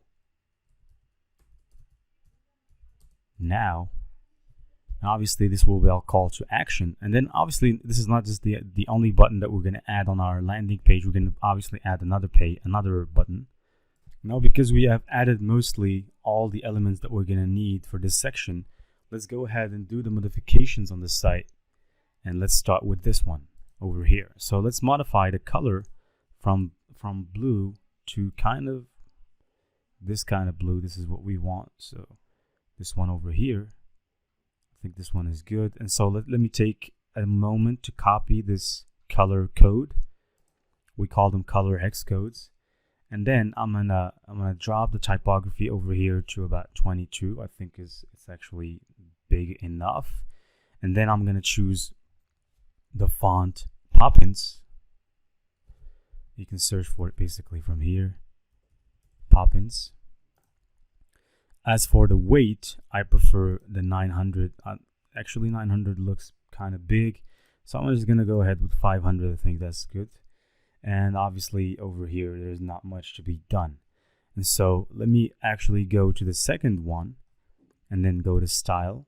Obviously I have the color copied, so I'm just gonna paste the color over here. You can see pretty much that they have the same color, except for the fact that this one is actually bigger. And so let's stay in on the typography options. Let's click on the font. Let's search also as well for Poppins. Here's Poppins. Let's add it. Here, when it comes to the weight, I'd like to make this big. I like to make this bold. And obviously, I'm going to add some line height over here because words are sticking together and it looks kind of not really good. It looks very non-aesthetic. And so, line height, set it to emphasis or to M instead of pixels. Click on M, and here add the line height of 1.2. As you can see over here, it started to get there's a little more air between every line, and obviously this is what we got to do. So the button, click the button, go to style again, and then obviously for the button color, I'm gonna make the button color a little more purplish, I think. So this one is actually pretty good. I think I'm gonna make it like this. And okay, so the button color is like this. It's actually purplish. And let me go ahead and the text color, I'm going to keep it white. I'm going to keep the text color white. The border radius, I'm going to make the border radius like this. So add some radius to it. So 10 is actually pretty good. And here when it comes to the typography, I want to change it to Poppins. And I want to make it a little more bold. Now bold looks like kind of funny, so let's just keep it at 500. And there's no need to add any line height. And so basically this is our button. Let's click update, and here is what it is. Now because we're going to be using this purple color on the entire website, I don't want to forget about this purple color. So what I'm going to do is I'm going to click on the color over here, and then I'm going to add this color as a global color. I'm going to add it, for example, as purple color number 1, and then I'm going to click create, so that when the next time comes, I can actually recall the purple color from this side over here and use it pretty easily. And also for this bluish color, I want to as well create the bluish color so that I can actually pretty easily use it next time. Blue color 1, and click create. So now we've done most of the work. Let's continue. There's just one last thing over here. Let me click the button. Now click the button. I need you to scroll down to where you can see padding, unlink, and you can see the button actually pretty much shrinked, so there's no problem. Just do this. Let's add some spacing. 20, 50, 20, and then again 50, then 50 at the end. And obviously here is how our button looks like. Now it looks like the button looks kind of weird, so I'm just gonna go ahead and add a little bit more border radius to it. I'm gonna make it 20, and even so, making it 20 didn't make it prettier. I'm gonna make it 30, and let's see. Right now the button looks spot on. I think we just need to add a little bit more length to the text. I'm going to make it 600, and I'm going to change the size to, let's say, 25. 25 looks big, so I'm just going to make it, for example, 22. Yeah, 22 is big also, but yeah, let's try with 20, and that will be our final one. Obviously, let's click update. Now let's do another good thing. Now, because we have created this button, and also we will need to create many other buttons, and mainly for this page, we're going to need to create another button. So what I'm going to do is I'm going to simply click this edit button over here, and click the right, tap the right side of the mouse, and then click duplicate. Now once I click duplicate, you can see that I have another button added. It's just that there is a problem, and the only problem is that one button is at the top and the other is at the below, and we don't want that. So we want both these buttons to be in line. And so what I'm going to do, I'm going to click this button over here. Let's go to advanced. I want you to scroll down to where you can see, click on the layout option over here, and then the position of the button. There is absolute and fixed, but you don't want this. What we want is to make this button in line with this button. And so I want you to click on width, click on the inline, and then obviously we're going to repeat that action for the other buttons. So let's click on the other buttons and go to here, click inline, and you can pretty much see that the buttons are in line with each other's. If you notice, the buttons are actually very close together, and we don't want that. So I'm going to click this button. I'm going to add a little margin, or I'm sorry, padding. So let's add some padding on the right side, not on the top. I'm going to unlink these. I'm going to add 0 over here, 0 over the other ones, 0 here. You can pretty much see right now that there is space between the buttons. Now for this button, we're not going to name it Enroll Now because we already named the other one Enroll Now. So let's click on it, click on the content area, and then click, instead of Enroll Now, let's add the text Start Now. This is the text. And eventually let's click update, and let's go ahead to change the second button's color. I don't know why I would like to change this color to pink. So I'm going to click on edit, and then I'm going to go to style, and on the style section I'm going to click text color. Obviously here is the no, not the text color, I'm sorry. Let's click history, button and return to the, let's click on the button again. And then we want to change the color of the button, not the text color. So I'm going to click this pink one over here. I think this is pink enough. Let's lower it down to make it, well, actually let's make it even with, when it has a little bit of light in it, it's actually very catchy and people will be able to see it. And so let's keep this color. Now what I'm going to do next is I'm going to save this color like we did with the other colors. Create new global color. I'm going to name it pink color 1. And I'm going to click create so that next time I want to access it, I can directly access it from here. As you can see, we already have 3 colors. And we're not finished, guys. There's still much to be done. And so I want you to click on the 3 dots. Click on the 3 dots and then drag and drop this intersection. Drag and drop it. Try to fine tune it. And let's drag and drop it. It's actually pretty hard to find a spot. Obviously, let's drag and drop it like this. I need it to be underneath the buttons.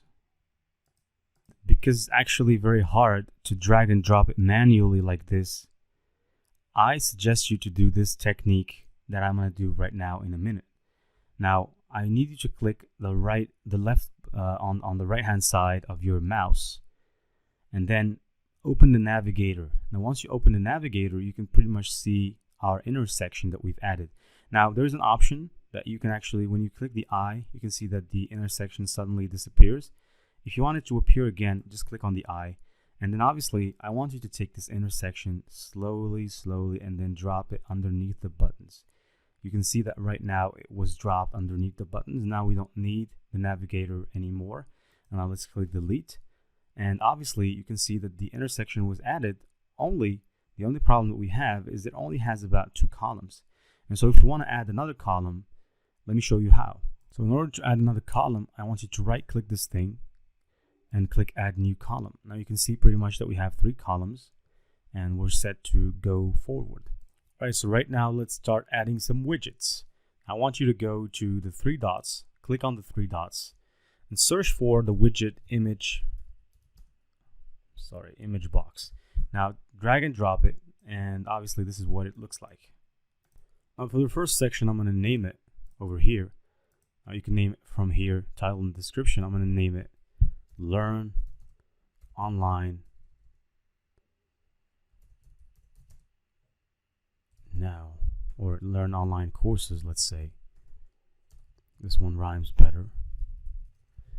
Obviously you can see the text is actually pretty big, so I'm going to drop it in terms of length.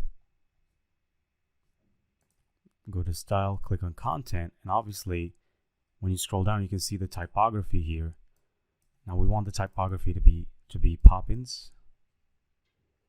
So I'm just gonna scroll down a little bit. This is kind of annoying, but no problem. Let's click on Poppins, search for Poppins, and obviously let's change this to, for example, 20. I guess 20 is actually big enough. That should be enough.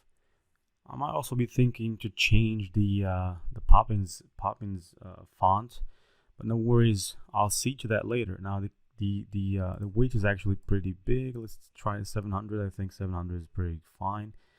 Let's try 500 to see. Well, 500 is slow, so I'm just gonna keep it between 500 and 600. And obviously, let's go and download some icons to use as our images for these 3 good sections. So go on to Google and search for a website called flaticon.com. Now once you get to that website, you can pretty much see here that you have the opportunity to download a lot of free icons.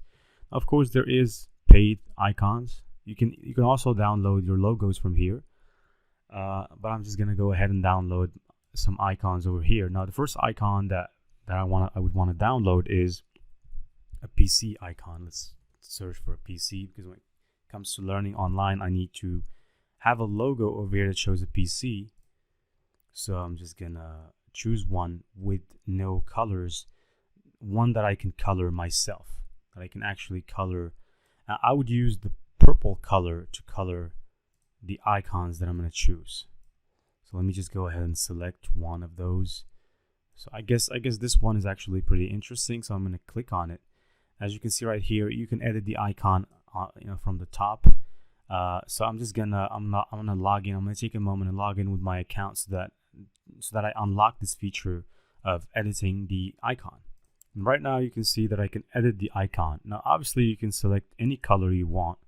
You can choose a color. Now the color already exists as black. You can make it, for example, any color you want. So I'm gonna go ahead to our dashboard, and because I want to make these purple, I'm gonna click this button over here, and then I'm gonna go to style. I'm gonna check the color, the pink color. Okay, I'm gonna open the pink color, and obviously over here you can see the code of the color. I'm gonna copy the code, and I'm gonna come here and I'm gonna paste it. And obviously it's gonna give me the exact same color that I have used for that button. Now for the display, you can choose the display like this or like this. I will choose to make it a little smaller. You can choose to rotate it. You can move it. So you can do a lot of basic things. You can flip the shape. You can add other shapes. So you can, for example, add a circle by clicking on the circle and making this a little more transparent, for example, to give it this kind of look. You can, for example, add more size, but I would not really want to add anything besides this over here. I'm just gonna make it a little bigger, for example, at 80 I think is fine, and then I'm gonna click download. Now download as a PNG, 512 pixels. Click free download, and then obviously let's go ahead and download the second and the third icon. Now the second icon I would want to use is a book, so I'm gonna look for a book, and obviously let's look for some book icons to use. Now I happen to, I just happen to like these ones. This one I think is actually pretty good, or I think this one here. So I'm just gonna go with this one because my gut tells me to do so.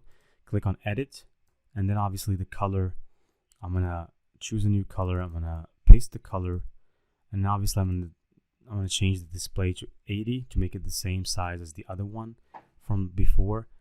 And obviously I think I'm gonna move the books a little over here, and then I'm gonna download as a PNG 512 free download. And let's go ahead to the third icon.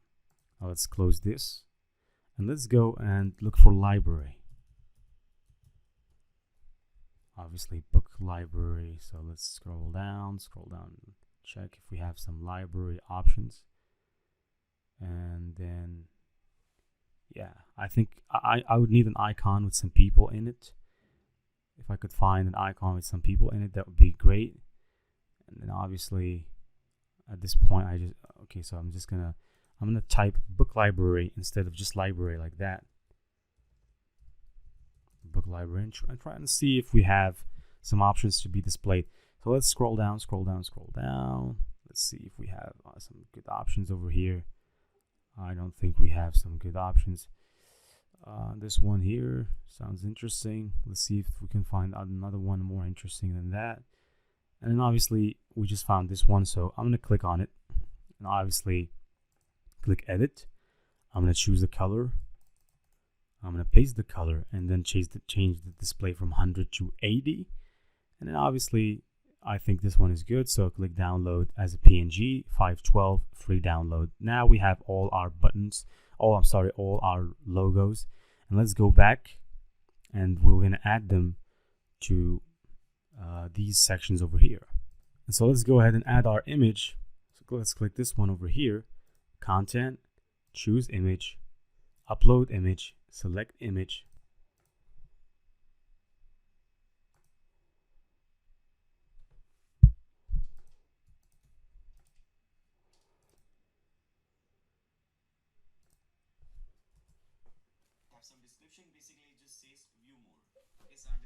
Now here, instead of the text, I'm gonna change this text to view more.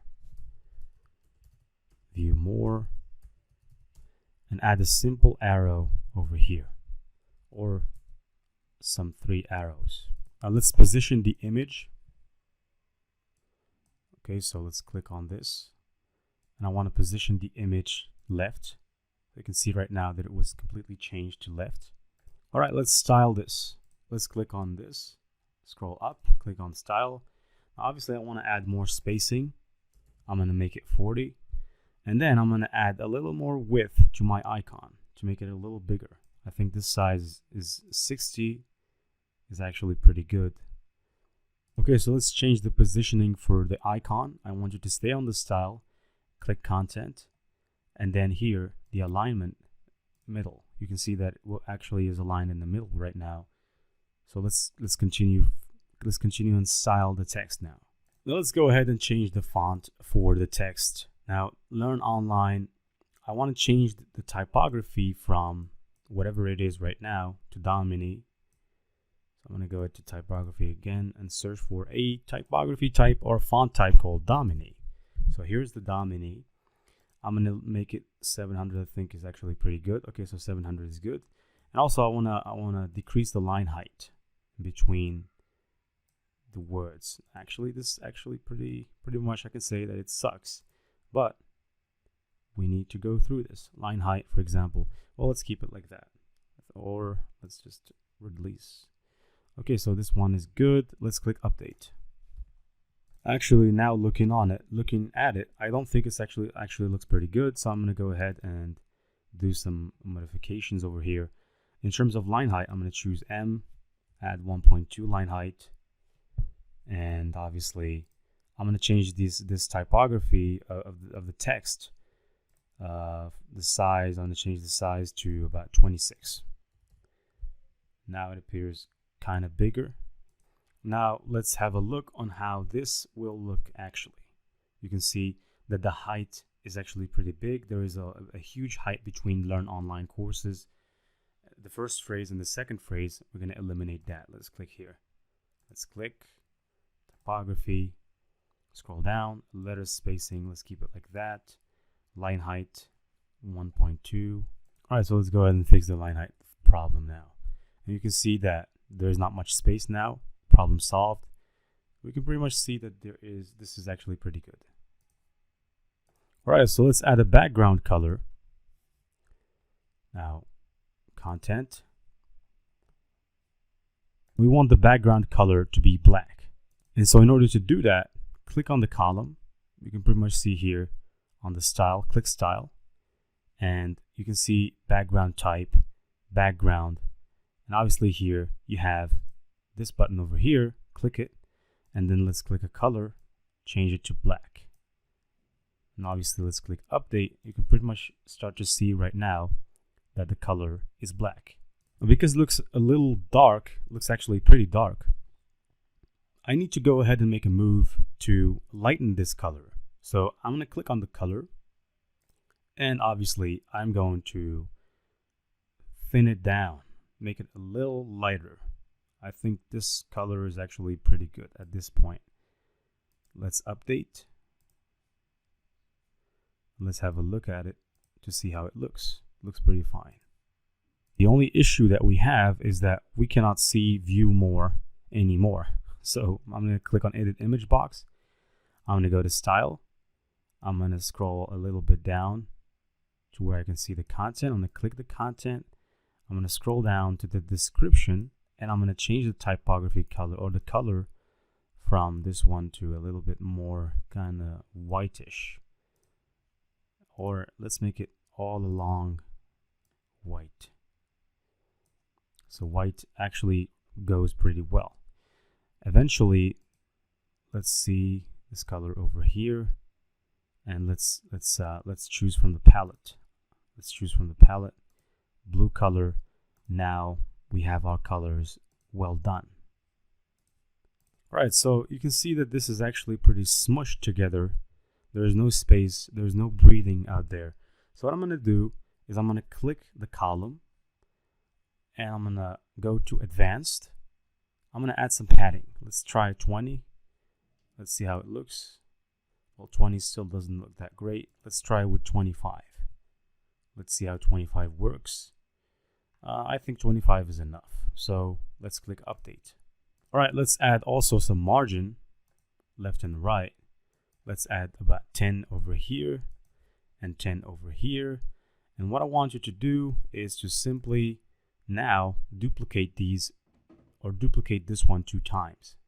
So I'm going to click on, or right click on the column and click duplicate. Now we've duplicated this once, right click again, click duplicate, and now let's delete those other empty columns. Okay, so at this point, let's change the image for this one over here to whatever image we have downloaded. So let's click on it, choose the image. Now the second image that I want would be books. I'm going to add it, and here I'm going to change the image as well. Choose image, and I want this one. And over here you can see that we have our images. Let's go ahead and change the text for these ones as well. Okay, so let's change this to learn from industry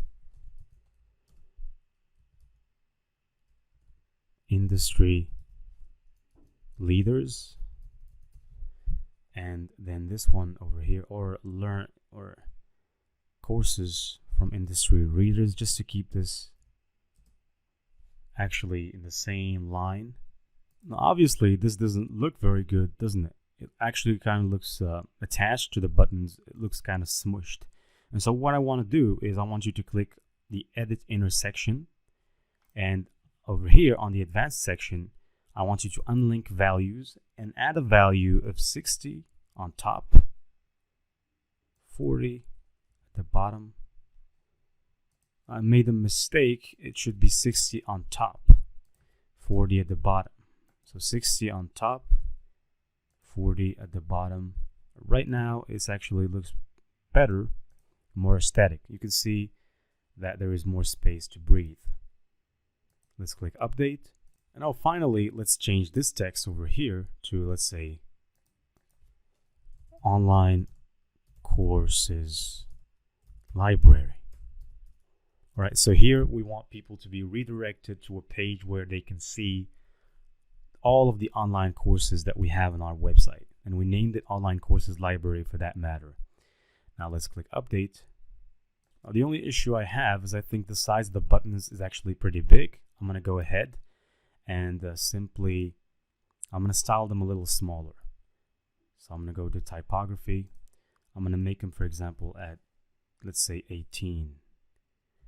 Just 18, I think, is actually enough. Typography again. 18. Okay, so let's click update.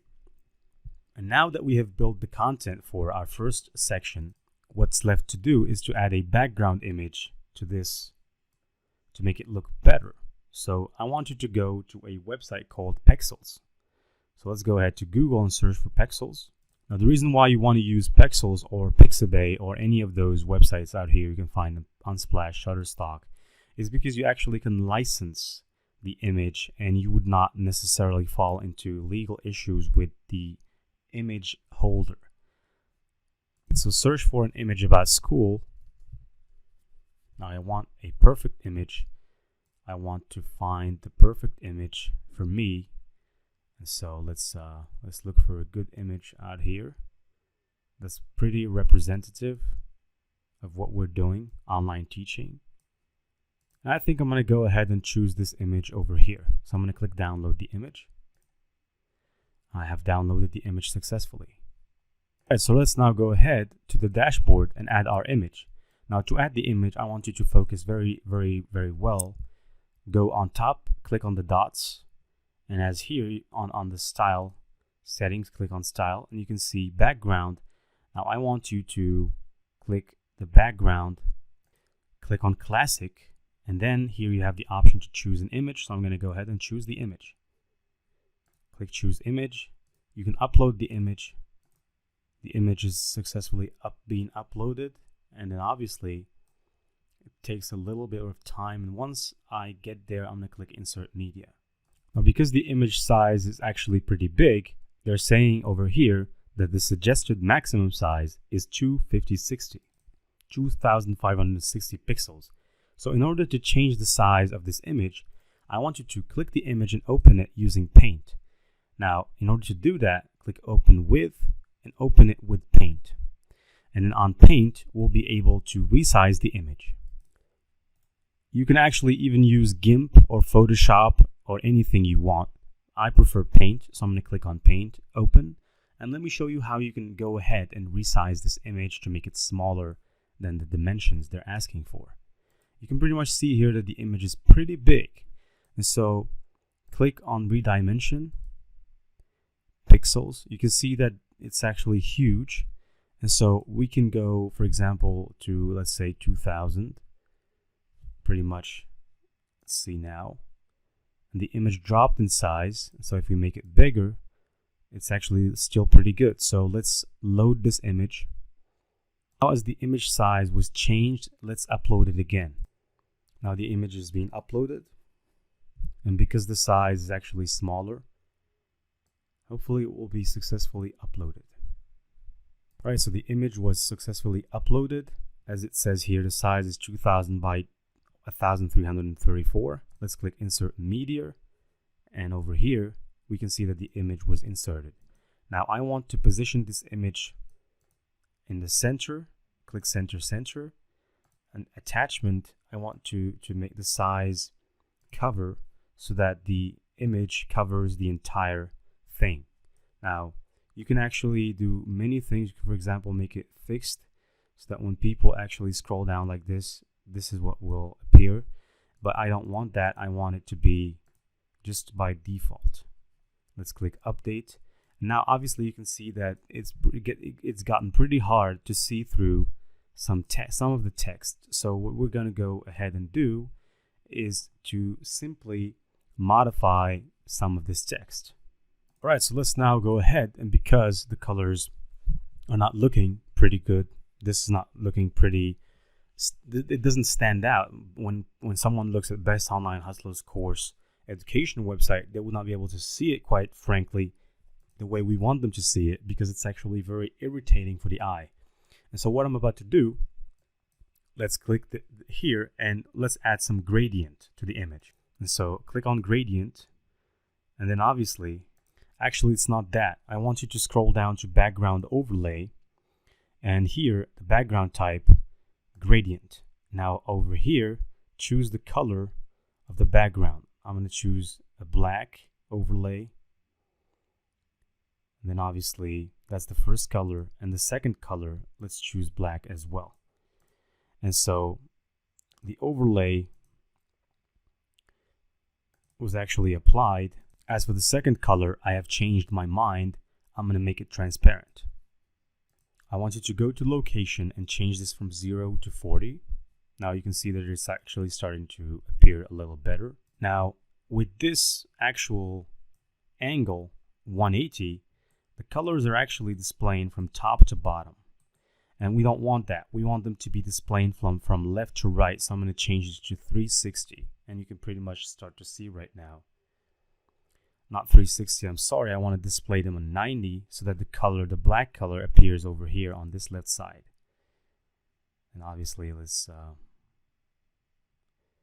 go back because we have made a mistake. Okay, so now it's actually good. Let's click here again. Let's scroll down. Background overlay. And you can see pretty much the angle is 90, but we're not done yet. Let's go ahead and increase the opacity for the overlay. Let's increase it a little bit like this. I think just a little more. I think like this, it looks actually pretty good. And so, yeah, let's click Update. Now let's go ahead and start playing with the design a little bit. I'm going to change this color to white. Instead of this, I'm going to change it to white. You can start to see it it's actually starting to look pretty better. I'm going to also change this color over here to white. Content. Obviously the color is blue. I'm going to make it white. Then obviously I'm going to copy the style. And I'm going to duplicate this style over here. Paste style. And then here, paste style. You can pretty much see that all of them are now white. Now let's go ahead and change this color also to white. This one is not spared, so I'm going to change it to white. I'm going to reduce the typography to about 20. And yes, let's click Update. Let's go ahead and add some padding.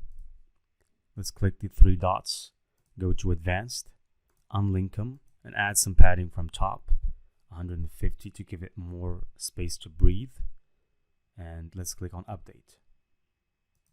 All right, so now the only issue that we have is, as you can see, this one over here at the top, the section of the top is not transparent. So let's make it transparent.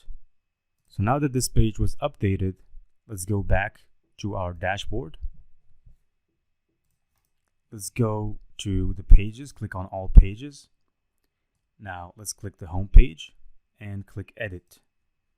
Do not click edit with Elementor. And under the Tutor starter page settings, click on it and then scroll down, enable transparent header, click update.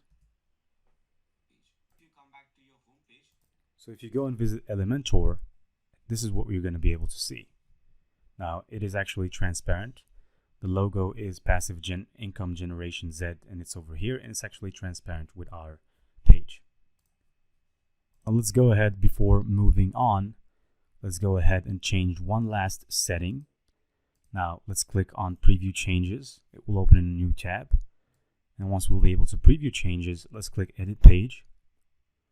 And obviously let's just make one last modification before moving on. Now on the template, click template and click Elementor full width.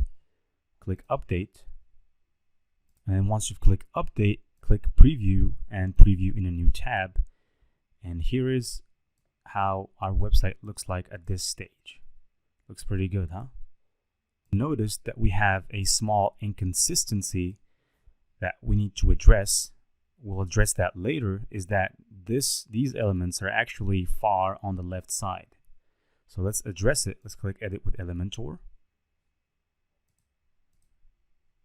And obviously once you're there on the Elementor panel, you can see that pretty much right now it could get a little difficult to click on the section, because as you can see, the section is now integrated with all the page. And so in order to solve that problem, just right click and click on Navigator. Now click on the section and you should be able to select the section very easily. Now let's add some left padding. Let's add a padding of 100, and then let's click update. And at this point you can see that we have solved that issue and it looks pretty fine. I think that there needs to be a little more space in between the buttons and this one, but I don't think that's the problem. I think the issue here that we have is that we need to fix the button size. So I'm going to go ahead and take this button. I'm gonna fix the size of the button. I'm gonna resize it, make it a little smaller. So I'm gonna go ahead and change the padding of the button. I'm gonna make it 10, 25, and then 10, 25. And in order not to repeat myself again, I'm just gonna take that button and copy the style. I'm gonna copy it. I'm gonna click over here and click paste style, and now the button is actually the same. Now let's change the color. Now in order to change the color, we already have that color already registered. So I'm just going to click over here and then I'm going to select the pink color and we're done. And you can pretty much see here that our website looks very good. Let's continue to optimize the website. Let's continue editing the website using Elementor. Now let's scroll down, or really click edit with Elementor and then scroll down. Obviously, we're going to have to add another section with 2 columns. Now just follow with me, follow along. Now click the plus button and add this section as you can see it over here. Now you can see pretty much that both these sections, this one and this one, are 50-50 in terms of width. And we don't want that. We want this one over here on the left, the column on the left, to be bigger than the column on the right. So what we're going to do is we're going to simply click this one right here. I'm going to make it 55. Click on column width, make it 55 in terms of percentage, or let's make it 60, I think. Okay, so you can see pretty much that because this one is now 60, this one is automatically 40. But let's go ahead and add a heading. Now click on the 3 dots, add the heading over here, and let's name the heading Featured Courses. Now let's make it black in color. I'm going to make it not really that dark. I'm going to make it this black to match the color of the background. And obviously I'm going to take this color over here and add a plus, add it black color 1, and then click create. Okay, so let's go ahead and change some other things. Let's change the typography to Domine, and then we're going to change the size and other things. So Domine is the font. Change the size to 26. It's very small. Let's change it to 40. I guess this one is better. And then let's change the weight to 700 and click update. Obviously, after we did this, let's go ahead and click the 9 dots and add a paragraph. So I'm going to add the text editor underneath the featured courses. I'm going to go ahead and add some text over here.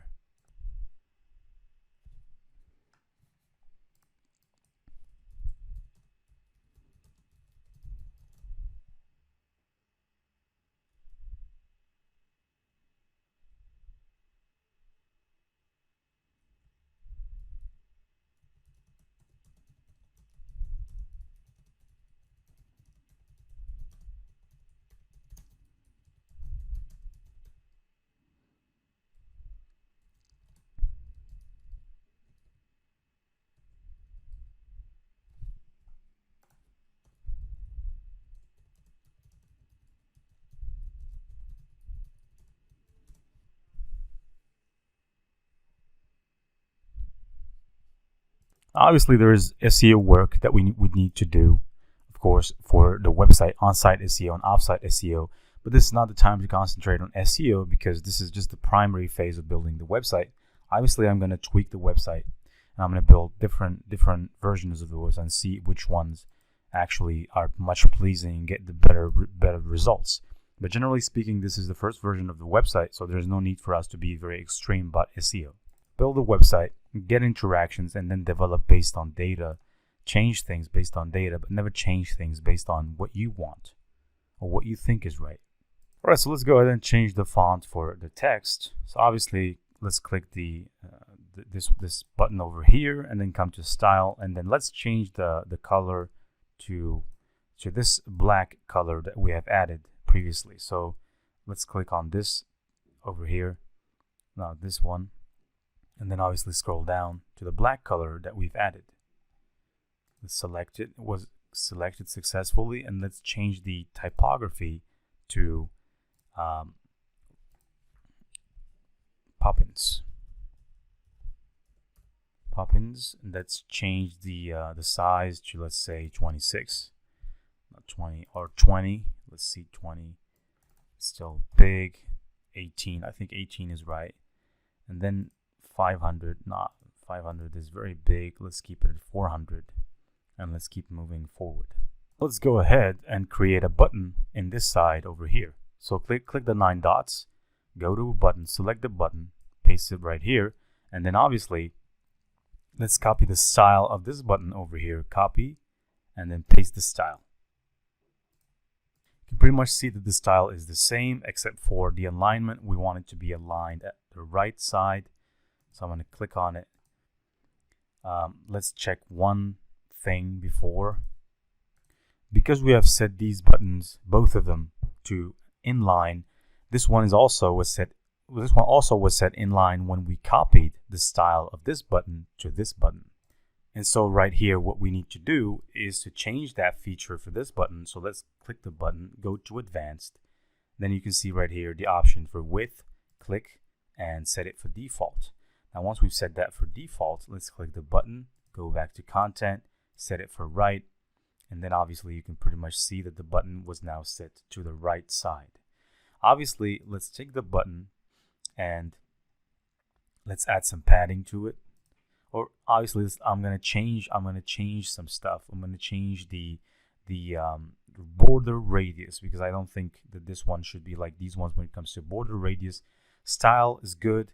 But let's change the border radius to add some variety to our buttons. So in order to change the border radius, keep the button clicked and go to style, scroll down to the border radius, and you can see it pretty much over here. Let's make it, let's say 20, Even 20 is still pretty much the same. So let's add 10. I think 10 is good enough. So let's click update. Let's change the button from click here to browse courses. So let's go to content. Let's add browse courses. And then obviously when it comes to the links, we're going to add the links at the end, not at this stage. Now, if you don't like the button to be up here, you can actually click the column, go to the layout of the column, and then you can vertically align the button in the middle, or if you want at the top, or whatever you like. So obviously, and you can also horizontally center the button if you want. So basically, you can pretty much do a lot of things. But let's set this to default, and let's keep it at the middle.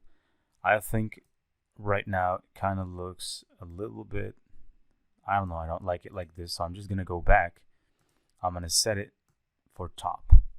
I'm gonna update because I like this one better. I think this one flows better. There's only one last thing I want to do. I think the purple color doesn't work on this button, so what I'm gonna do, I'm gonna click here, or I'm gonna click here, and I'm gonna go to the style, and I'm gonna just change this color from this purple to the other one, from the pink to purple. I think this one is better. Okay, so let's click update. Let's go ahead and edit the style or the color, the background color of this section. So click the section, go to style, check this box, and the color, check the color box, and let's go to a more purplish color. Obviously, I'm gonna go here and I'm going to copy this color's hex code. Now it's over here. It's actually hard to copy, but there is another way to copy it. So just click here and you see the hex code. I'm gonna copy the hex code. I'm gonna go back here to this section. I'm gonna click here, add the color, paste, and then what I'm gonna do is I'm gonna lower the color's intensity. I'm gonna make it like this, all the way up to here to make it closer to the white color, and I will click update. Right, the only thing that is left is, as you can see, there is not much space between both sections, the first section and the second section. So what we're gonna do is we're gonna click the section, let's go to advanced, and let's add some padding. Now, if this is linked together, unlink it, and then obviously add some padding on top, 50 on top, 50 at the bottom. And you can see that there is enough breadth at this point. Click update, and it is done. Now, let's go ahead and add another section. Click add new section. Just add one section with just one column. Go to the 9 dots, click on the 9 dots, and then search for this widget called course list. Okay, take the widget, drag and drop it over here, and you can see that we already have one course, which is this one over here. And once you click on it, you can see that actually there's an animation over there. Now, because I have 10 courses, I will add 10 courses, but not now. Now we're going to continue editing the basic editing that we need to do. And obviously, the end website will have 10 courses on here.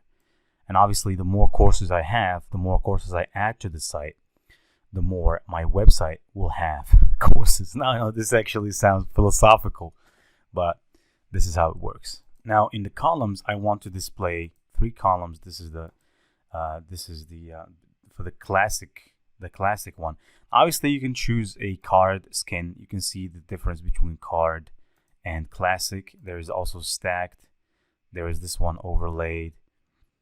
Obviously, I like the first one better, and the limit is 3. Here you can add, for example, 8 courses per page. And let's click on update. Now I'm going to apply the masonry option, and by the way, the masonry option is only available in the Pro version of Elementor. And what that does is actually it gives a very graphic design kind of good look to the courses when you have a lot of courses especially. Now here I can decide to show image, yes.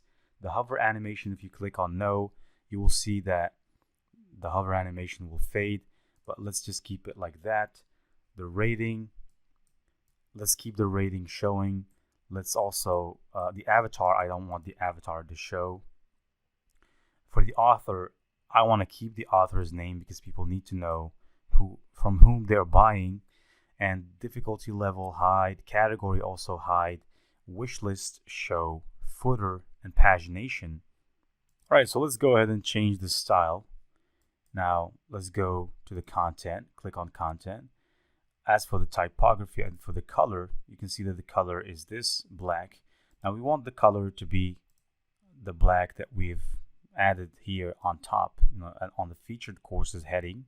So here it is. And also let's go ahead. Now this is taking quite so much time, but actually completely worth it. Let's change the typography from default to Poppins. Obviously, it's actually Poppins now. Let's add some weight to this. Let's make it around, let's say 600. 600 was enough, so let's make it 600 and click update. All right, so let's go ahead and change the cart buttons typography to Poppins as well. It's actually Poppins now, and let's make the weight 600 to make it bigger. And obviously, I want the color to be purple, so I'm gonna change the color of the button of the hover when people hover over it. So I'm gonna go to hover, I'm gonna click the background color. I'm gonna change it to this one right here, purple.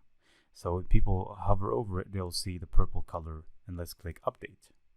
Now let's change the background color, but before that, let's check this color over here. Now click this section, click on style, and this colors, let's copy the colors hex code. Let's click here, and then let's click style, classic, and then obviously let's paste the color to make it look like the one above on top, and then let's add this color as background color or BG color. Okay, let's click create, update. Let's check the way this looks. Now this kind of looks pretty good. I think there is still much tweaking to be done, but we have actually advanced. Now I've added one course, and because I actually have 10 courses, let me show you. This is my Udemy instructor profile. I have 10 courses, as you can see right here. So what I'm going to do right now, I'm going to go ahead and upload all of the courses to this website.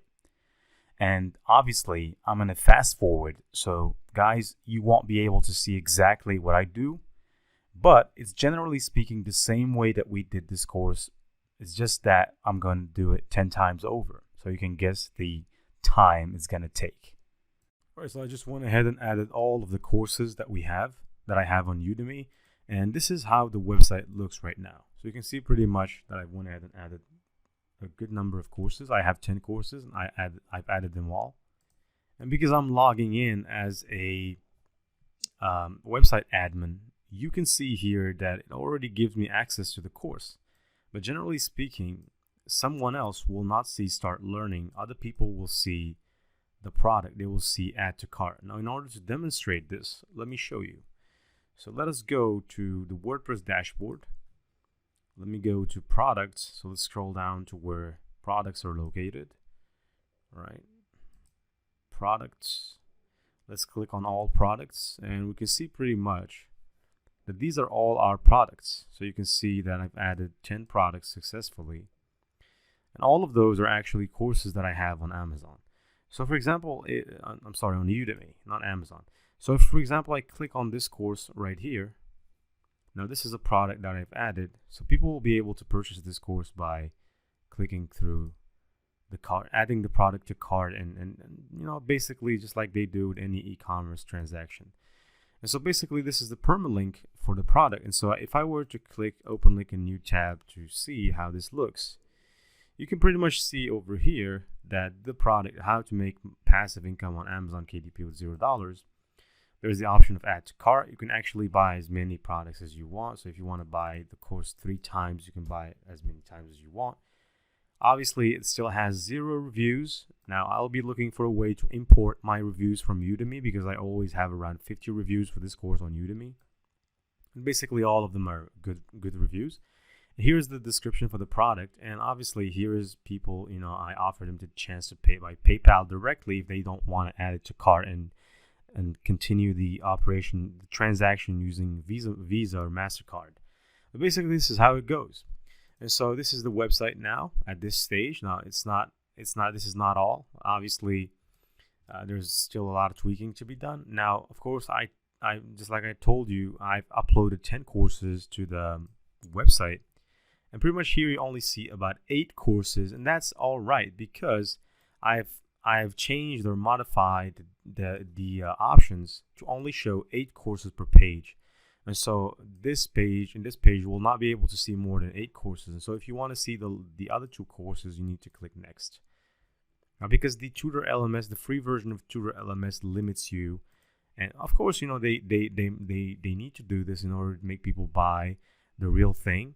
So if you buy the real thing, I guess you can display as many courses as you want on the same page. So if you have, let's say, 20 courses, you can display them all.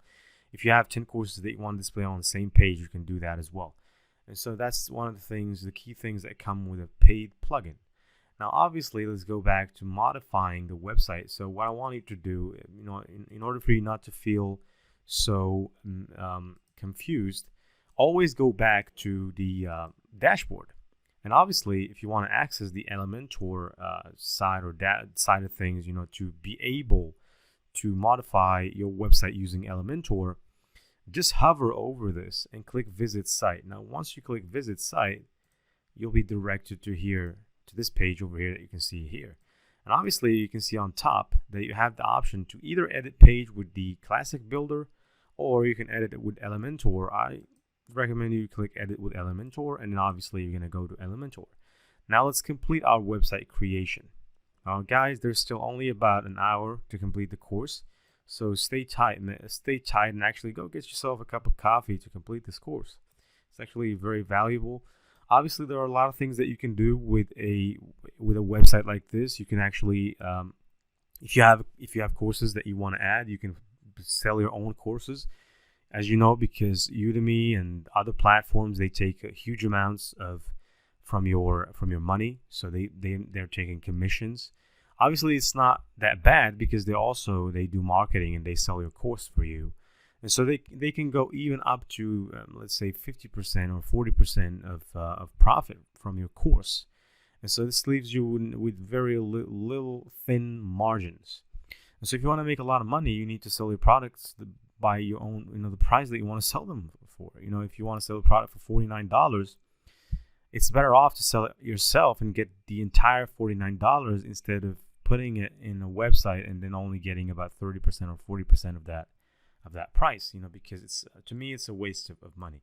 And also, this website will serve as a gateway to affiliate platforms. And so if you are interested in some affiliate programs, when you apply to affiliate programs, it is always demanded of you to provide a website. And so this might be the website that you can use to apply for affiliate programs and to promote other products and make money from your website. That's a good idea.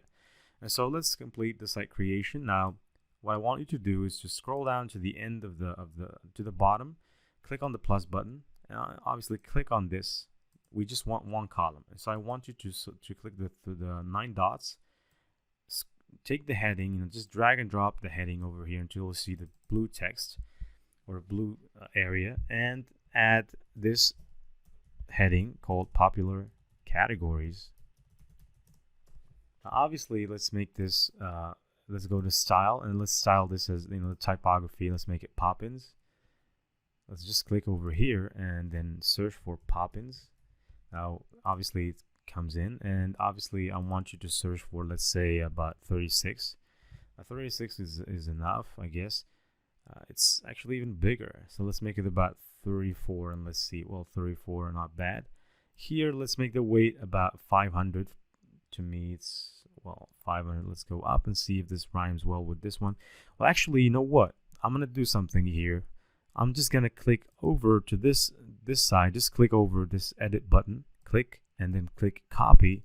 And obviously scroll down, and then click on the on this one over here at the side. Click on the edit as well. Just click on it, keep clicking on it, and then click on the right side of your mouse and click paste style. Now obviously you can see that it has the same style as this one, and that's exactly what we want. So now here it is. I want to center it a little in the middle, so I'm going to click the content side of things, and I'm going to click center over here.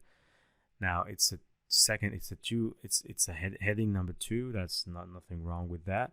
And so obviously let's go ahead and add another section. So I want you to click on the 9 dots again, go to select intersection, drag and drop it. Obviously here you have around 2 columns, which is fine. And so obviously we have around 6 categories for our courses. So for these 10 courses that you can see right here, we only have around 6 categories. Now the first category is copywriting, the second category is freelancing, the third category is Amazon self-publishing, the fourth is CRM or customer management, the sixth is email marketing, and the seventh is web development. Now we're going to add them all over here so that we can allow people to access courses from here as well. So let's go ahead. What I want to do, first of all, I want to select this column. I want you to go to the style, click on style. I want to add a background image, so just click over here and click choose image. Now we already have images that we have added, so I'm going to select this one over here and I'm going to click insert media. So this is for the Amazon KDP or self-publishing category. So I want you to the position, click center, attachment, leave it like that as default, repeat, leave it default, and then for size, click cover. Obviously you can see pretty much here that the column is actually pretty small, and we don't want that. We want a pretty bigger column. So what we're going to do is simply, I'm going to go to layout. So exactly what I'm going to do, first of all, we've added the image, but we've not added any text or anything. So what I'm going to do, I'm going to simply click the 9 dots. Then I'm going to drag a heading over here. Now for the heading, I'm going to name it exactly after the category, which is Amazon self-publishing. I'm going to try to make this in capita because this is a category for a product or for a group of products, and so obviously we're going to need to make it a official name. So obviously let's resize this a little. So I'm going to click over here. I'm going to go to the style. I'm going to choose the typography pop-ins. Here, as for the weight, I'm only going to choose about 500. It's enough for me. Obviously for the size, let's go with 24 pixels. I guess 24 pixels is enough. And as for the weight is enough. Okay, so and as for the text color, let's pick a, let's see exactly the offset. Let's pick the black color. I think is actually good. So I'm gonna pick the black color. We can change those colors later. Now this is just a starting point.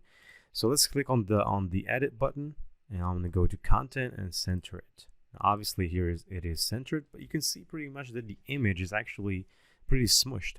So the solution to this is very easy. Now I want you to click the edit button, go to advanced, unselect or unlink values by clicking here. You can see that the values are unlinked, and then add some top margin and then some bottom margin over here. So I'm going to just add a 9, and you can see pretty much that it's starting to get a little better.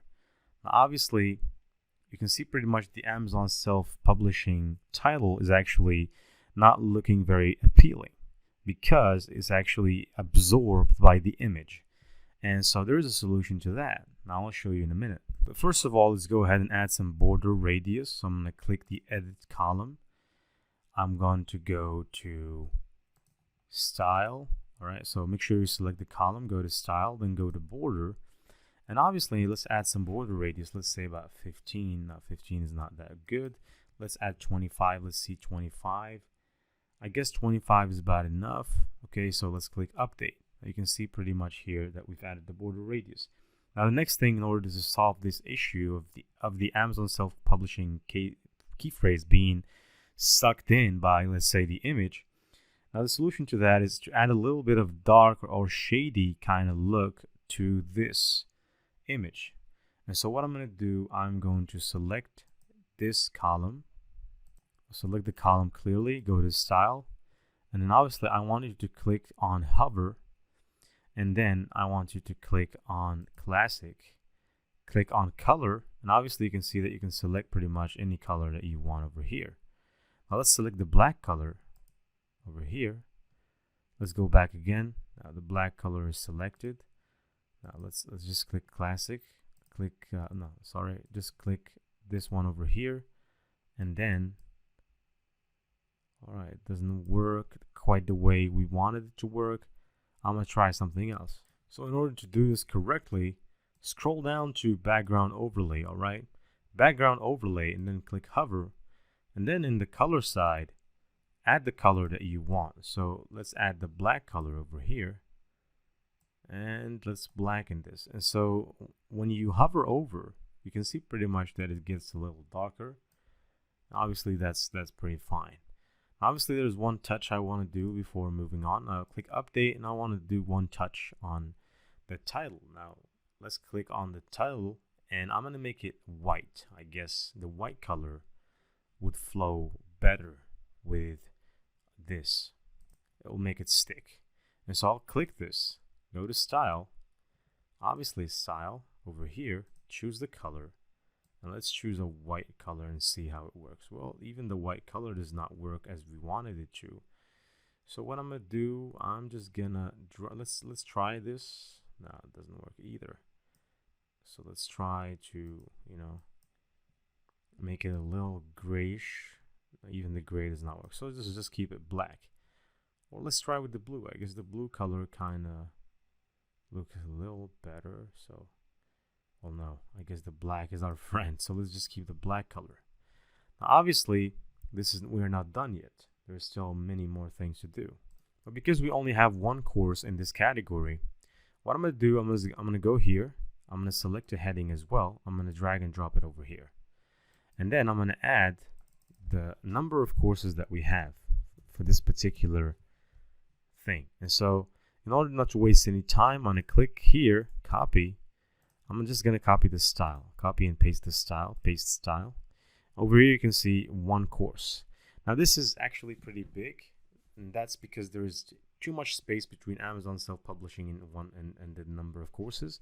So click over here and go to advanced. Obviously, because there is too much a gap between these, I want you to unlink these values on margin, unlink the values, and then in the bottom, I want you to add don't add a minus at first, just add, for example, 900, and then come all the way here and add a minus. Now 900 is too much, so let's try with 800. 800 is also too much. Let's try with 7. Let's try with 5. Let's try it with, let's say, 4. Even 4 is big. 3, 2, 1, 150. So I'm going to try it with as many as I can. 180. I guess 180 is good. I'm going to make this a little smaller than the other. So I'm going to select this and go to style.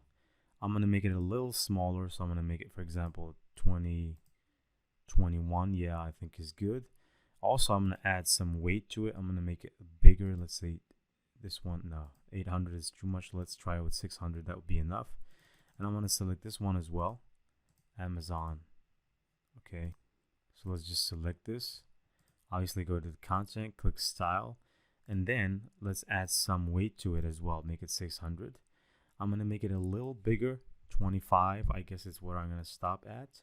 And obviously, let's click update. And here we have our course. Now, obviously, you can link pages together. We're going to see that. But let's first of all complete the look of the website. Then we can move on to links or to link courses together. Now, the second category I'm going to add, in order not to waste time, I'm just going to click edit column, and I'm going to click duplicate. Because we have 6 categories, I'm going to click duplicate 6 times. I'm going to click duplicate and then duplicate another time, And then I'm going to delete this one, the last one. And because I don't want everything to be stacked together, in the same, you can see pretty much that all these values are stacked. So what I'm going to do, I'm going to click over here. I'm going to click on the advanced side. I'm going to add some margin on the right and left side. So I want you to select this column, go to the right, add a 10.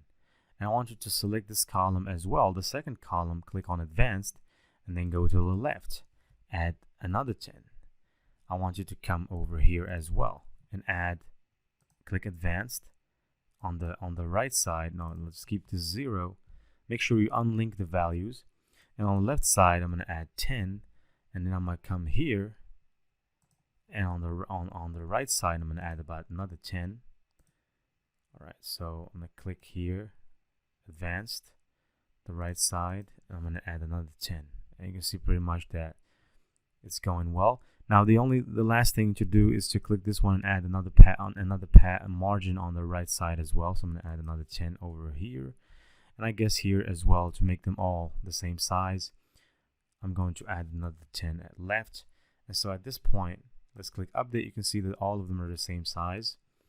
And obviously, I'm going to duplicate this because we have 6. And so click this here again.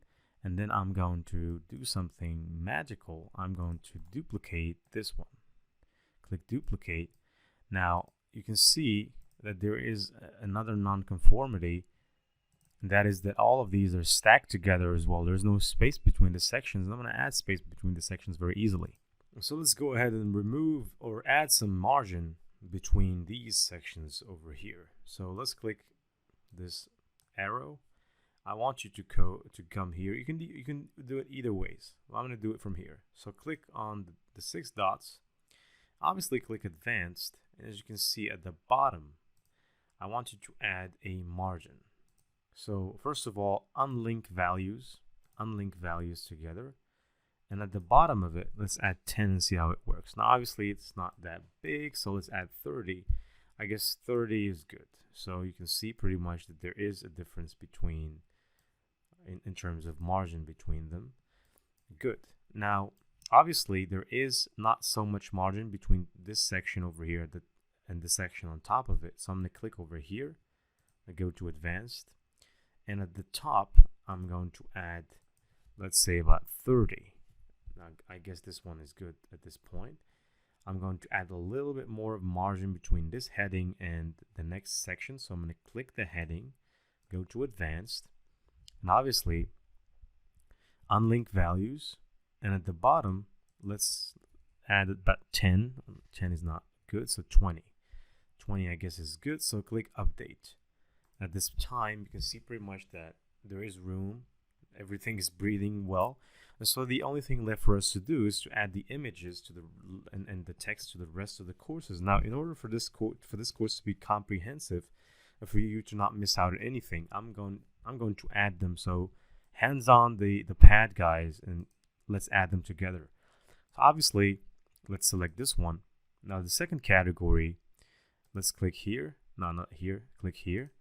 And obviously, instead of Amazon self-publishing, this is the copywriting category.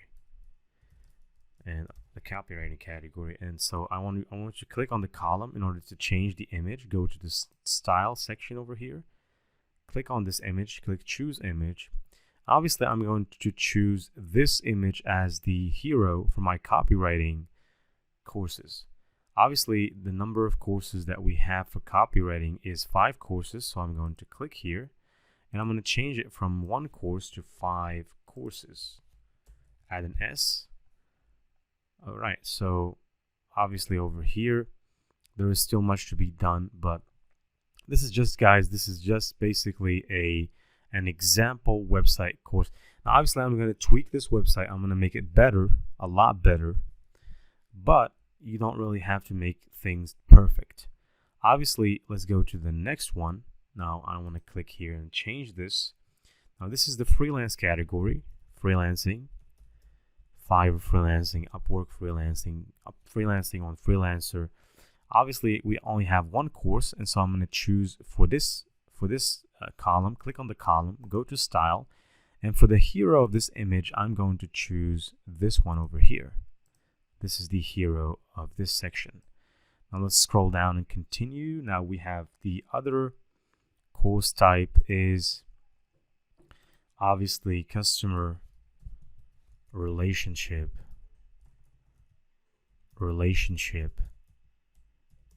management.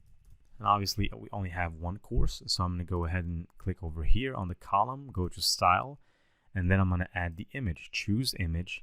Now for this is my avatar for the thing. Obviously there's still 2 left, so I'm going to go ahead quickly and change them. So this one is for email marketing.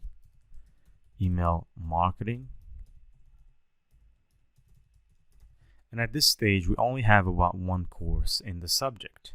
Now, for the email marketing image hero, click on the column, go to style, obviously click choose image, and then I'm going to choose this image over here as my hero.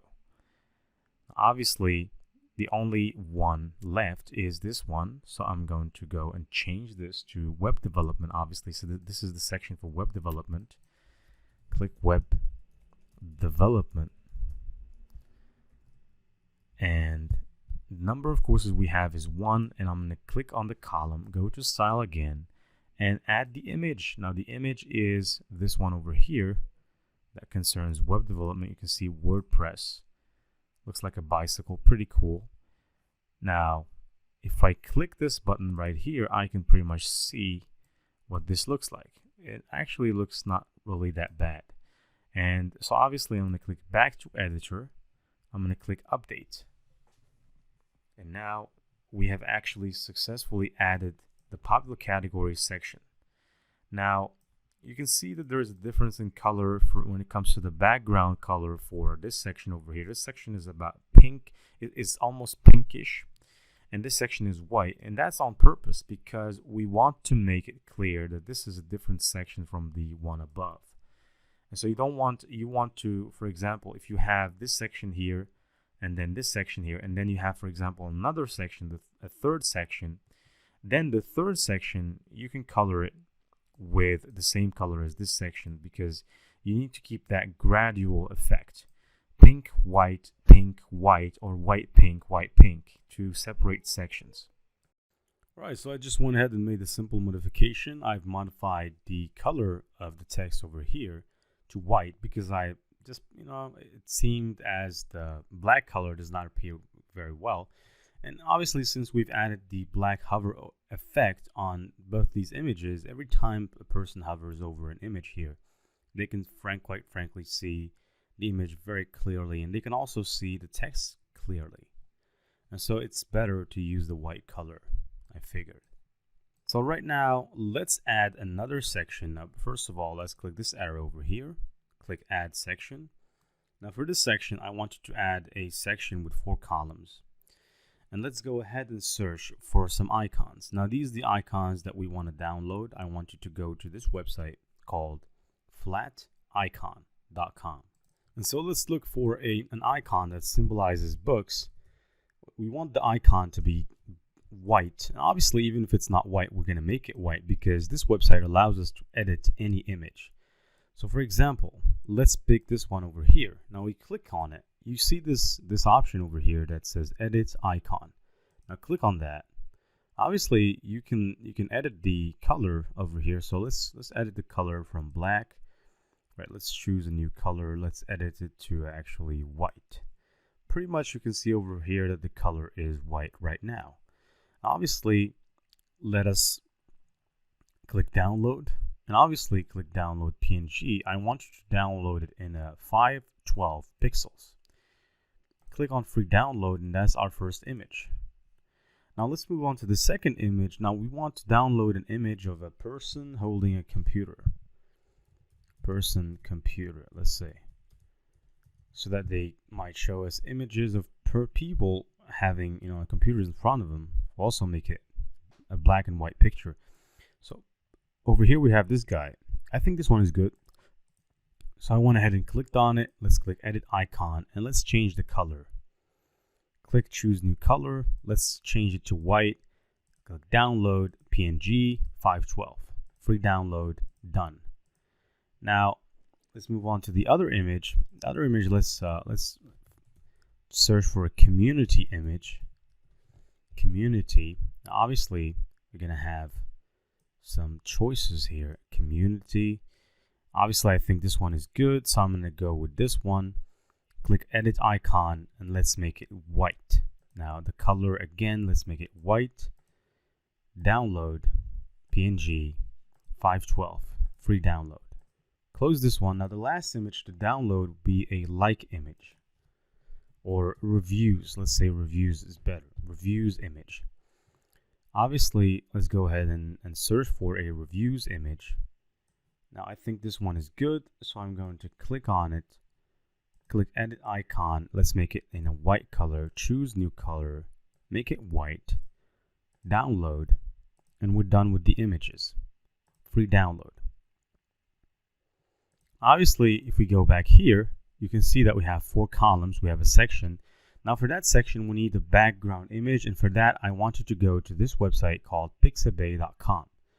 Let's search for a so-called purple color, or let's search for purple in general, purple. Now the images that you see on top are sponsored images or otherwise paid images. You don't want paid images because they're paid. Basically, we want to make sure that we use as much free content as we can for our website. I just happen to like this one over here. I think this one flows good. I don't know if it's gonna flow well with the website, but I'm gonna try it anyways. So I'm gonna click download this image. I'm gonna download it in a 920,080 because that's the perfect size for a background image. Close this, go back to Elementor, close the other one, and then in order to add the image in the background, click the section. Obviously go to style, click style, then click background type, then click choose image, and I'm gonna go ahead and upload the image from my computer, and I suggest you to do the same. Obviously, here's the image, the background image. It has been uploaded. It says the server cannot process the image. This can happen if the server is busy, or this is just a maximum size. Well, actually, we don't have a max size of 256. So I'm going to just go ahead and try again to upload the image. Actually, it appears that this kind of image cannot be uploaded. So I'm going to go ahead again to Pixabay. I'm going to search for another purple image apart from this one. Let's try with that one. Purple image or purple cover. So obviously, let's, for example, pick anyone over here. All right, so let's try this one. I guess this one over here, I kind of like it. So let's download the image. And then let's try with it. So here we have our image finally. Now, what's left to do is to go to default, click on default, then click center. We want to center this image. Obviously, let's scroll down a little bit, and then let's keep modifying the image, the size of the image. We want the image to cover the entire section. Obviously, you can see that the section is pretty small, so I want you to click the section, go to layout, content width. Now, not content width, but height. Go to height. Let's say. And then click on minimum height. Now you can see that once you click on minimum height, you're given the option to reduce and to make it larger, make the height of the image larger.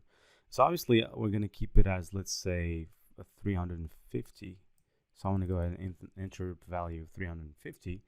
I'm good here. And so obviously let's go ahead and start uploading some background images over here. So I'm going to go ahead to the 9 dots, click the 9 dots, look for the image widget, drag and drop the widget. Obviously, let's choose an image. Now, the image that I want to choose is the image of the book, or the icon of the book that we have just downloaded. So I'm going to choose the image of the book, insert image. Obviously, you can see that we have the image of the book. It's actually pretty large. I'm going to make it smaller. I'm going to make it medium size. Even medium size is actually big. So I'm going to make it a thumbnail size. You can see pretty much actually now is better. It's actually smaller. So I'm going to go ahead and add some text. I'm going to add a heading. And then I'm going to add a counter. I'm going to click the dots, search for counter, and then here's the counter. Now, I'm going to make the counter number, ending number, as let's say about 960, let's say. So now this is the amount of, let's say, courses that we have. I'm not going to give it, I'm going to give it a simple title, 960 courses, let's say. Or you know what? Actually, we only have about 10 courses. So let's be realistic about it. Let's just add 10 here. So I'm just going to add 10. So we only have about 10 courses. Or actually, I just have an idea. So I'm going to remove this, and instead, I'm going to add it here. I'm going to make this the courses. So because I want to add a link over here. And so I'm going to change this, I'm going to make it smaller, go to style. I'm going to make it a little smaller, make the color white. I'm going to make it in Poppins. So let's stay there in styles, typography. Let's search for Poppins. Now, Poppins color. Obviously, let's make it a little less big. So like this, I guess, is good. So let's try with this 26. 26 is big. So 24. Well, 24 is all right. Let's go to content, center it. And obviously, I'm going to take this, copy. I'm going to paste style. Copy again, paste style. Well, it doesn't work. You know what? Because this is a separate widget. So I'm going to click here. I'm going to go to style, and I'm going to style it differently manually. So let's style this number. Now the text typography, let's make it 26, or even let's say 26, and change the font family to Poppins. Poppins. All right, so you can see pretty much, actually a little small, so I'm going to make it 30.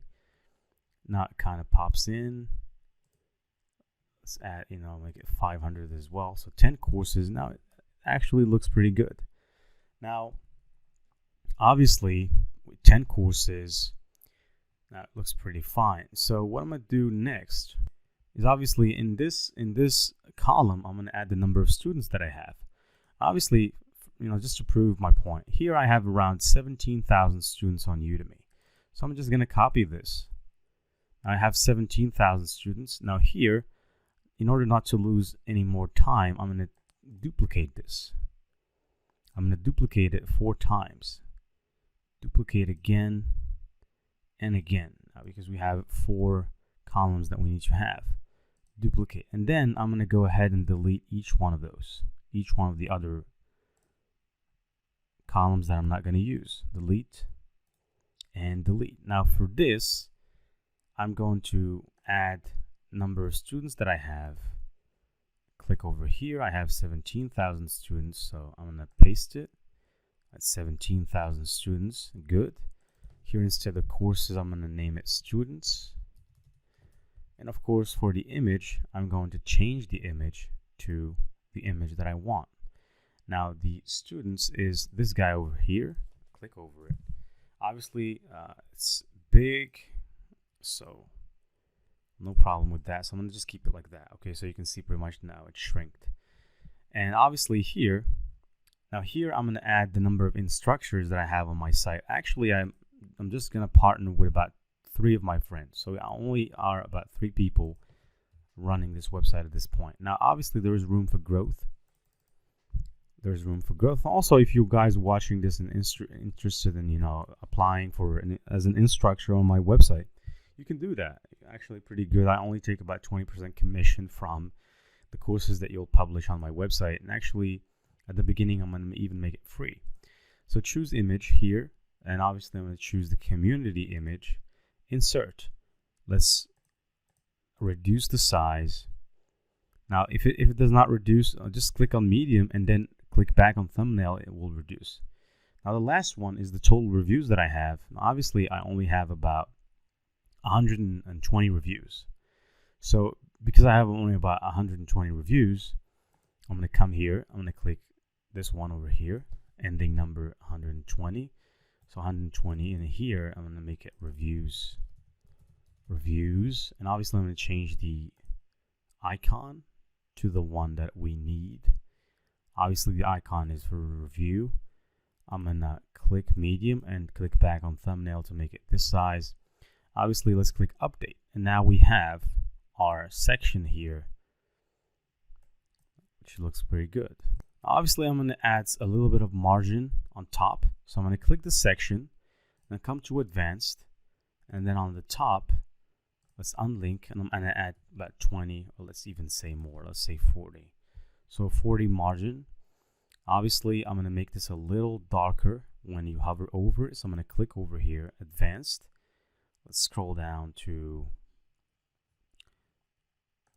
instead of advanced, let's go to style, scroll down, background overlay, and then obviously click hover, click classic, click color, then add the black color. Obviously, when people click on this, it's going to appear black. And so let's click update. If you want to make it even add more opacity, you can add more opacity. Now we are only at the 0.5 opacity. If I continue to add opacity, it becomes really dark. And so I'm going to add up to 0.7 opacity so that this stands out when people click on this.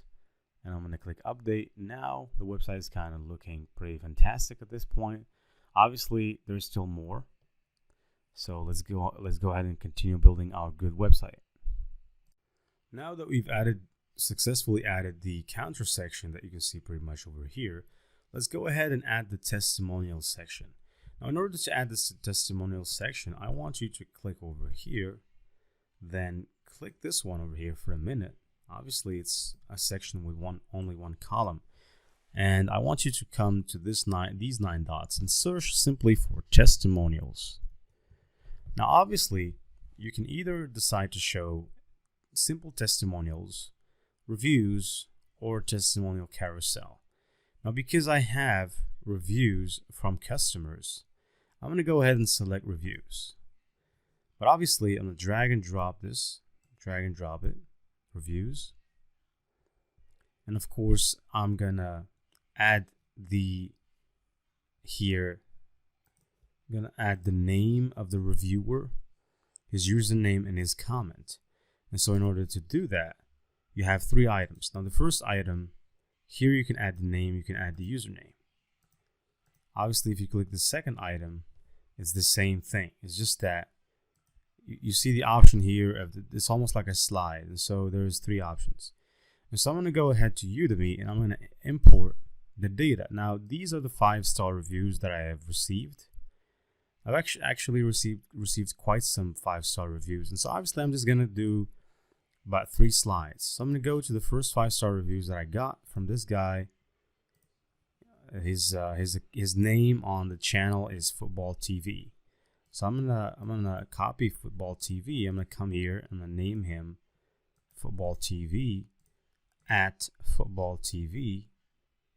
Paste the rating. He left a 5-star rating, and obviously it comes across here as 5-star. And once I scroll down a little bit, you can see that I can leave the review over here. So I'm gonna go ahead. Actually, there is no text, but I'm gonna say great course, for example, great course. It's pretending that this guy left a comment. Now he left a review, a 5-star review with no comment. Anyways, let's move on to the next item. Now the next review on the list is from this guy. So let's copy his name. Let's go here. Let's change the name from John Doe to whatever his name is. Let's change the username, paste. Let's add the rating. Now you can obviously add as many ratings as you want. I'm going to show you how. Now also, this guy left a comment, so I'm going to take his comments. He says that, wow, way more than expected. I love the fact that the tutor's communication is practical and engaging. Seems like he's talking to a friend. Thank you, man. Well, I'm going to add the review over here. I'm going to click update. I'm going to go to the third review, which is also a 5-star review, but I'm going to look for a review where there is a text, where someone has written something. So this guy actually wrote a great course, very well detailed, very easy to follow. All right, so I'm going to copy this guy's text or this guy's name. I'm going to go to item number 3, scroll up a little bit, scroll up over here, scroll up, scroll up, scroll up. I'm going to click paste, and I'm going to paste it again over here, 5-star review, and I'm going to take his comment and paste it. Obviously, you can do the same with all of the other comments as well, or the other reviews. Now, because I don't have a way of adding an image, I'm just gonna disregard the image side. You can even actually delete the image. You can even decide not even to show the image. So I'm going to do that.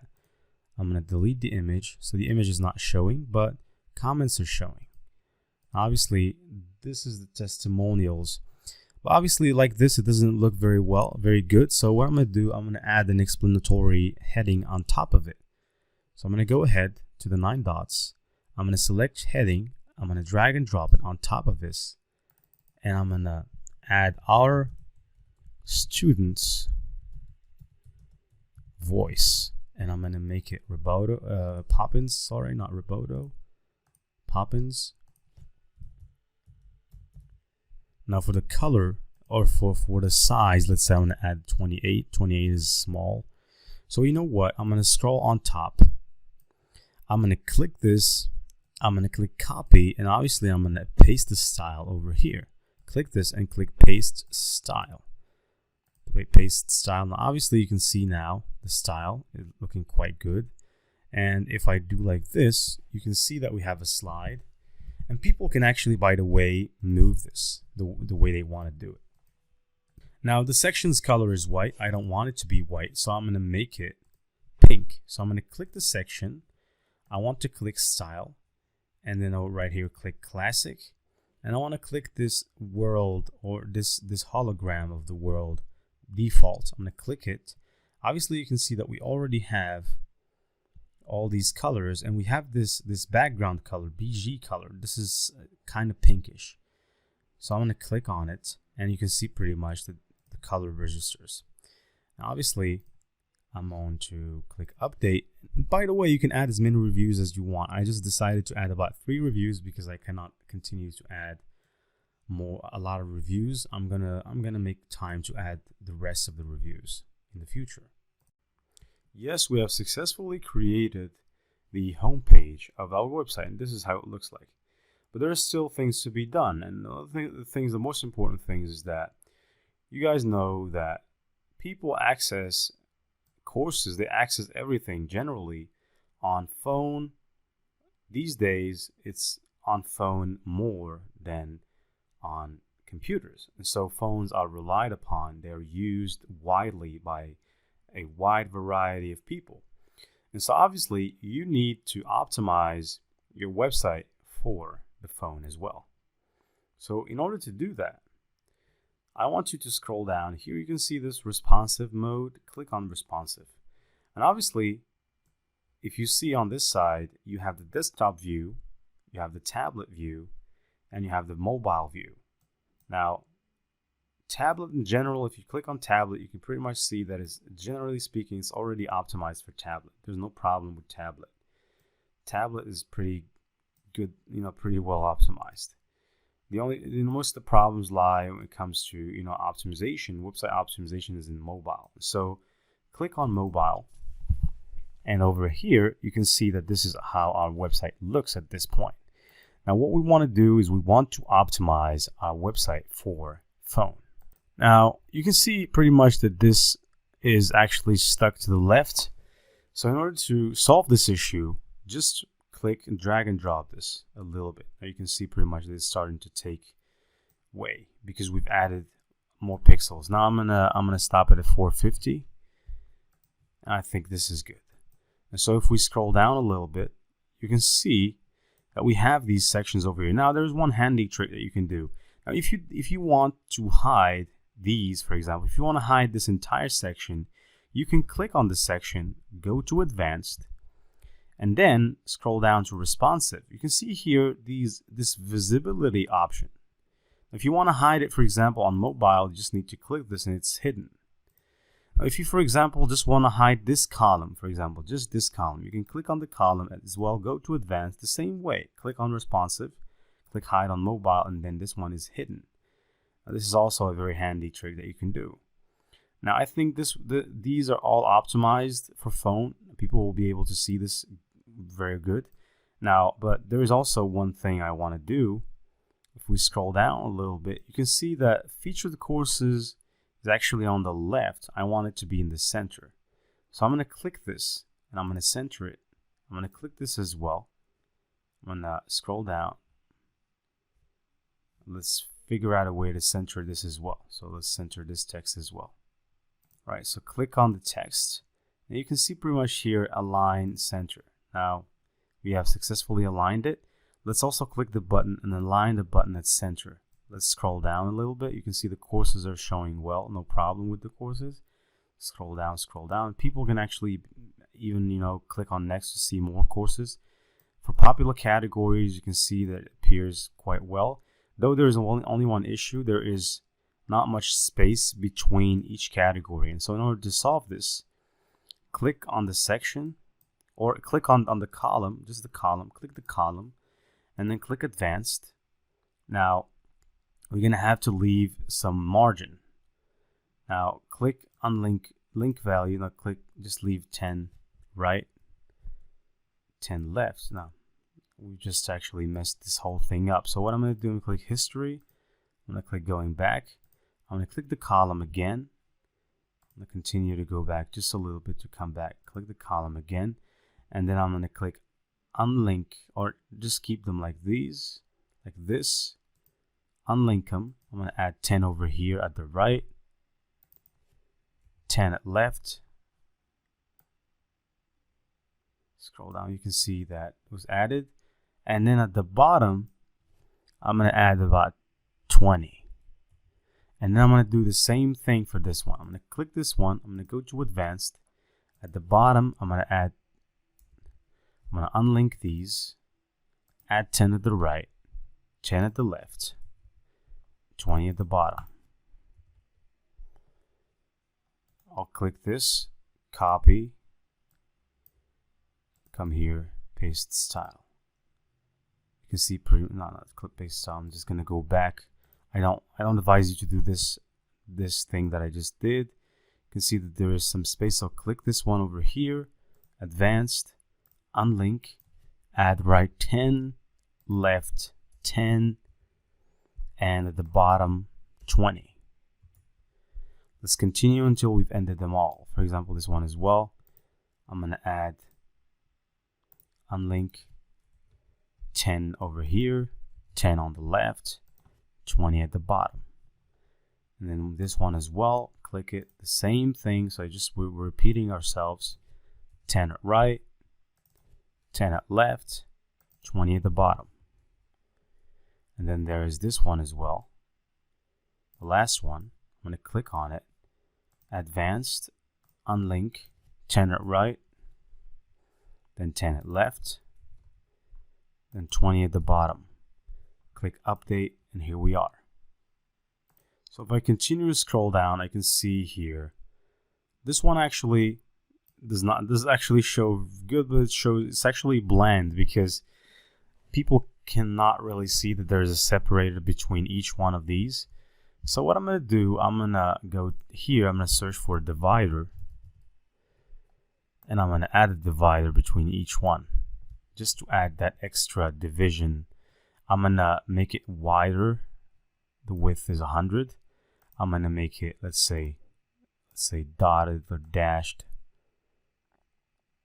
I'm going to go to style. I'm going to make the color of it white, just so it sticks. And I'm going to add some weight to it to make it bigger. And obviously I'm going to duplicate this. Obviously I'm going to take it over here. I'm going to take it and drag it and drop it between those. And I'm going to duplicate it one more time. Duplicate. And I'm going to take it and drag and drop it in between those as well. So you can see that there is a separator now. And by the way, the separator will only appear on mobile. It will not appear on anything else.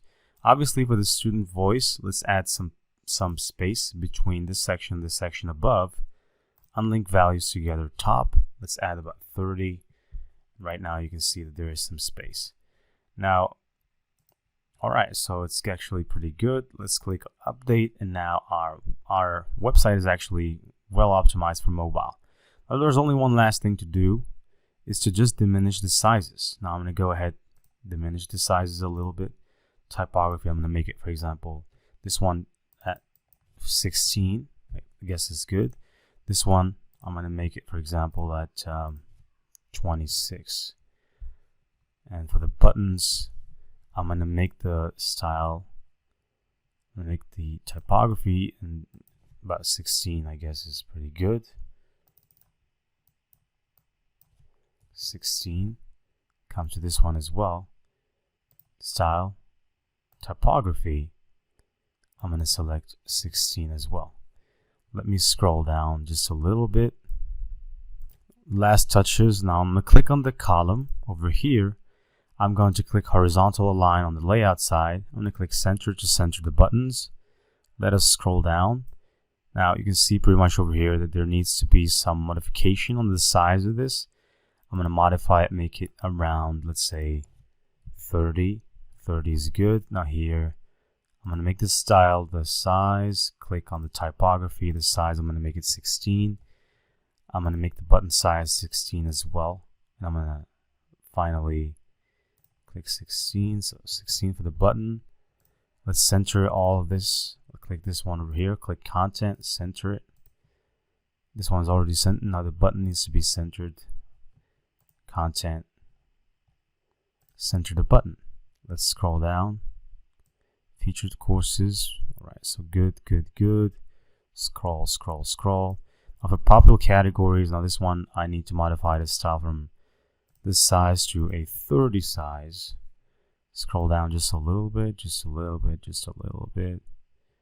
And for our student's voice, I'm going to modify it to 26 as well. 30, sorry, not 26. An update. Now our homepage was optimized for mobile. Now people on mobile will be able to easily look at this and actually enjoy the website.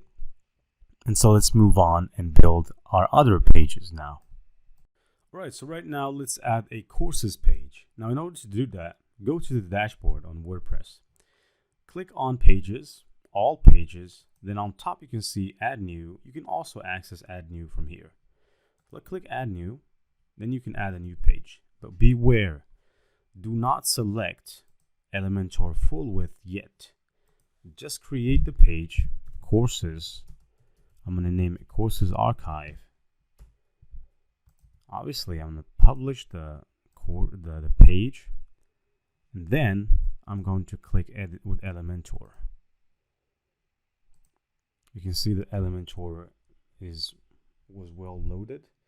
Obviously, let's create a new section over here, and on the section, let's add just one column. Now we're going to need one heading, and we're also going to need one text editor or paragraph. So on the heading, I'm going to add the name of the page, courses archive. Obviously, I'm going to change the typography. So the text color, I'm going to change it to black. All right, black. The typography, I'm going to change it to Poppins. And then the size of it, I'm going to change it to 40.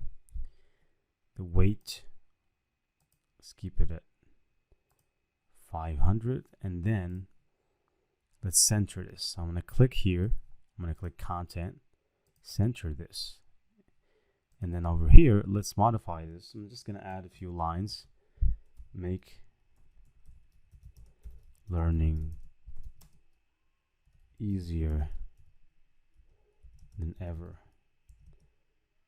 and learn at your pace. To start or to launch your profitable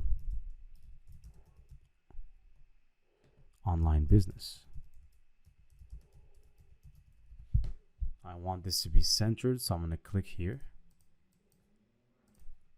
So I'm going to scroll up just a little bit from here to content. You can see that we have the option to align center, so I'm going to align it center. I'm going to change the typography by clicking this edit button, clicking style, and then click the color. I'm going to change it to black. Black is light, or black is dark. Change the typography from Roboto to Poppins.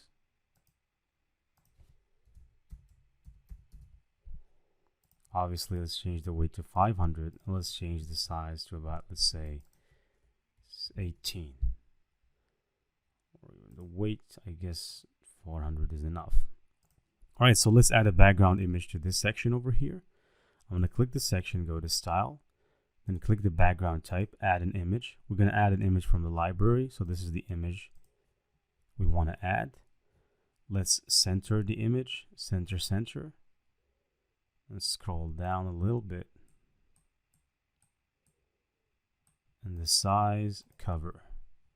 All right, so click the section again, go to layout, click on height, minimum height, and then let's make it a little bigger.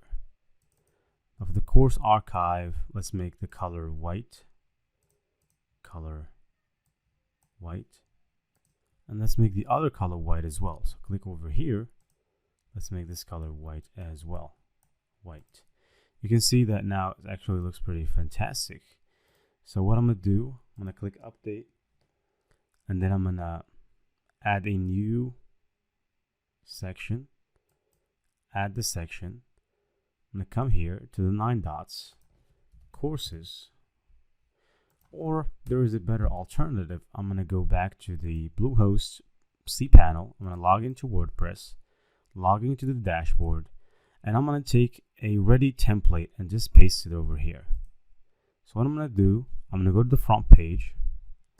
I'm gonna go to the section where we've added courses. So pages, all pages. Let's access the front page.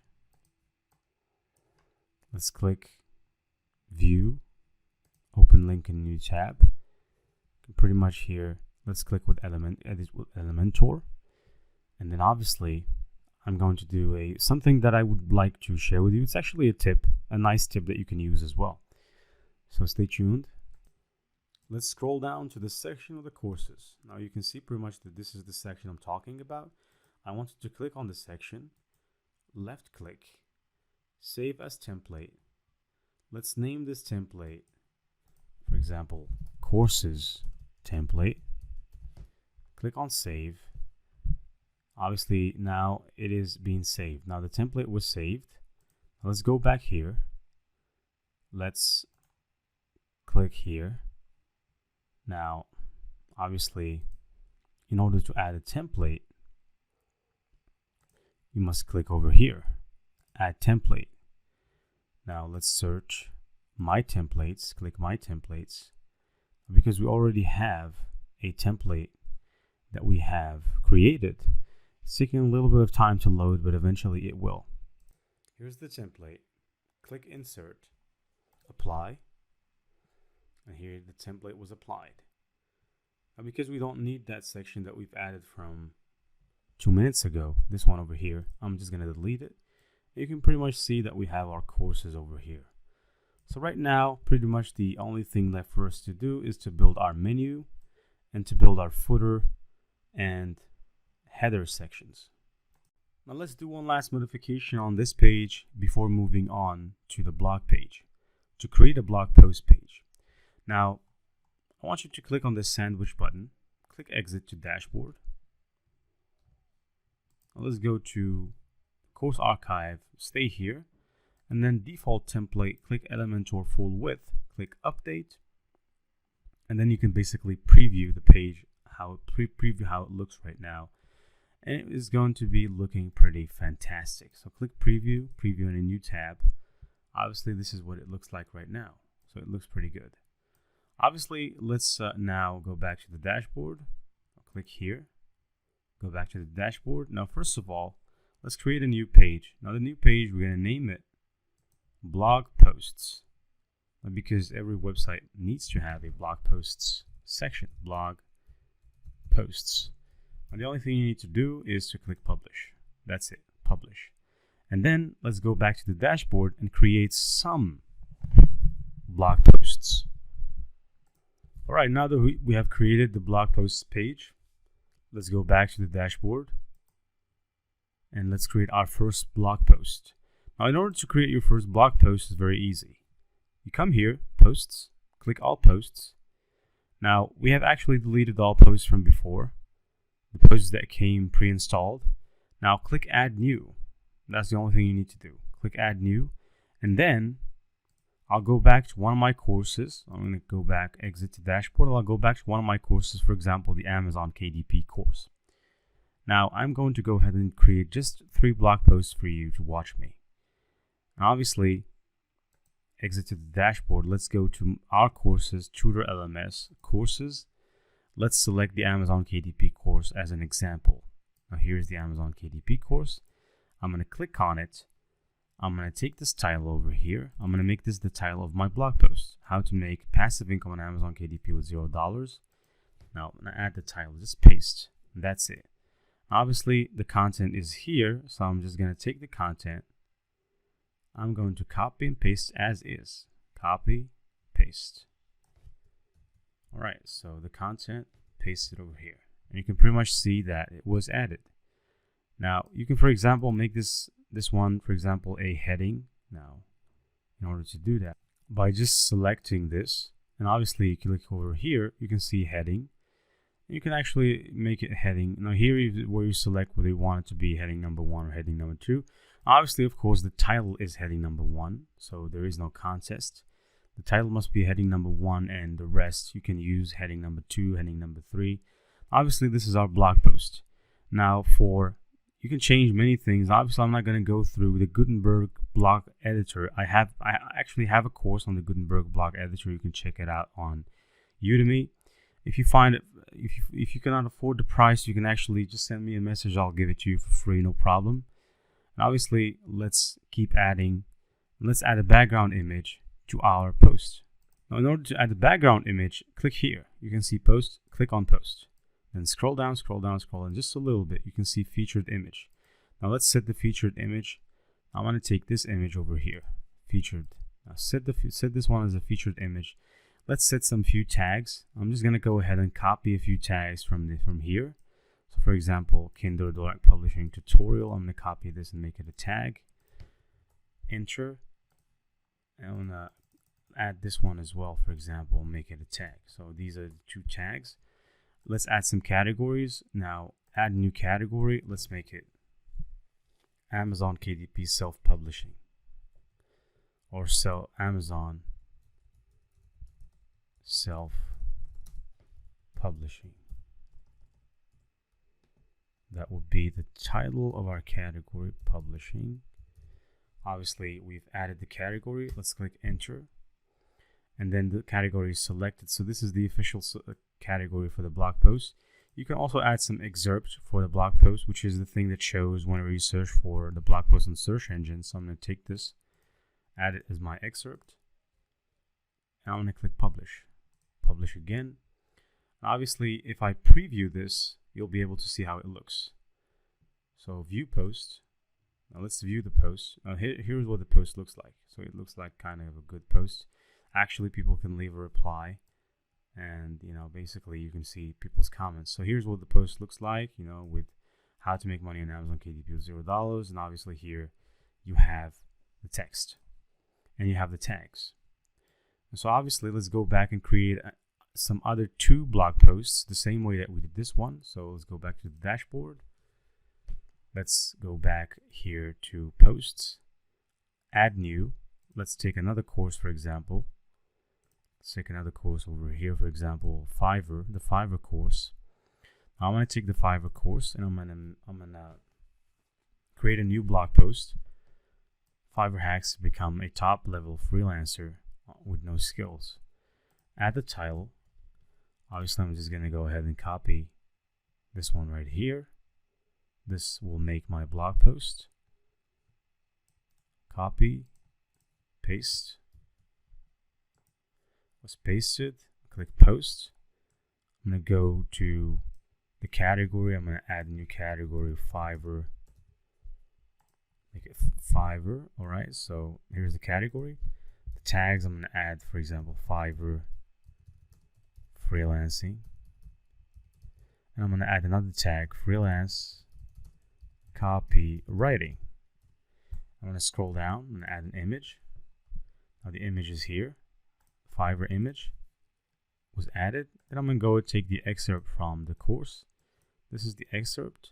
I'm going to copy the excerpt and basically just paste it over here, publish, and we can see how the post looks like in a minute. All right, let's click view post. This is basically how the post is looking. It looks pretty good. Obviously, let's go ahead and add another last post. Obviously, I'm intending to make this a big website, so I'm going to add tons of posts, but these are just for you guys to see how posts are created. Now I'm going to click posts again. I'm going to click add new again, and then I'm going to go and select another course. For example, I like which course I like best. I think this one with the golden egg kind of looks pretty fantastic. I like it. I'm going to click on it, and I'm going to take the title and make a new post. So let's take the title, copy. I'm going to paste it right here in the place of the title. I'm going to take this. I'm going to want to discover why. All right, so let's copy this thing. Copy, copy, copy. Paste it over here. Paste it over here. Sorry, I'm just going to have to copy it again and then paste it again. Paste. Obviously here Grammarly is showing me some mistakes that I did. So let's see what the proposition here. All right, so rate. I'm going to go to post, scroll down. I can see I'm going to add copywriting as a new category or a tag. Freelance copywriting. Copywriting. And then I'm going to add a new category. I'm going to call it freelance copywriting. I'm going to add the featured image for this. Set featured image. And there, this is the image. Set featured image. Now let's click on publish. Publish again. And then let's view our last post before we go ahead and add these to our post page. Now view post. Here's how the post is looking like right now. So let's go back to the dashboard. Now in order to make our blog page, the page in which blog posts are shown, I need to just scroll down, settings, just hover over settings, click on reading. And then for post page, I want you to select blog posts. Then scroll down and click save changes. Obviously, if we go to the blog page, normally we're going to be able to see the blogs. All pages, obviously, if we click on edit, we're not going to be able to see it. But if you view the page from, let's say from the menu, we're going to be able to, this page will display the blog posts. And so in order to see how the blog post page displays the posts, click on view and open a new tab. You can see pretty much that the blog post page right now displays the posts. Here's our first post, second post, third post. So this is how it looks. All right, so let's go ahead and add a contact us page. Now a website sucks without a contact us page. So the same way, go to pages, click all pages, click add new. Obviously this time is going to be way simpler than the other times. So I'm going to contact us page. All right, so contact us and click publish. Obviously publish again, and then let's go and edit this page with Elementor. Obviously we're going to import ready pages. We don't really have much time to waste more on editing with Elementor. You know, it gets a little more frustrating over time. So click edit with Elementor. And then obviously instead of clicking the plus button, I want you to click the add template button. Now let's search for pages this time. Now the page that which we want to search for is contact us. Obviously most of the pages here are pro versions. Now you're not going to be able to use pro versions if you have only the free version of Elementor, but that's okay. That's okay. I mean, these pages are also great. I'm going to go ahead and select, for example, the one that I like best. I just so happen to like this one over here. I guess it's good, so I'm going to select this one, click insert, apply. So I'm going to apply this page, and this will become our contact us page. contact us. Now obviously I need to make some changes over here, so I need to change this image. I need to change here the fonts and everything, so I'm going to go style.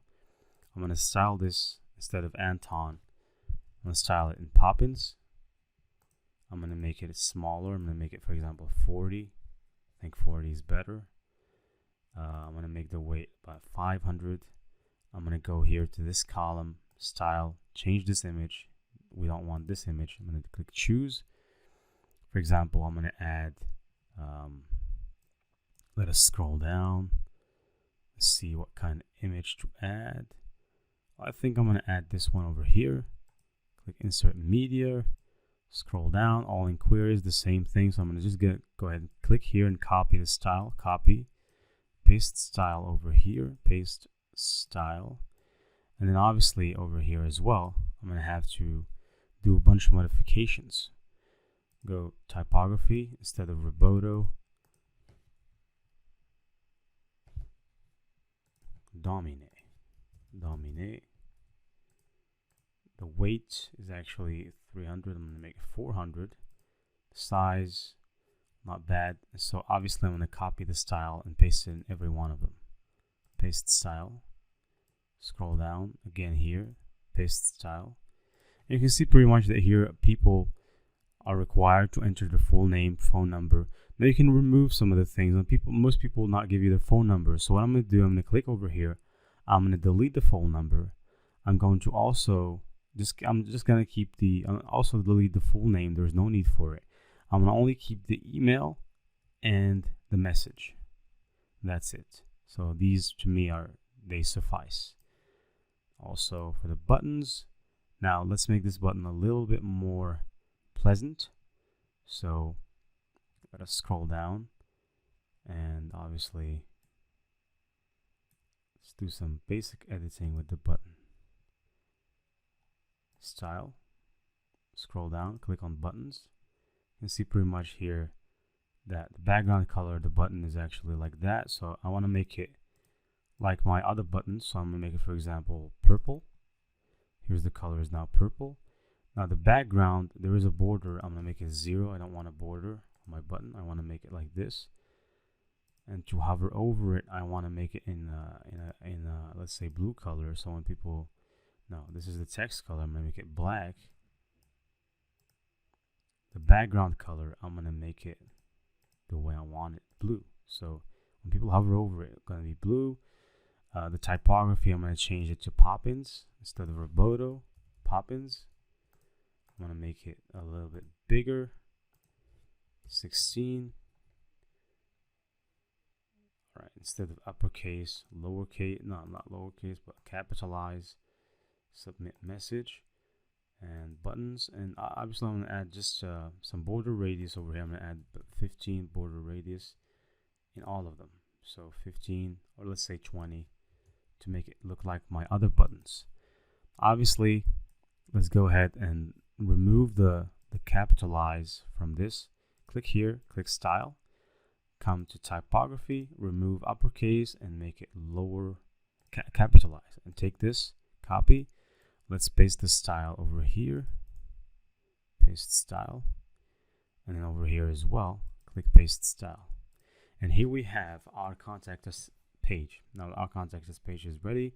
Now where to find us as well. So I'm going to just copy style, click copy, and paste style.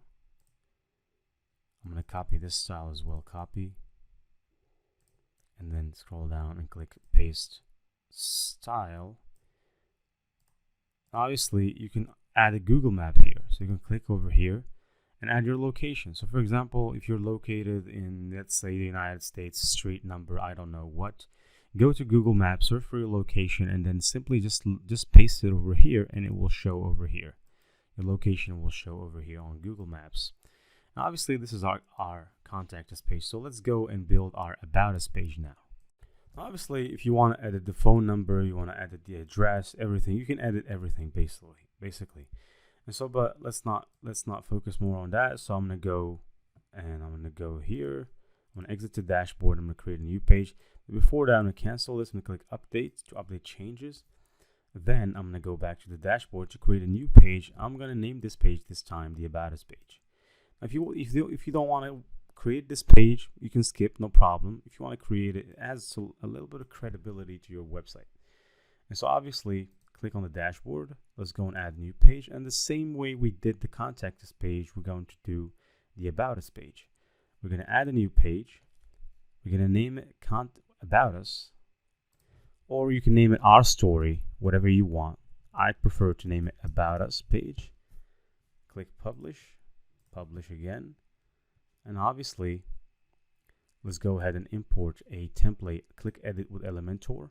Let's import a ready-to-use template that we can actually use and just do simple modifications on it in order to optimize the time. Click here, Pages, and obviously About Us page. So let's search for About Us. So here are some frames of the About Us page. This one is a Pro version. I like Pros. I like Pro versions because they have extra features. And so here's the About Us page. Let's insert, click Apply. Now on the About Us page, you can add some things. You can add images. You can add whatever you want. You can add your company's story, how you got to start. Obviously, you can see that here it starts with a big image. I don't need this image, so I know what, I'm gonna remove this. It's a big section. I'm gonna remove this section. It's actually pretty big. Now I'm just gonna leave the text. Obviously, here you can see that there is a button to contact us. Obviously, there's a lot of modifications to do here, so let's go ahead and do these modifications here. Let's edit this. Let's make this pop-ins instead of just that. Let's make it 40. Let's make this one over here Domine style. Text color, let's make it black. Let's click on this, make this Domine instead of pop-ins, Domine, and then let's keep it like that. Let's take this, copy, scroll down. Let's paste this style over here. Let's copy the style of this as well. Let's scroll down over here and paste the style as well here. Scroll down, yeah, so let's copy the style once again over here. Now, just let's go back a little bit. This is getting a little bit sticky, so paste style, copy, scroll down, paste style. Obviously, just to make everything uniform. I know this can get a little boring, but this is web development, guys. It's actually boring. Now, it's even more boring to be a developer. You should thank God, because it's actually WordPress made it very easy. Copy, and then paste style, and then copy this one as well. Paste style. Here for the button, I'm just gonna make sure that it's actually in Poppins. Okay, Poppins, 16, good. I'm gonna make it 500 instead of 400.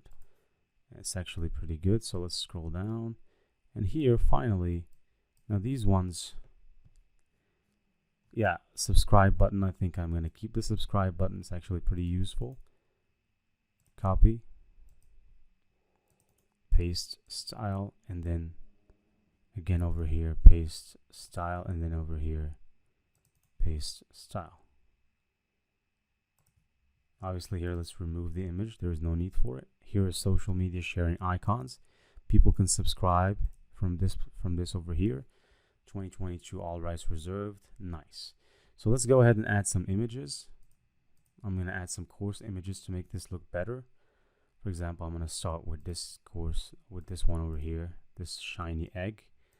I'm going to move here, for example, and choose another image. For example, this course over here.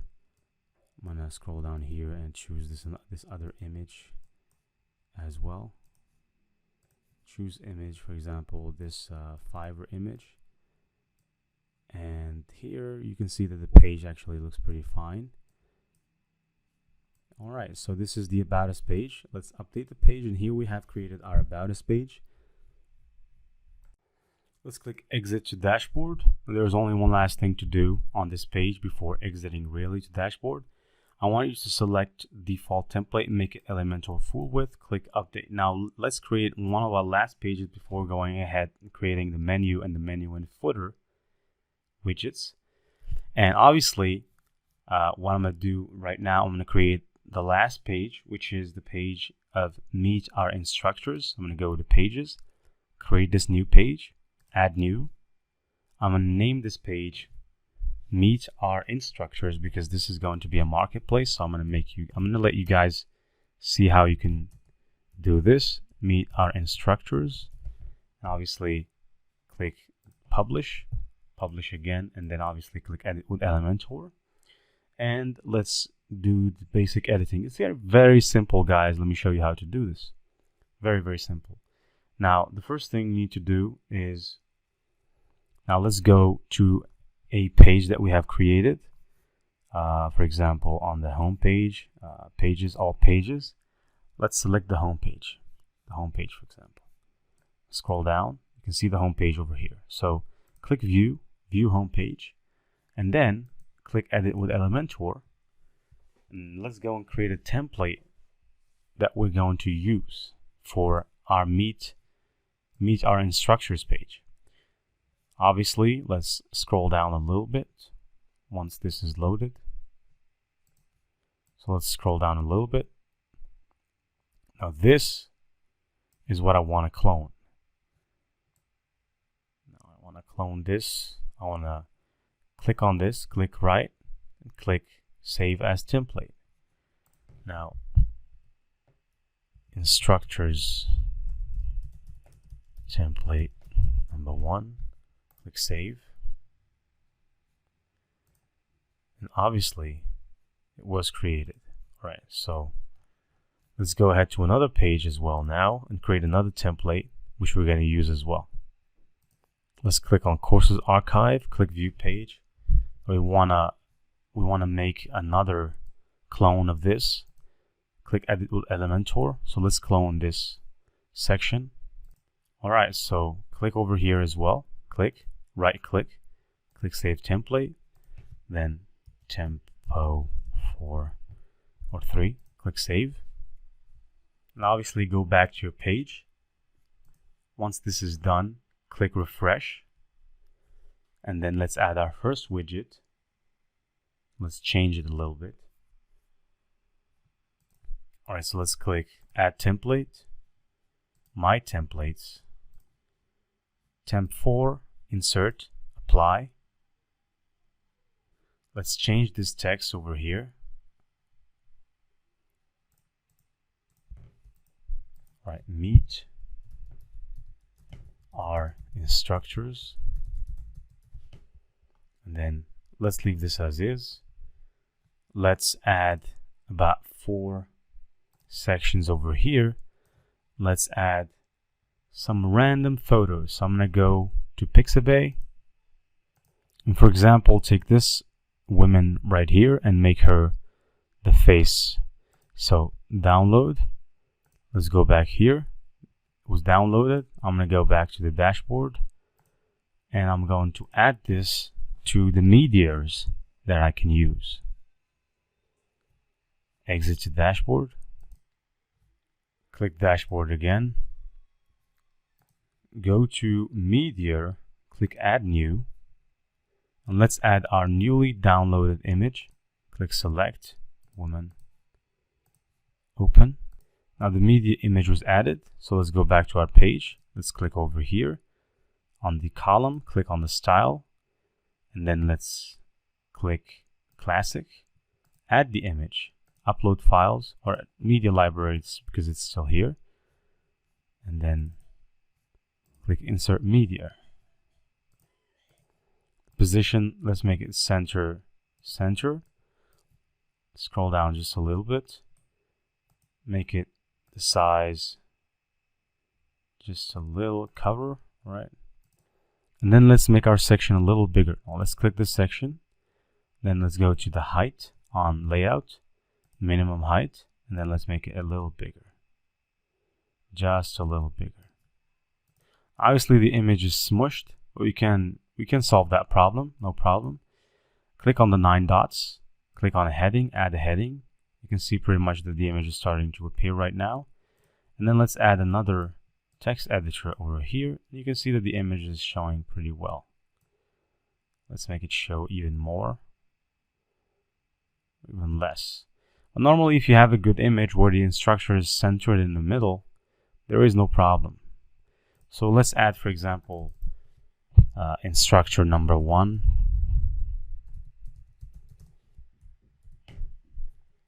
Let's even remove the text, for example, or even we'll even name it best instructor. Best instructor on the site. All right, so let's change the style of this from the color. Let's make it dark. Let's change the typography to Poppins. Let's make it, for example, 20. Let's make it white. And also this one, let's make it white. Let's change the style. White. Typography, Poppins. And then let's make this in the size 26, or let's say 28, I guess. Make it 500. Obviously, let's click update. Then let's add some space in between. So I'm going to click here, go to advanced, add some padding, let's say 100, but just on top. I'm going to remove the right padding, the left padding. Instructor number 1, best instructor on the site. So you can see pretty much that now it actually looks pretty, not that great, but, and you can actually go ahead and delete those. Delete this one.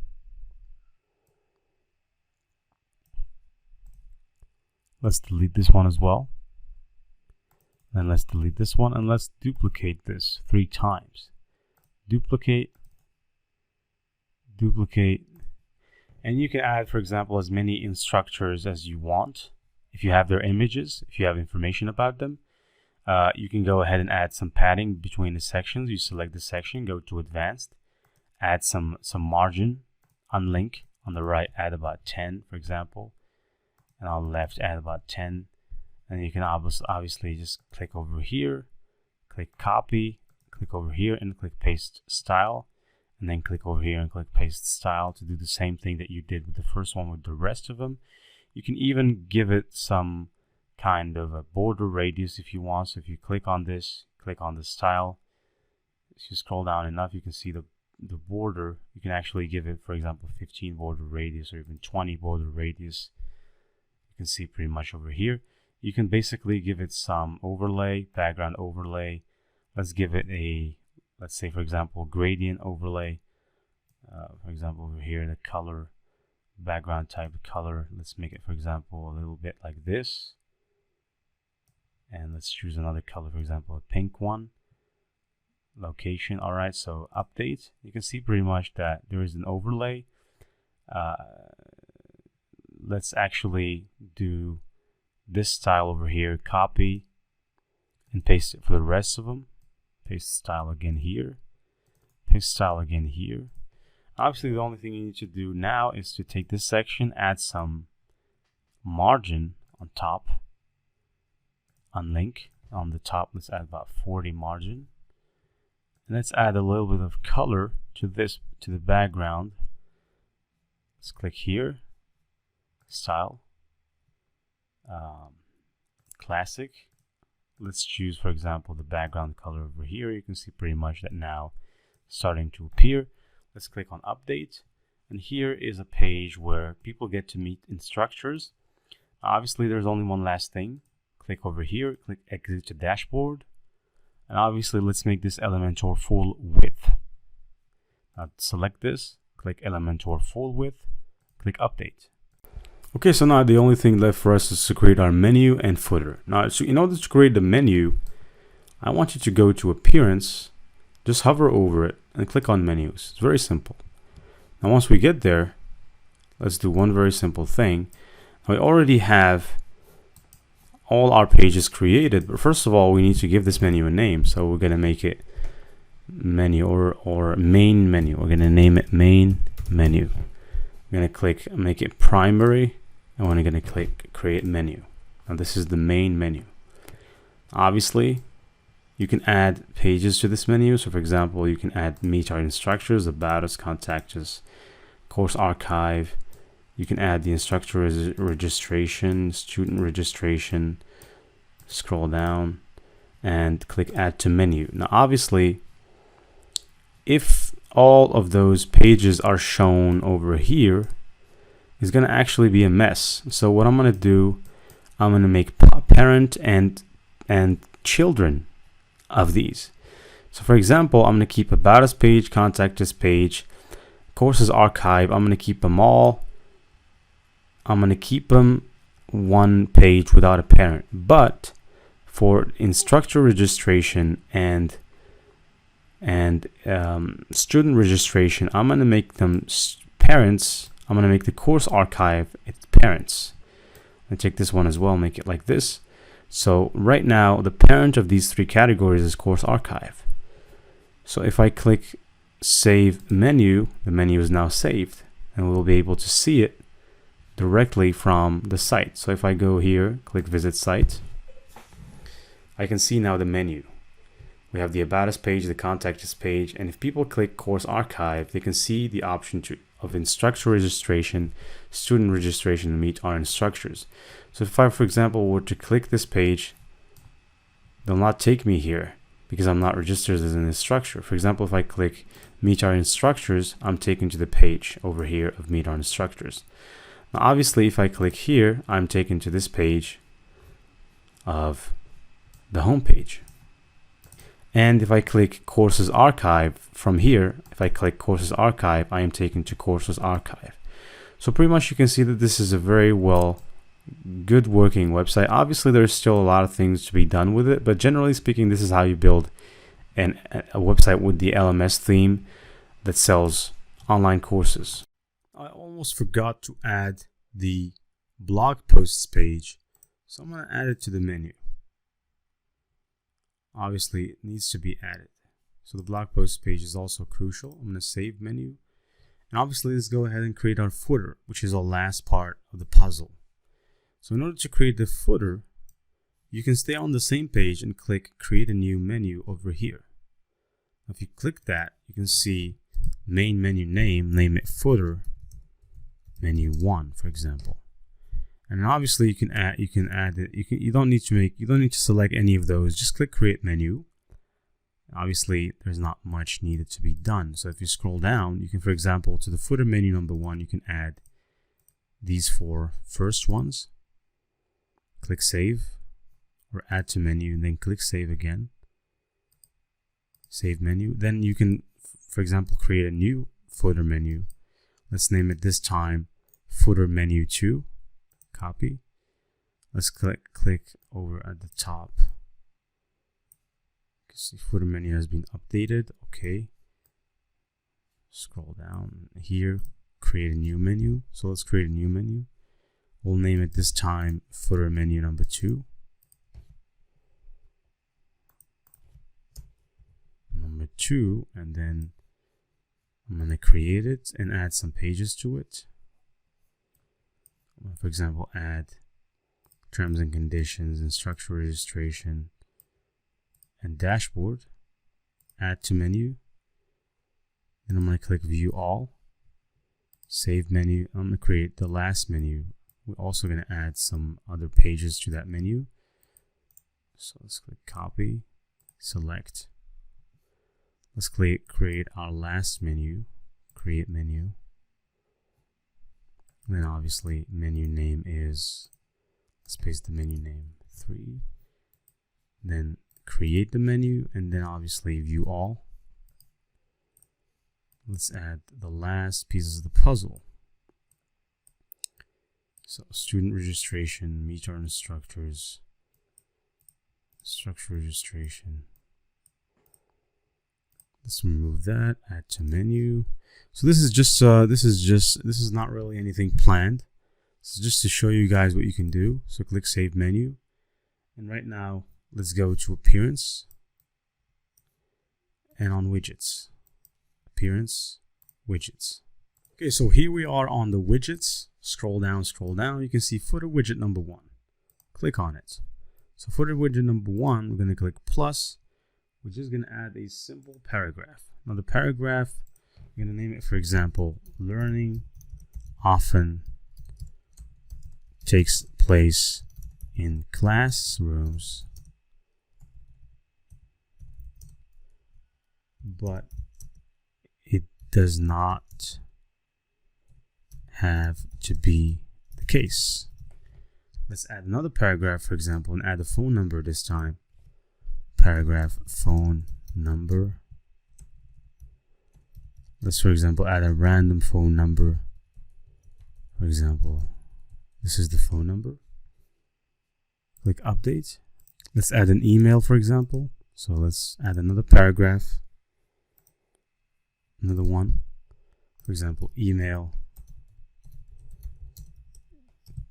contact dot passive generation z.com. For example, this will be our email. Click update. You can actually change the size of those things. Actually, if you select, for example, this one, you can come here and select the size, for example, make it bigger. You can also do the same thing for this one as well, make it a little bit bigger, and this one as well. So you can actually also manipulate the size, among many other things, of course. Here, let's make a mistake, update. So let's go ahead to the footer widget 2. Scroll down just a little bit. Footer widget 2. Let's click over here. Let's search for navigation menu. Navigation menu, let's click on it. You can see the navigation menu. Let's give it, for example, a name, quick links. And then let's select footer menu number 1. Let's scroll down. Footer widget 3, for example, do the same thing. Click over here. Navigation menu. Let's name it, for example, contact, or latest, for example. Let's name it latest.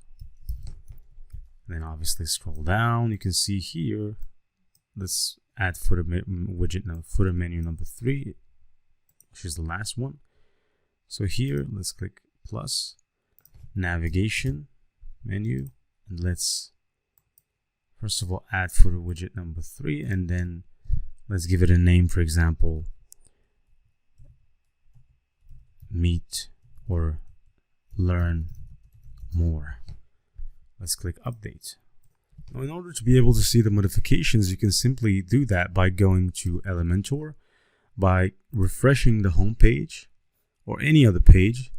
And if you scroll down to the bottom, you'll see exactly what we're talking about, exactly what we've added, which is the footer widget.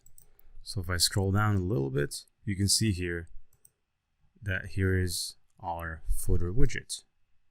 Here it is. So you can actually access all of these links from here by clicking on them. The logo is actually a very important part of the website. Actually, every good website has a good logo. If you go and do a quick search, and every big brand has a great logo, and the logo actually participates somewhat in the success of a brand. And obviously, for this website as well, even though it's only a demo website, but for me, I'm going to be using it. It might be a demo website for you guys, but to me, I'm using it to host my courses. As you can see, I have around 10 courses over here. All of these courses are mine. I've shown you the proof of my Udemy profile. And so at this point, what I'm trying to do is to create a logo. Now you can see here that there is no logo. There's just the name of the website, Passive Income Generation Z, or Z. And so what I'm going to do is very simple. I want you to go to Google and search for free logo maker. Now, I already have designed 2 logos over here. Now, this is the first one, and this is the second one. Obviously, I like this one better. I think this one actually is better. Passive Income Gen Z with the shark in the background, you know, as the icon. Here, there's the sun. It's actually very basic, very simplistic. And so what I'm gonna do, I'm gonna go with this one over here. And so if you want to find this website, it's actually very easy. Search on Google for free logo maker. Then scroll down a little, you can see free logo design. Click on that. Now, on the website, to make things easier, type your company name here. Now, for example, my company name is Passive Income Gen Z. Once you type that, they give you two options. And the first option is to create your logo yourself or to work with a professional designer. Now, I want to create my logo myself. And actually here, there are some qualified designers for more or less than $349. So obviously, it's actually a very expensive service. Now they're saying that it's just for low cost, but this is not low cost.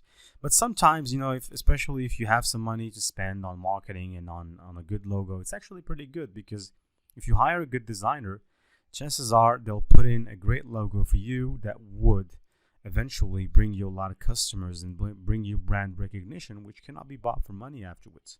And so most of the times, the money that you invest will come back to you a billion times fold.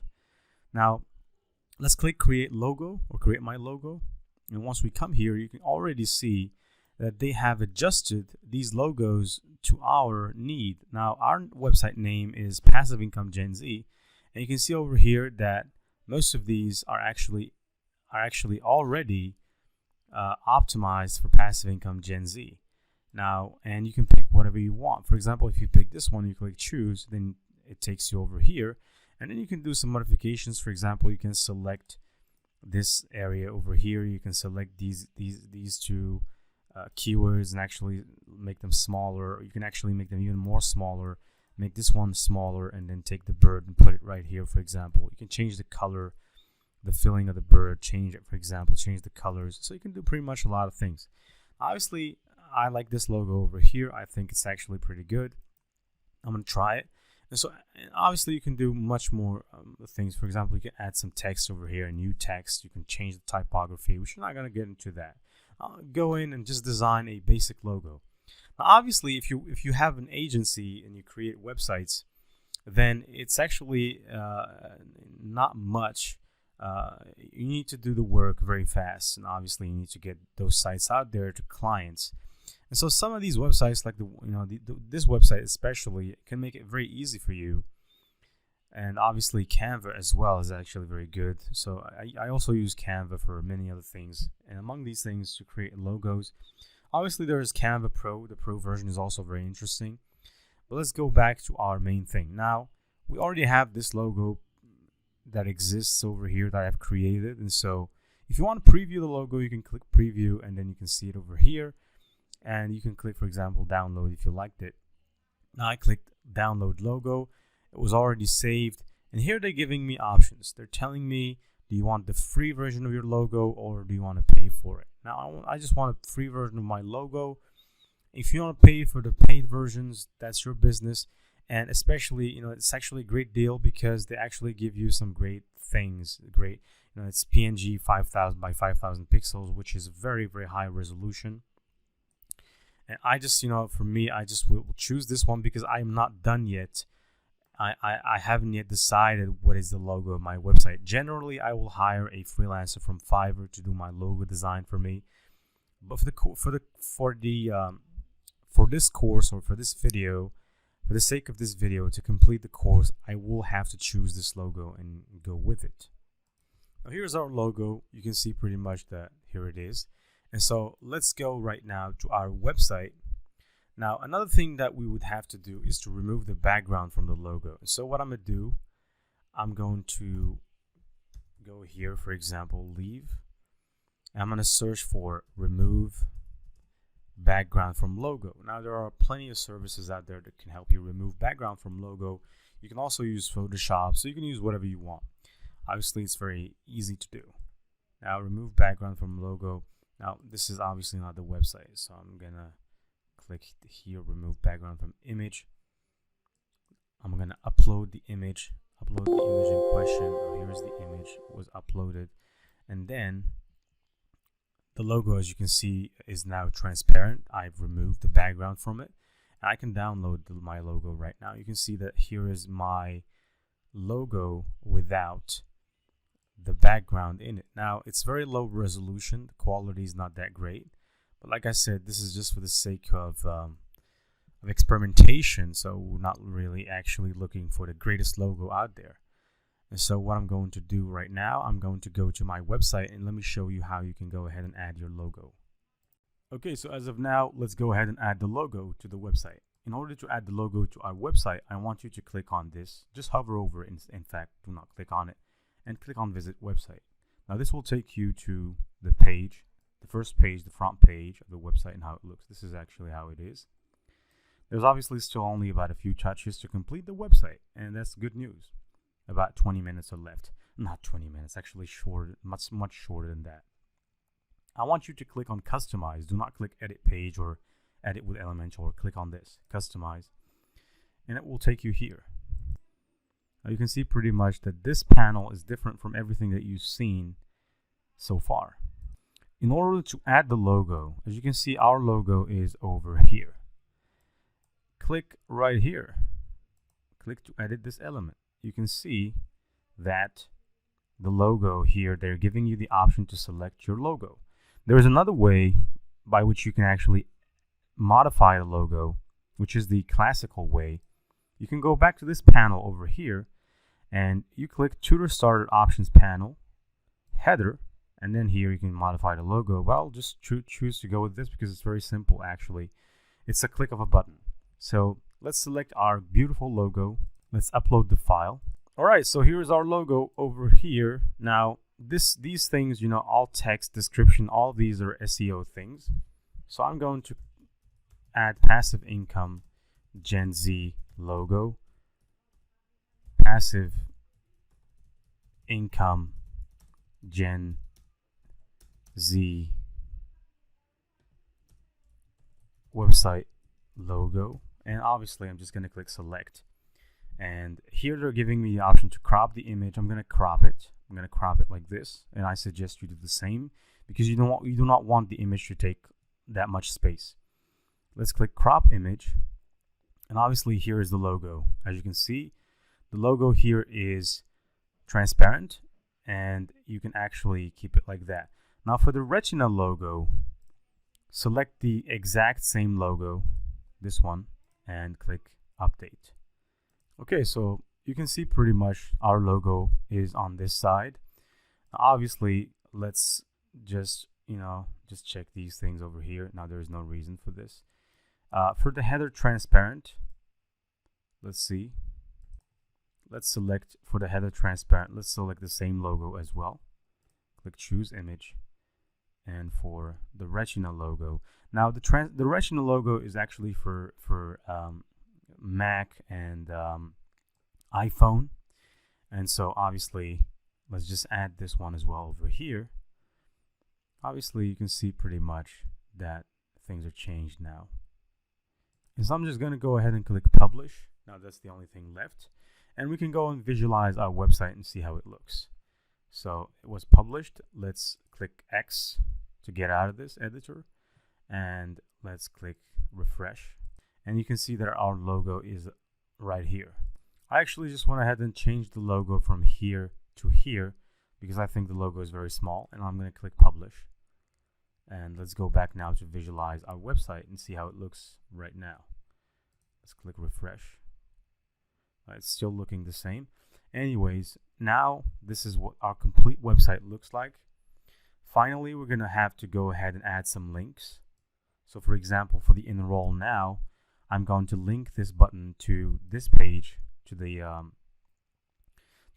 where we display courses. For start now, I'm going to link it down to this section over here, and obviously there's no more other links to add. For these, I'm just going to keep them over like this, and later on I'm going to add links to them. But obviously I'm going to need to show you how you can add links. So let's go ahead. Now let's click edit with Elementor. Let's open up a new WordPress dashboard over on the side because we need two panels to work with. And obviously guys, if things take too long to load, you can call the support.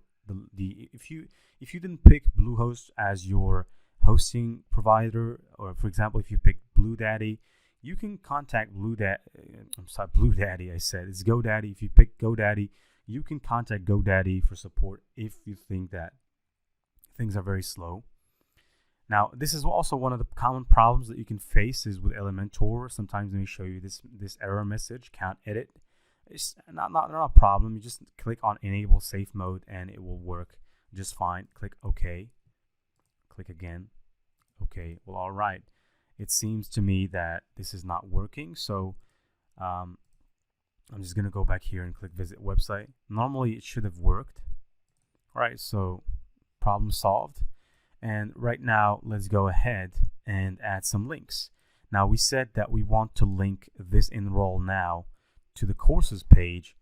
And so I'm going to go ahead to the dashboard. I'm going to go to the pages that we have built.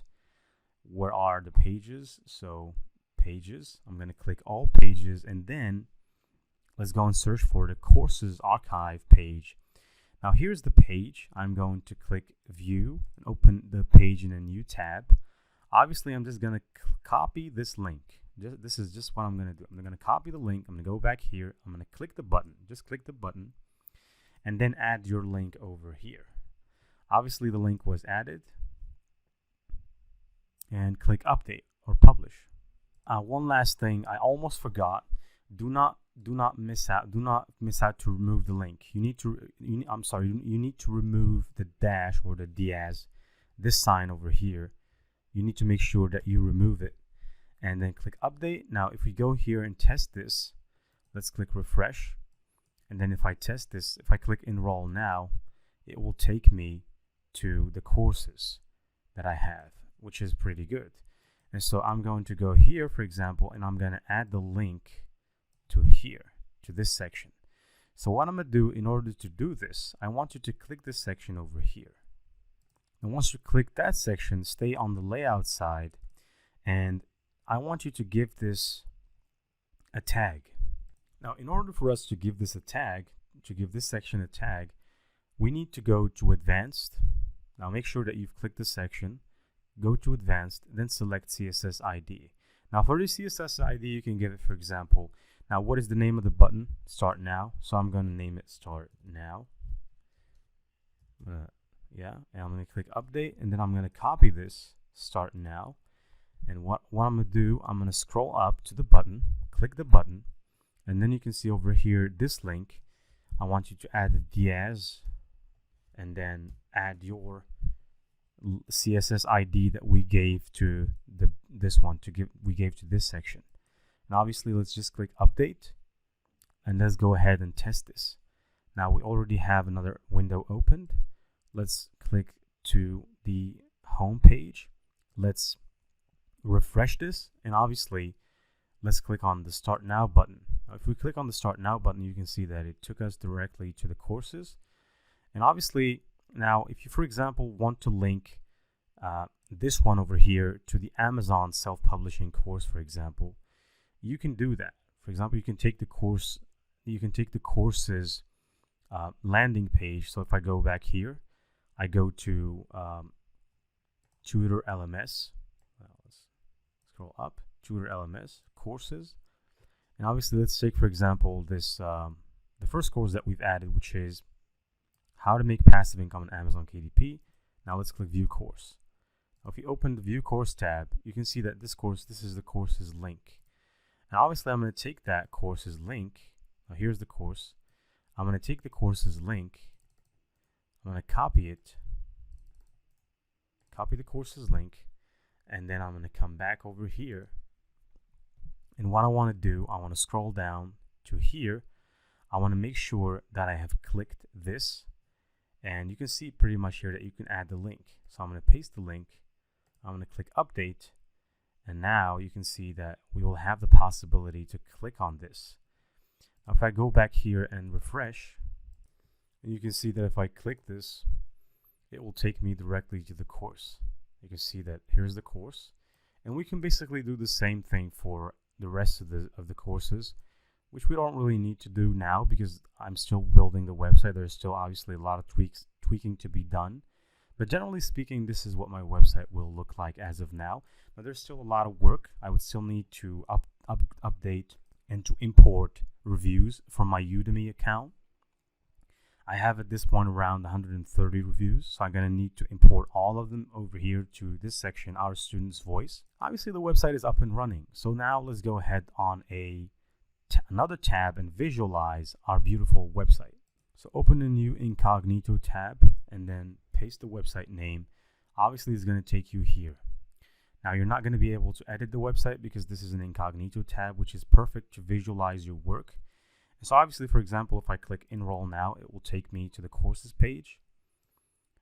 Okay, so you can see pretty much over here. If I click on the About Us button, it's going to take us to the About Us section. So this is the About Us section. If I click, for example, Contact Us, it still takes us here. So if people want to subscribe, they can actually add their email addresses over here and subscribe. So there are plenty of things people can do. If down below there are all these links that people can find useful. Here I've added the email, so if anyone wanted to contact me for support, they can reach me. If people wanted to go back to the first page, they can just click the logo over here and they'll go back here. If you click the Start Now button, it will take you down here. And so, for example, if you like this course and wanted to add it to cart, you can click Add to Cart. But because I forced this on the system, actually, people are required to log in to be able to see the course and to be able to purchase the course. So registration is actually paramount. It's necessary for people to be able to go to the course. Now, if, for example, I click this link, it will take me to the Amazon KDP course, in which I am going to be asked to add the product to cart. And then obviously, if I click Add to Cart, it will ask me for my login information. And generally speaking, this is how the website is looking at this point. We have 10 courses on it. We have a lot of things. It's a very good website, has very good potential. And this is what it is. Now, I'm planning to add more courses, and I'm planning to add up to 100 courses on this website. And I'm also planning to make this an affiliate website in a marketplace for other instructors to come in and to publish their own courses. And obviously, I think I can make this a success. It's going to take time, but I can make this a success. All right, so finally, there are some basic modifications that we need to do on the website before visualizing it. And so I want you to go back to the dashboard, the WordPress dashboard, go to Tutor LMS, and then select Settings. Obviously, there are a lot of things that we have still not changed yet. On the General section, you can see that the dashboard page is dashboard, which is good. Terms and conditions is terms and conditions. Here, the marketplace is not enabled, so let's enable it, which will allow instructors to upload their courses. Now, any instructor can upload their courses on our website and sell their courses. And obviously, we're going to make 20% from that, from the price of the course. Here, let's allow instructors to publish their course. Now, if you click this, you'll enable instructors to publish the course directly. If you disable this, you as an admin will have to take care of looking at every single course out there and publishing it yourself. And I don't want that. I want to allow people freedom. And now that's just basically for the beginning, because if you go and check Udemy, what they do is they give you around 24 to 48 hours before they can publish your course, because they need to watch it. Now, basically, they have people that they hire to watch your course and to check if there are swear words, if there are bad content in there, horrific content. And obviously, I'm going to one day I'm planning to deactivate this, allow instructors to publish courses directly.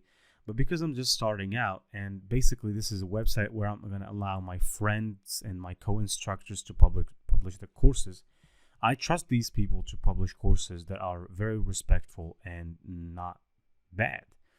Now here, if you click on this button over here, you allow instructors to become an instructor by the click of a button. Now let's scroll up and see the course settings. Now here we have already went through many of those things. Course visibility, students must be logged in to view the course. Now I want to keep that deactivated. Course content access, allow instructors and admins to view the course content without enrolling, which is actually pretty good. Now, if you're an admin, you want to see exactly what the course is about anytime. And so if you deactivate this, you will have to activate it once again in order for you to be able to see the courses. And so as an admin, your number one job is to moderate everything that happens on your website, because this is typically a marketplace and you want to be able to check any time of the day what's happening. Content summary. Now, if you enable this feature, it will show a course content summary on the course details page. Auto redirect to courses. Obviously, this is good, so I'm going to keep it. Spotlight mode. I don't want that. Auto course complete on all lesson completion. Okay, so if people complete everything, it's auto completed, which is pretty obvious. Now, course completion process is strict, so people must complete all the course to get the certification or to be recognized as the fact they completed the course. Now, course retake.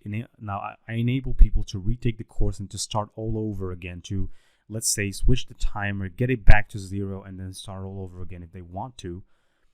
Publish course review and admin approval. We don't want to do that, because generally this will actually take the democracy out. Because if you allow the admin or the course instructor to moderate the reviews, then reviews are not going to be genuine, because basically as an admin you'll only be picking good reviews to show on your website, and I don't want to do that. I want to keep the reviews organic. Now, these, just scroll down, they have no importance. When time expires, auto submit. Now, this is for quizzes. I remember talking about this before or previously. Now, when people are in a quiz, for example, and they might forget that they are there and might take the phone, start playing with something, or leave the setting and go do something else. If, for example, let's say they've answered 5 questions, you can either choose auto submit or auto abandon.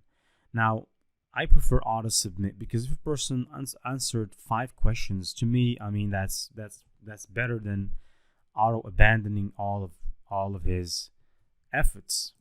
So default quiz attempt limit is 10. You cannot take it more than 10. If you leave it at 0, it's unlimited. Well, I'm going to make it unlimited to give people access to the quiz anytime they want to.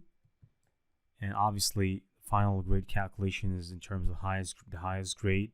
And here you can check the preferred video sources that you want to use. Now, obviously, for this course, we have used 2. We have used external YouTube URLs, and we have used HTML5, which is exactly when you upload a video that you have on your computer, you use HTML file. When it's an external URL, you can use something like Amazon AWS S3 Cloud.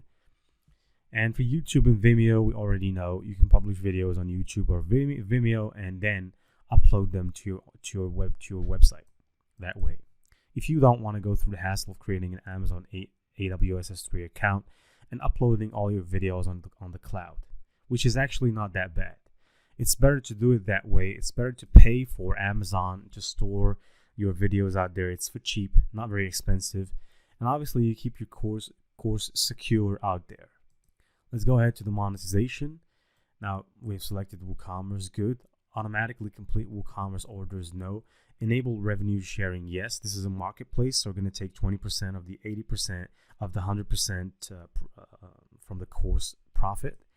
And obviously enable guest mode, allow customers to place orders without an account. No, I want people to create an account because I want to get their emails. No fees to be deducted, no fees for description or anything. So I'm gonna the minimum withdrawal amount is the minimum amount of money that people need to have in their wallet to be able to withdraw money from the website or from the marketplace. So if an instructor, for example, has reached $100, they might be able to transfer that money. If it's less than $100, then they will not be able to demand or to request for a money transfer. Now here, the minimum days before balance is available is 30 days, just so I can check that these instructors are going to be there for a long time, not for a short while, and that these people are not taking this, not seriously. So if an instructor just wants to make $50, I don't need those kind of instructors on my website. I prefer people that would work on my website for the long run, and that's the best thing to do. Now, even Udemy has a minimum amount before they can send you money to your bank. Now let's scroll up to some other options. The design option, you can see here that how many columns per row you want to have. So I'm going to now, I've checked 3. I'm going to change it to 4. I'm going to activate the course filter. Courses per page, you can actually add as many as you want. So here, for example, there's 12. I'm going to keep it like that. So here are the filters basically, and you can check the preferred course filter as you wish. I'll not check any one. Now, course sorting, enable this, and it will sort your courses in either ascending or descending orders. Now this is the instructor list layout. This is the minimal. I would choose this one, portrait, or I think this one is better, so I'm going to go with this. And obviously here is the instructor public profile. This is the classic one. This is the modern one. This is for the student public profile. So I'm going to choose classic for both of them. I'm going to click Save Changes first in order not to lose any of my changes. Now here we have the course details. You can actually check all of these things. Now first, because our courses still do not have reviews on the website, it is safe to say that it's actually wiser to deactivate the review section because we have no reviews. But I'm just going to keep it because anyways, I'm going to find a way to import my reviews from Udemy. Now here, the colors, don't pay them any attention. And obviously these last ones are not very interesting, so I'm going to keep them like that. And then we're going to move to advanced, which is the final section of the settings. Here, I don't want to hide course products on the shop page, so I'm going to keep this deactivated. Now the course archive page, I'm going to select the courses archive page over here. I'm going to click Save Changes. Now we've already created the course archives page, and we can access it from here. So I'm going to show you exactly what it is. And so here it is, the course archive. If I click on it, this is the courses archive page. And you can see that because we have made a change, we have made it possible to add 4 courses in a row. You can see pretty much that all our courses are shown over here. And because we are admins, it allows us to start learning without paying. So I can start learning right now just by clicking the button, and you can see that I have my videos over here. Now for the instructor registration page, keep it like this. Instructor registration, student registration, keep it like this. Now these pages come pre-installed with Tutor LMS. And you actually, basically, you can edit those pages if you want to, but you can just keep them like that. It's actually even better. Scroll down, profile completion. Now if you enable this feature, will show a notification bar to students and instructors to complete their profile instructors, which is something I want. Hide admin bar and restrict access to the WP admin for instructors. Yep, I want to do this, so I'm gonna hide it. And here, if you want to show your website on maintenance mode or on coming soon, you can click here. I don't want to do that. And here, if you want to delete all data, which is not what we want to do, so I'm not going to delete any data. I'm just going to click Save Changes. And let's go now and visualize our jewel of a website that we have created together. I actually can't thank you enough for following this course up to the end. I hope it was actually useful for you. If it was not useful, if you need any other course about creating any other sort of website that you want to create, you can actually share the comments down the section below with me so that I can actually go ahead and, bring out the best that I can possibly bring out to you, obviously for free. I like what I'm doing. I think, if it adds value to people, then it's actually very good. And I like adding value, and I love helping people.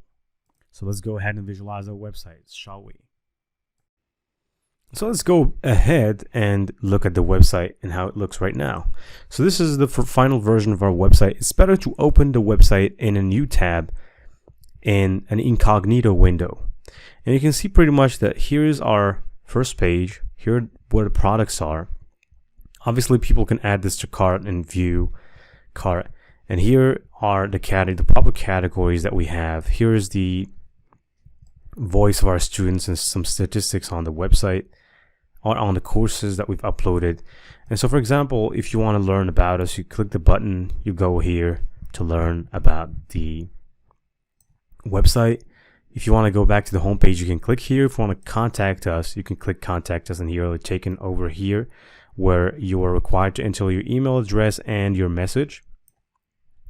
If you want to check the courses archive, you can just click over here and you check the courses archive. And obviously you can even start actually ordering directly from this page. Let's go back. For example, if you want to check the blog posts, you can click blog posts. You can start seeing blog posts. You can see all kinds of blog posts over here. So if you want to continue reading this blog post, for example, you click on it and then it will be taken over here where you can see the blog post. And you can just read and scroll down and read everything that we have published over here. Obviously, let's go back to the home page. And if, for example, let's say you want to register as an instructor, you can click over here, and obviously I'm registered. I have just registered. I've entered all the information. So obviously for you, you'll be able to see a contact form. So I'm already registered, so I'm going to click go to dashboard, and you can see that this is the instructor dashboard and how it looks. But obviously most of the things that Udemy has on their dashboard as well. You can click here if you want to set your profile photo, set a cover photo, almost like Facebook cover photo and a photo. You can change all of these things. You can add a phone number, you can add your skill, occupation, you can add a bio, and you can update your profile later. And similarly, if you want to create a student registration, you can do it. But I would highly recommend you to do it once you are still on the same website. So once you create the instructor profile, create a student profile as well. And here you can meet our instructors by clicking meet our instructors. Obviously, we don't have any instructors at this stage, but when we do have instructors, they will be shown over here on this page. And so let's go back to the home page. Now, if I click, for example, enroll now, it will take me to the courses archive page where I see all the courses. You can see here that there's a filter that you can filter from. You can filter courses by release date, by course title. So obviously there is a filter, so pretty handy things. Let's go back to the page. If I click start now, it will take me down here. You can obviously add the products to cart. And let's go back to the dashboard and see how the products look. For example, here I'm on one of the products. And so if I copy this link over here and then paste it, you can see that I can add the product to cart. You can actually zoom in on the product. You can see that there is a sale on the product, which means that the product is normally worth $89.99, and right now I've priced it for just about $19. Here are the categories. Obviously, when people are searching, they need to optimize this for SEO. So as much categories as you can add, I recommend you to do it because this reinforces your SEO. And so, for example, you want to pay this with PayPal. You click PayPal, and then you can log into your PayPal account and start the payment process. So obviously everything is actually pretty good. If you scroll down here, like Amazon, you can see related products. So because this is about copywriting and we have 5 copywriting courses, you can see over here that all of these are related products to the one above, which is actually pretty good for the upsell because people might purchase this, and if they scroll down and see, for example, that they might like any of those on any of those other courses that you've added, they might like it. They might actually want to click add to cart as well. And so if you want to go back to the home page, click over here, and I guess that this is what it is, guys. This is how the website looks. We have the courses, we have blogs, everything is set up. It's actually pretty beautiful. Obviously there is more tweaking to be done. Generally speaking, there's tweaking to be done all the time, but for the amount of time that we spent, about 4 hours to produce such a website, it's actually pretty good. You can actually create a gig on Fiverr and start making money from the skills that you've learned throughout this course by selling your competency as a web developer. You can go out and cold call some people. For example, you can go out and search for Udemy instructors, send them a message and ask them if they, for example, want to have a website of their own. And if you have a website like this to show them, you can actually share it with them and tell them, hey, I have a website. Would you like me to create a website like this for you? And they can obviously do that. If they accept, you can create a website for them. Now that you know how to create a website, an online course website. So guys, this is the final part of the course, which is also the sad part of the course, which is because I get to tell you guys, thank you very much. And I hopefully the course was actually very beneficial to you. Hopefully you've learned everything that I've promised you and more. And if you want any other course like this one, if you want a course, just request it to me. I would gladly do another video like this one, or multiple other videos like this one. If you want, for example, to create an e-commerce shop to sell t-shirts, if you want to sell products, anything, guys, if you want to create a Shopify store, I can help you do that. Just hit me, on the comment section with what you want, and I'll tend to your requests. See you. Thank you very much. Do not forget to subscribe, and thank you a whole lot.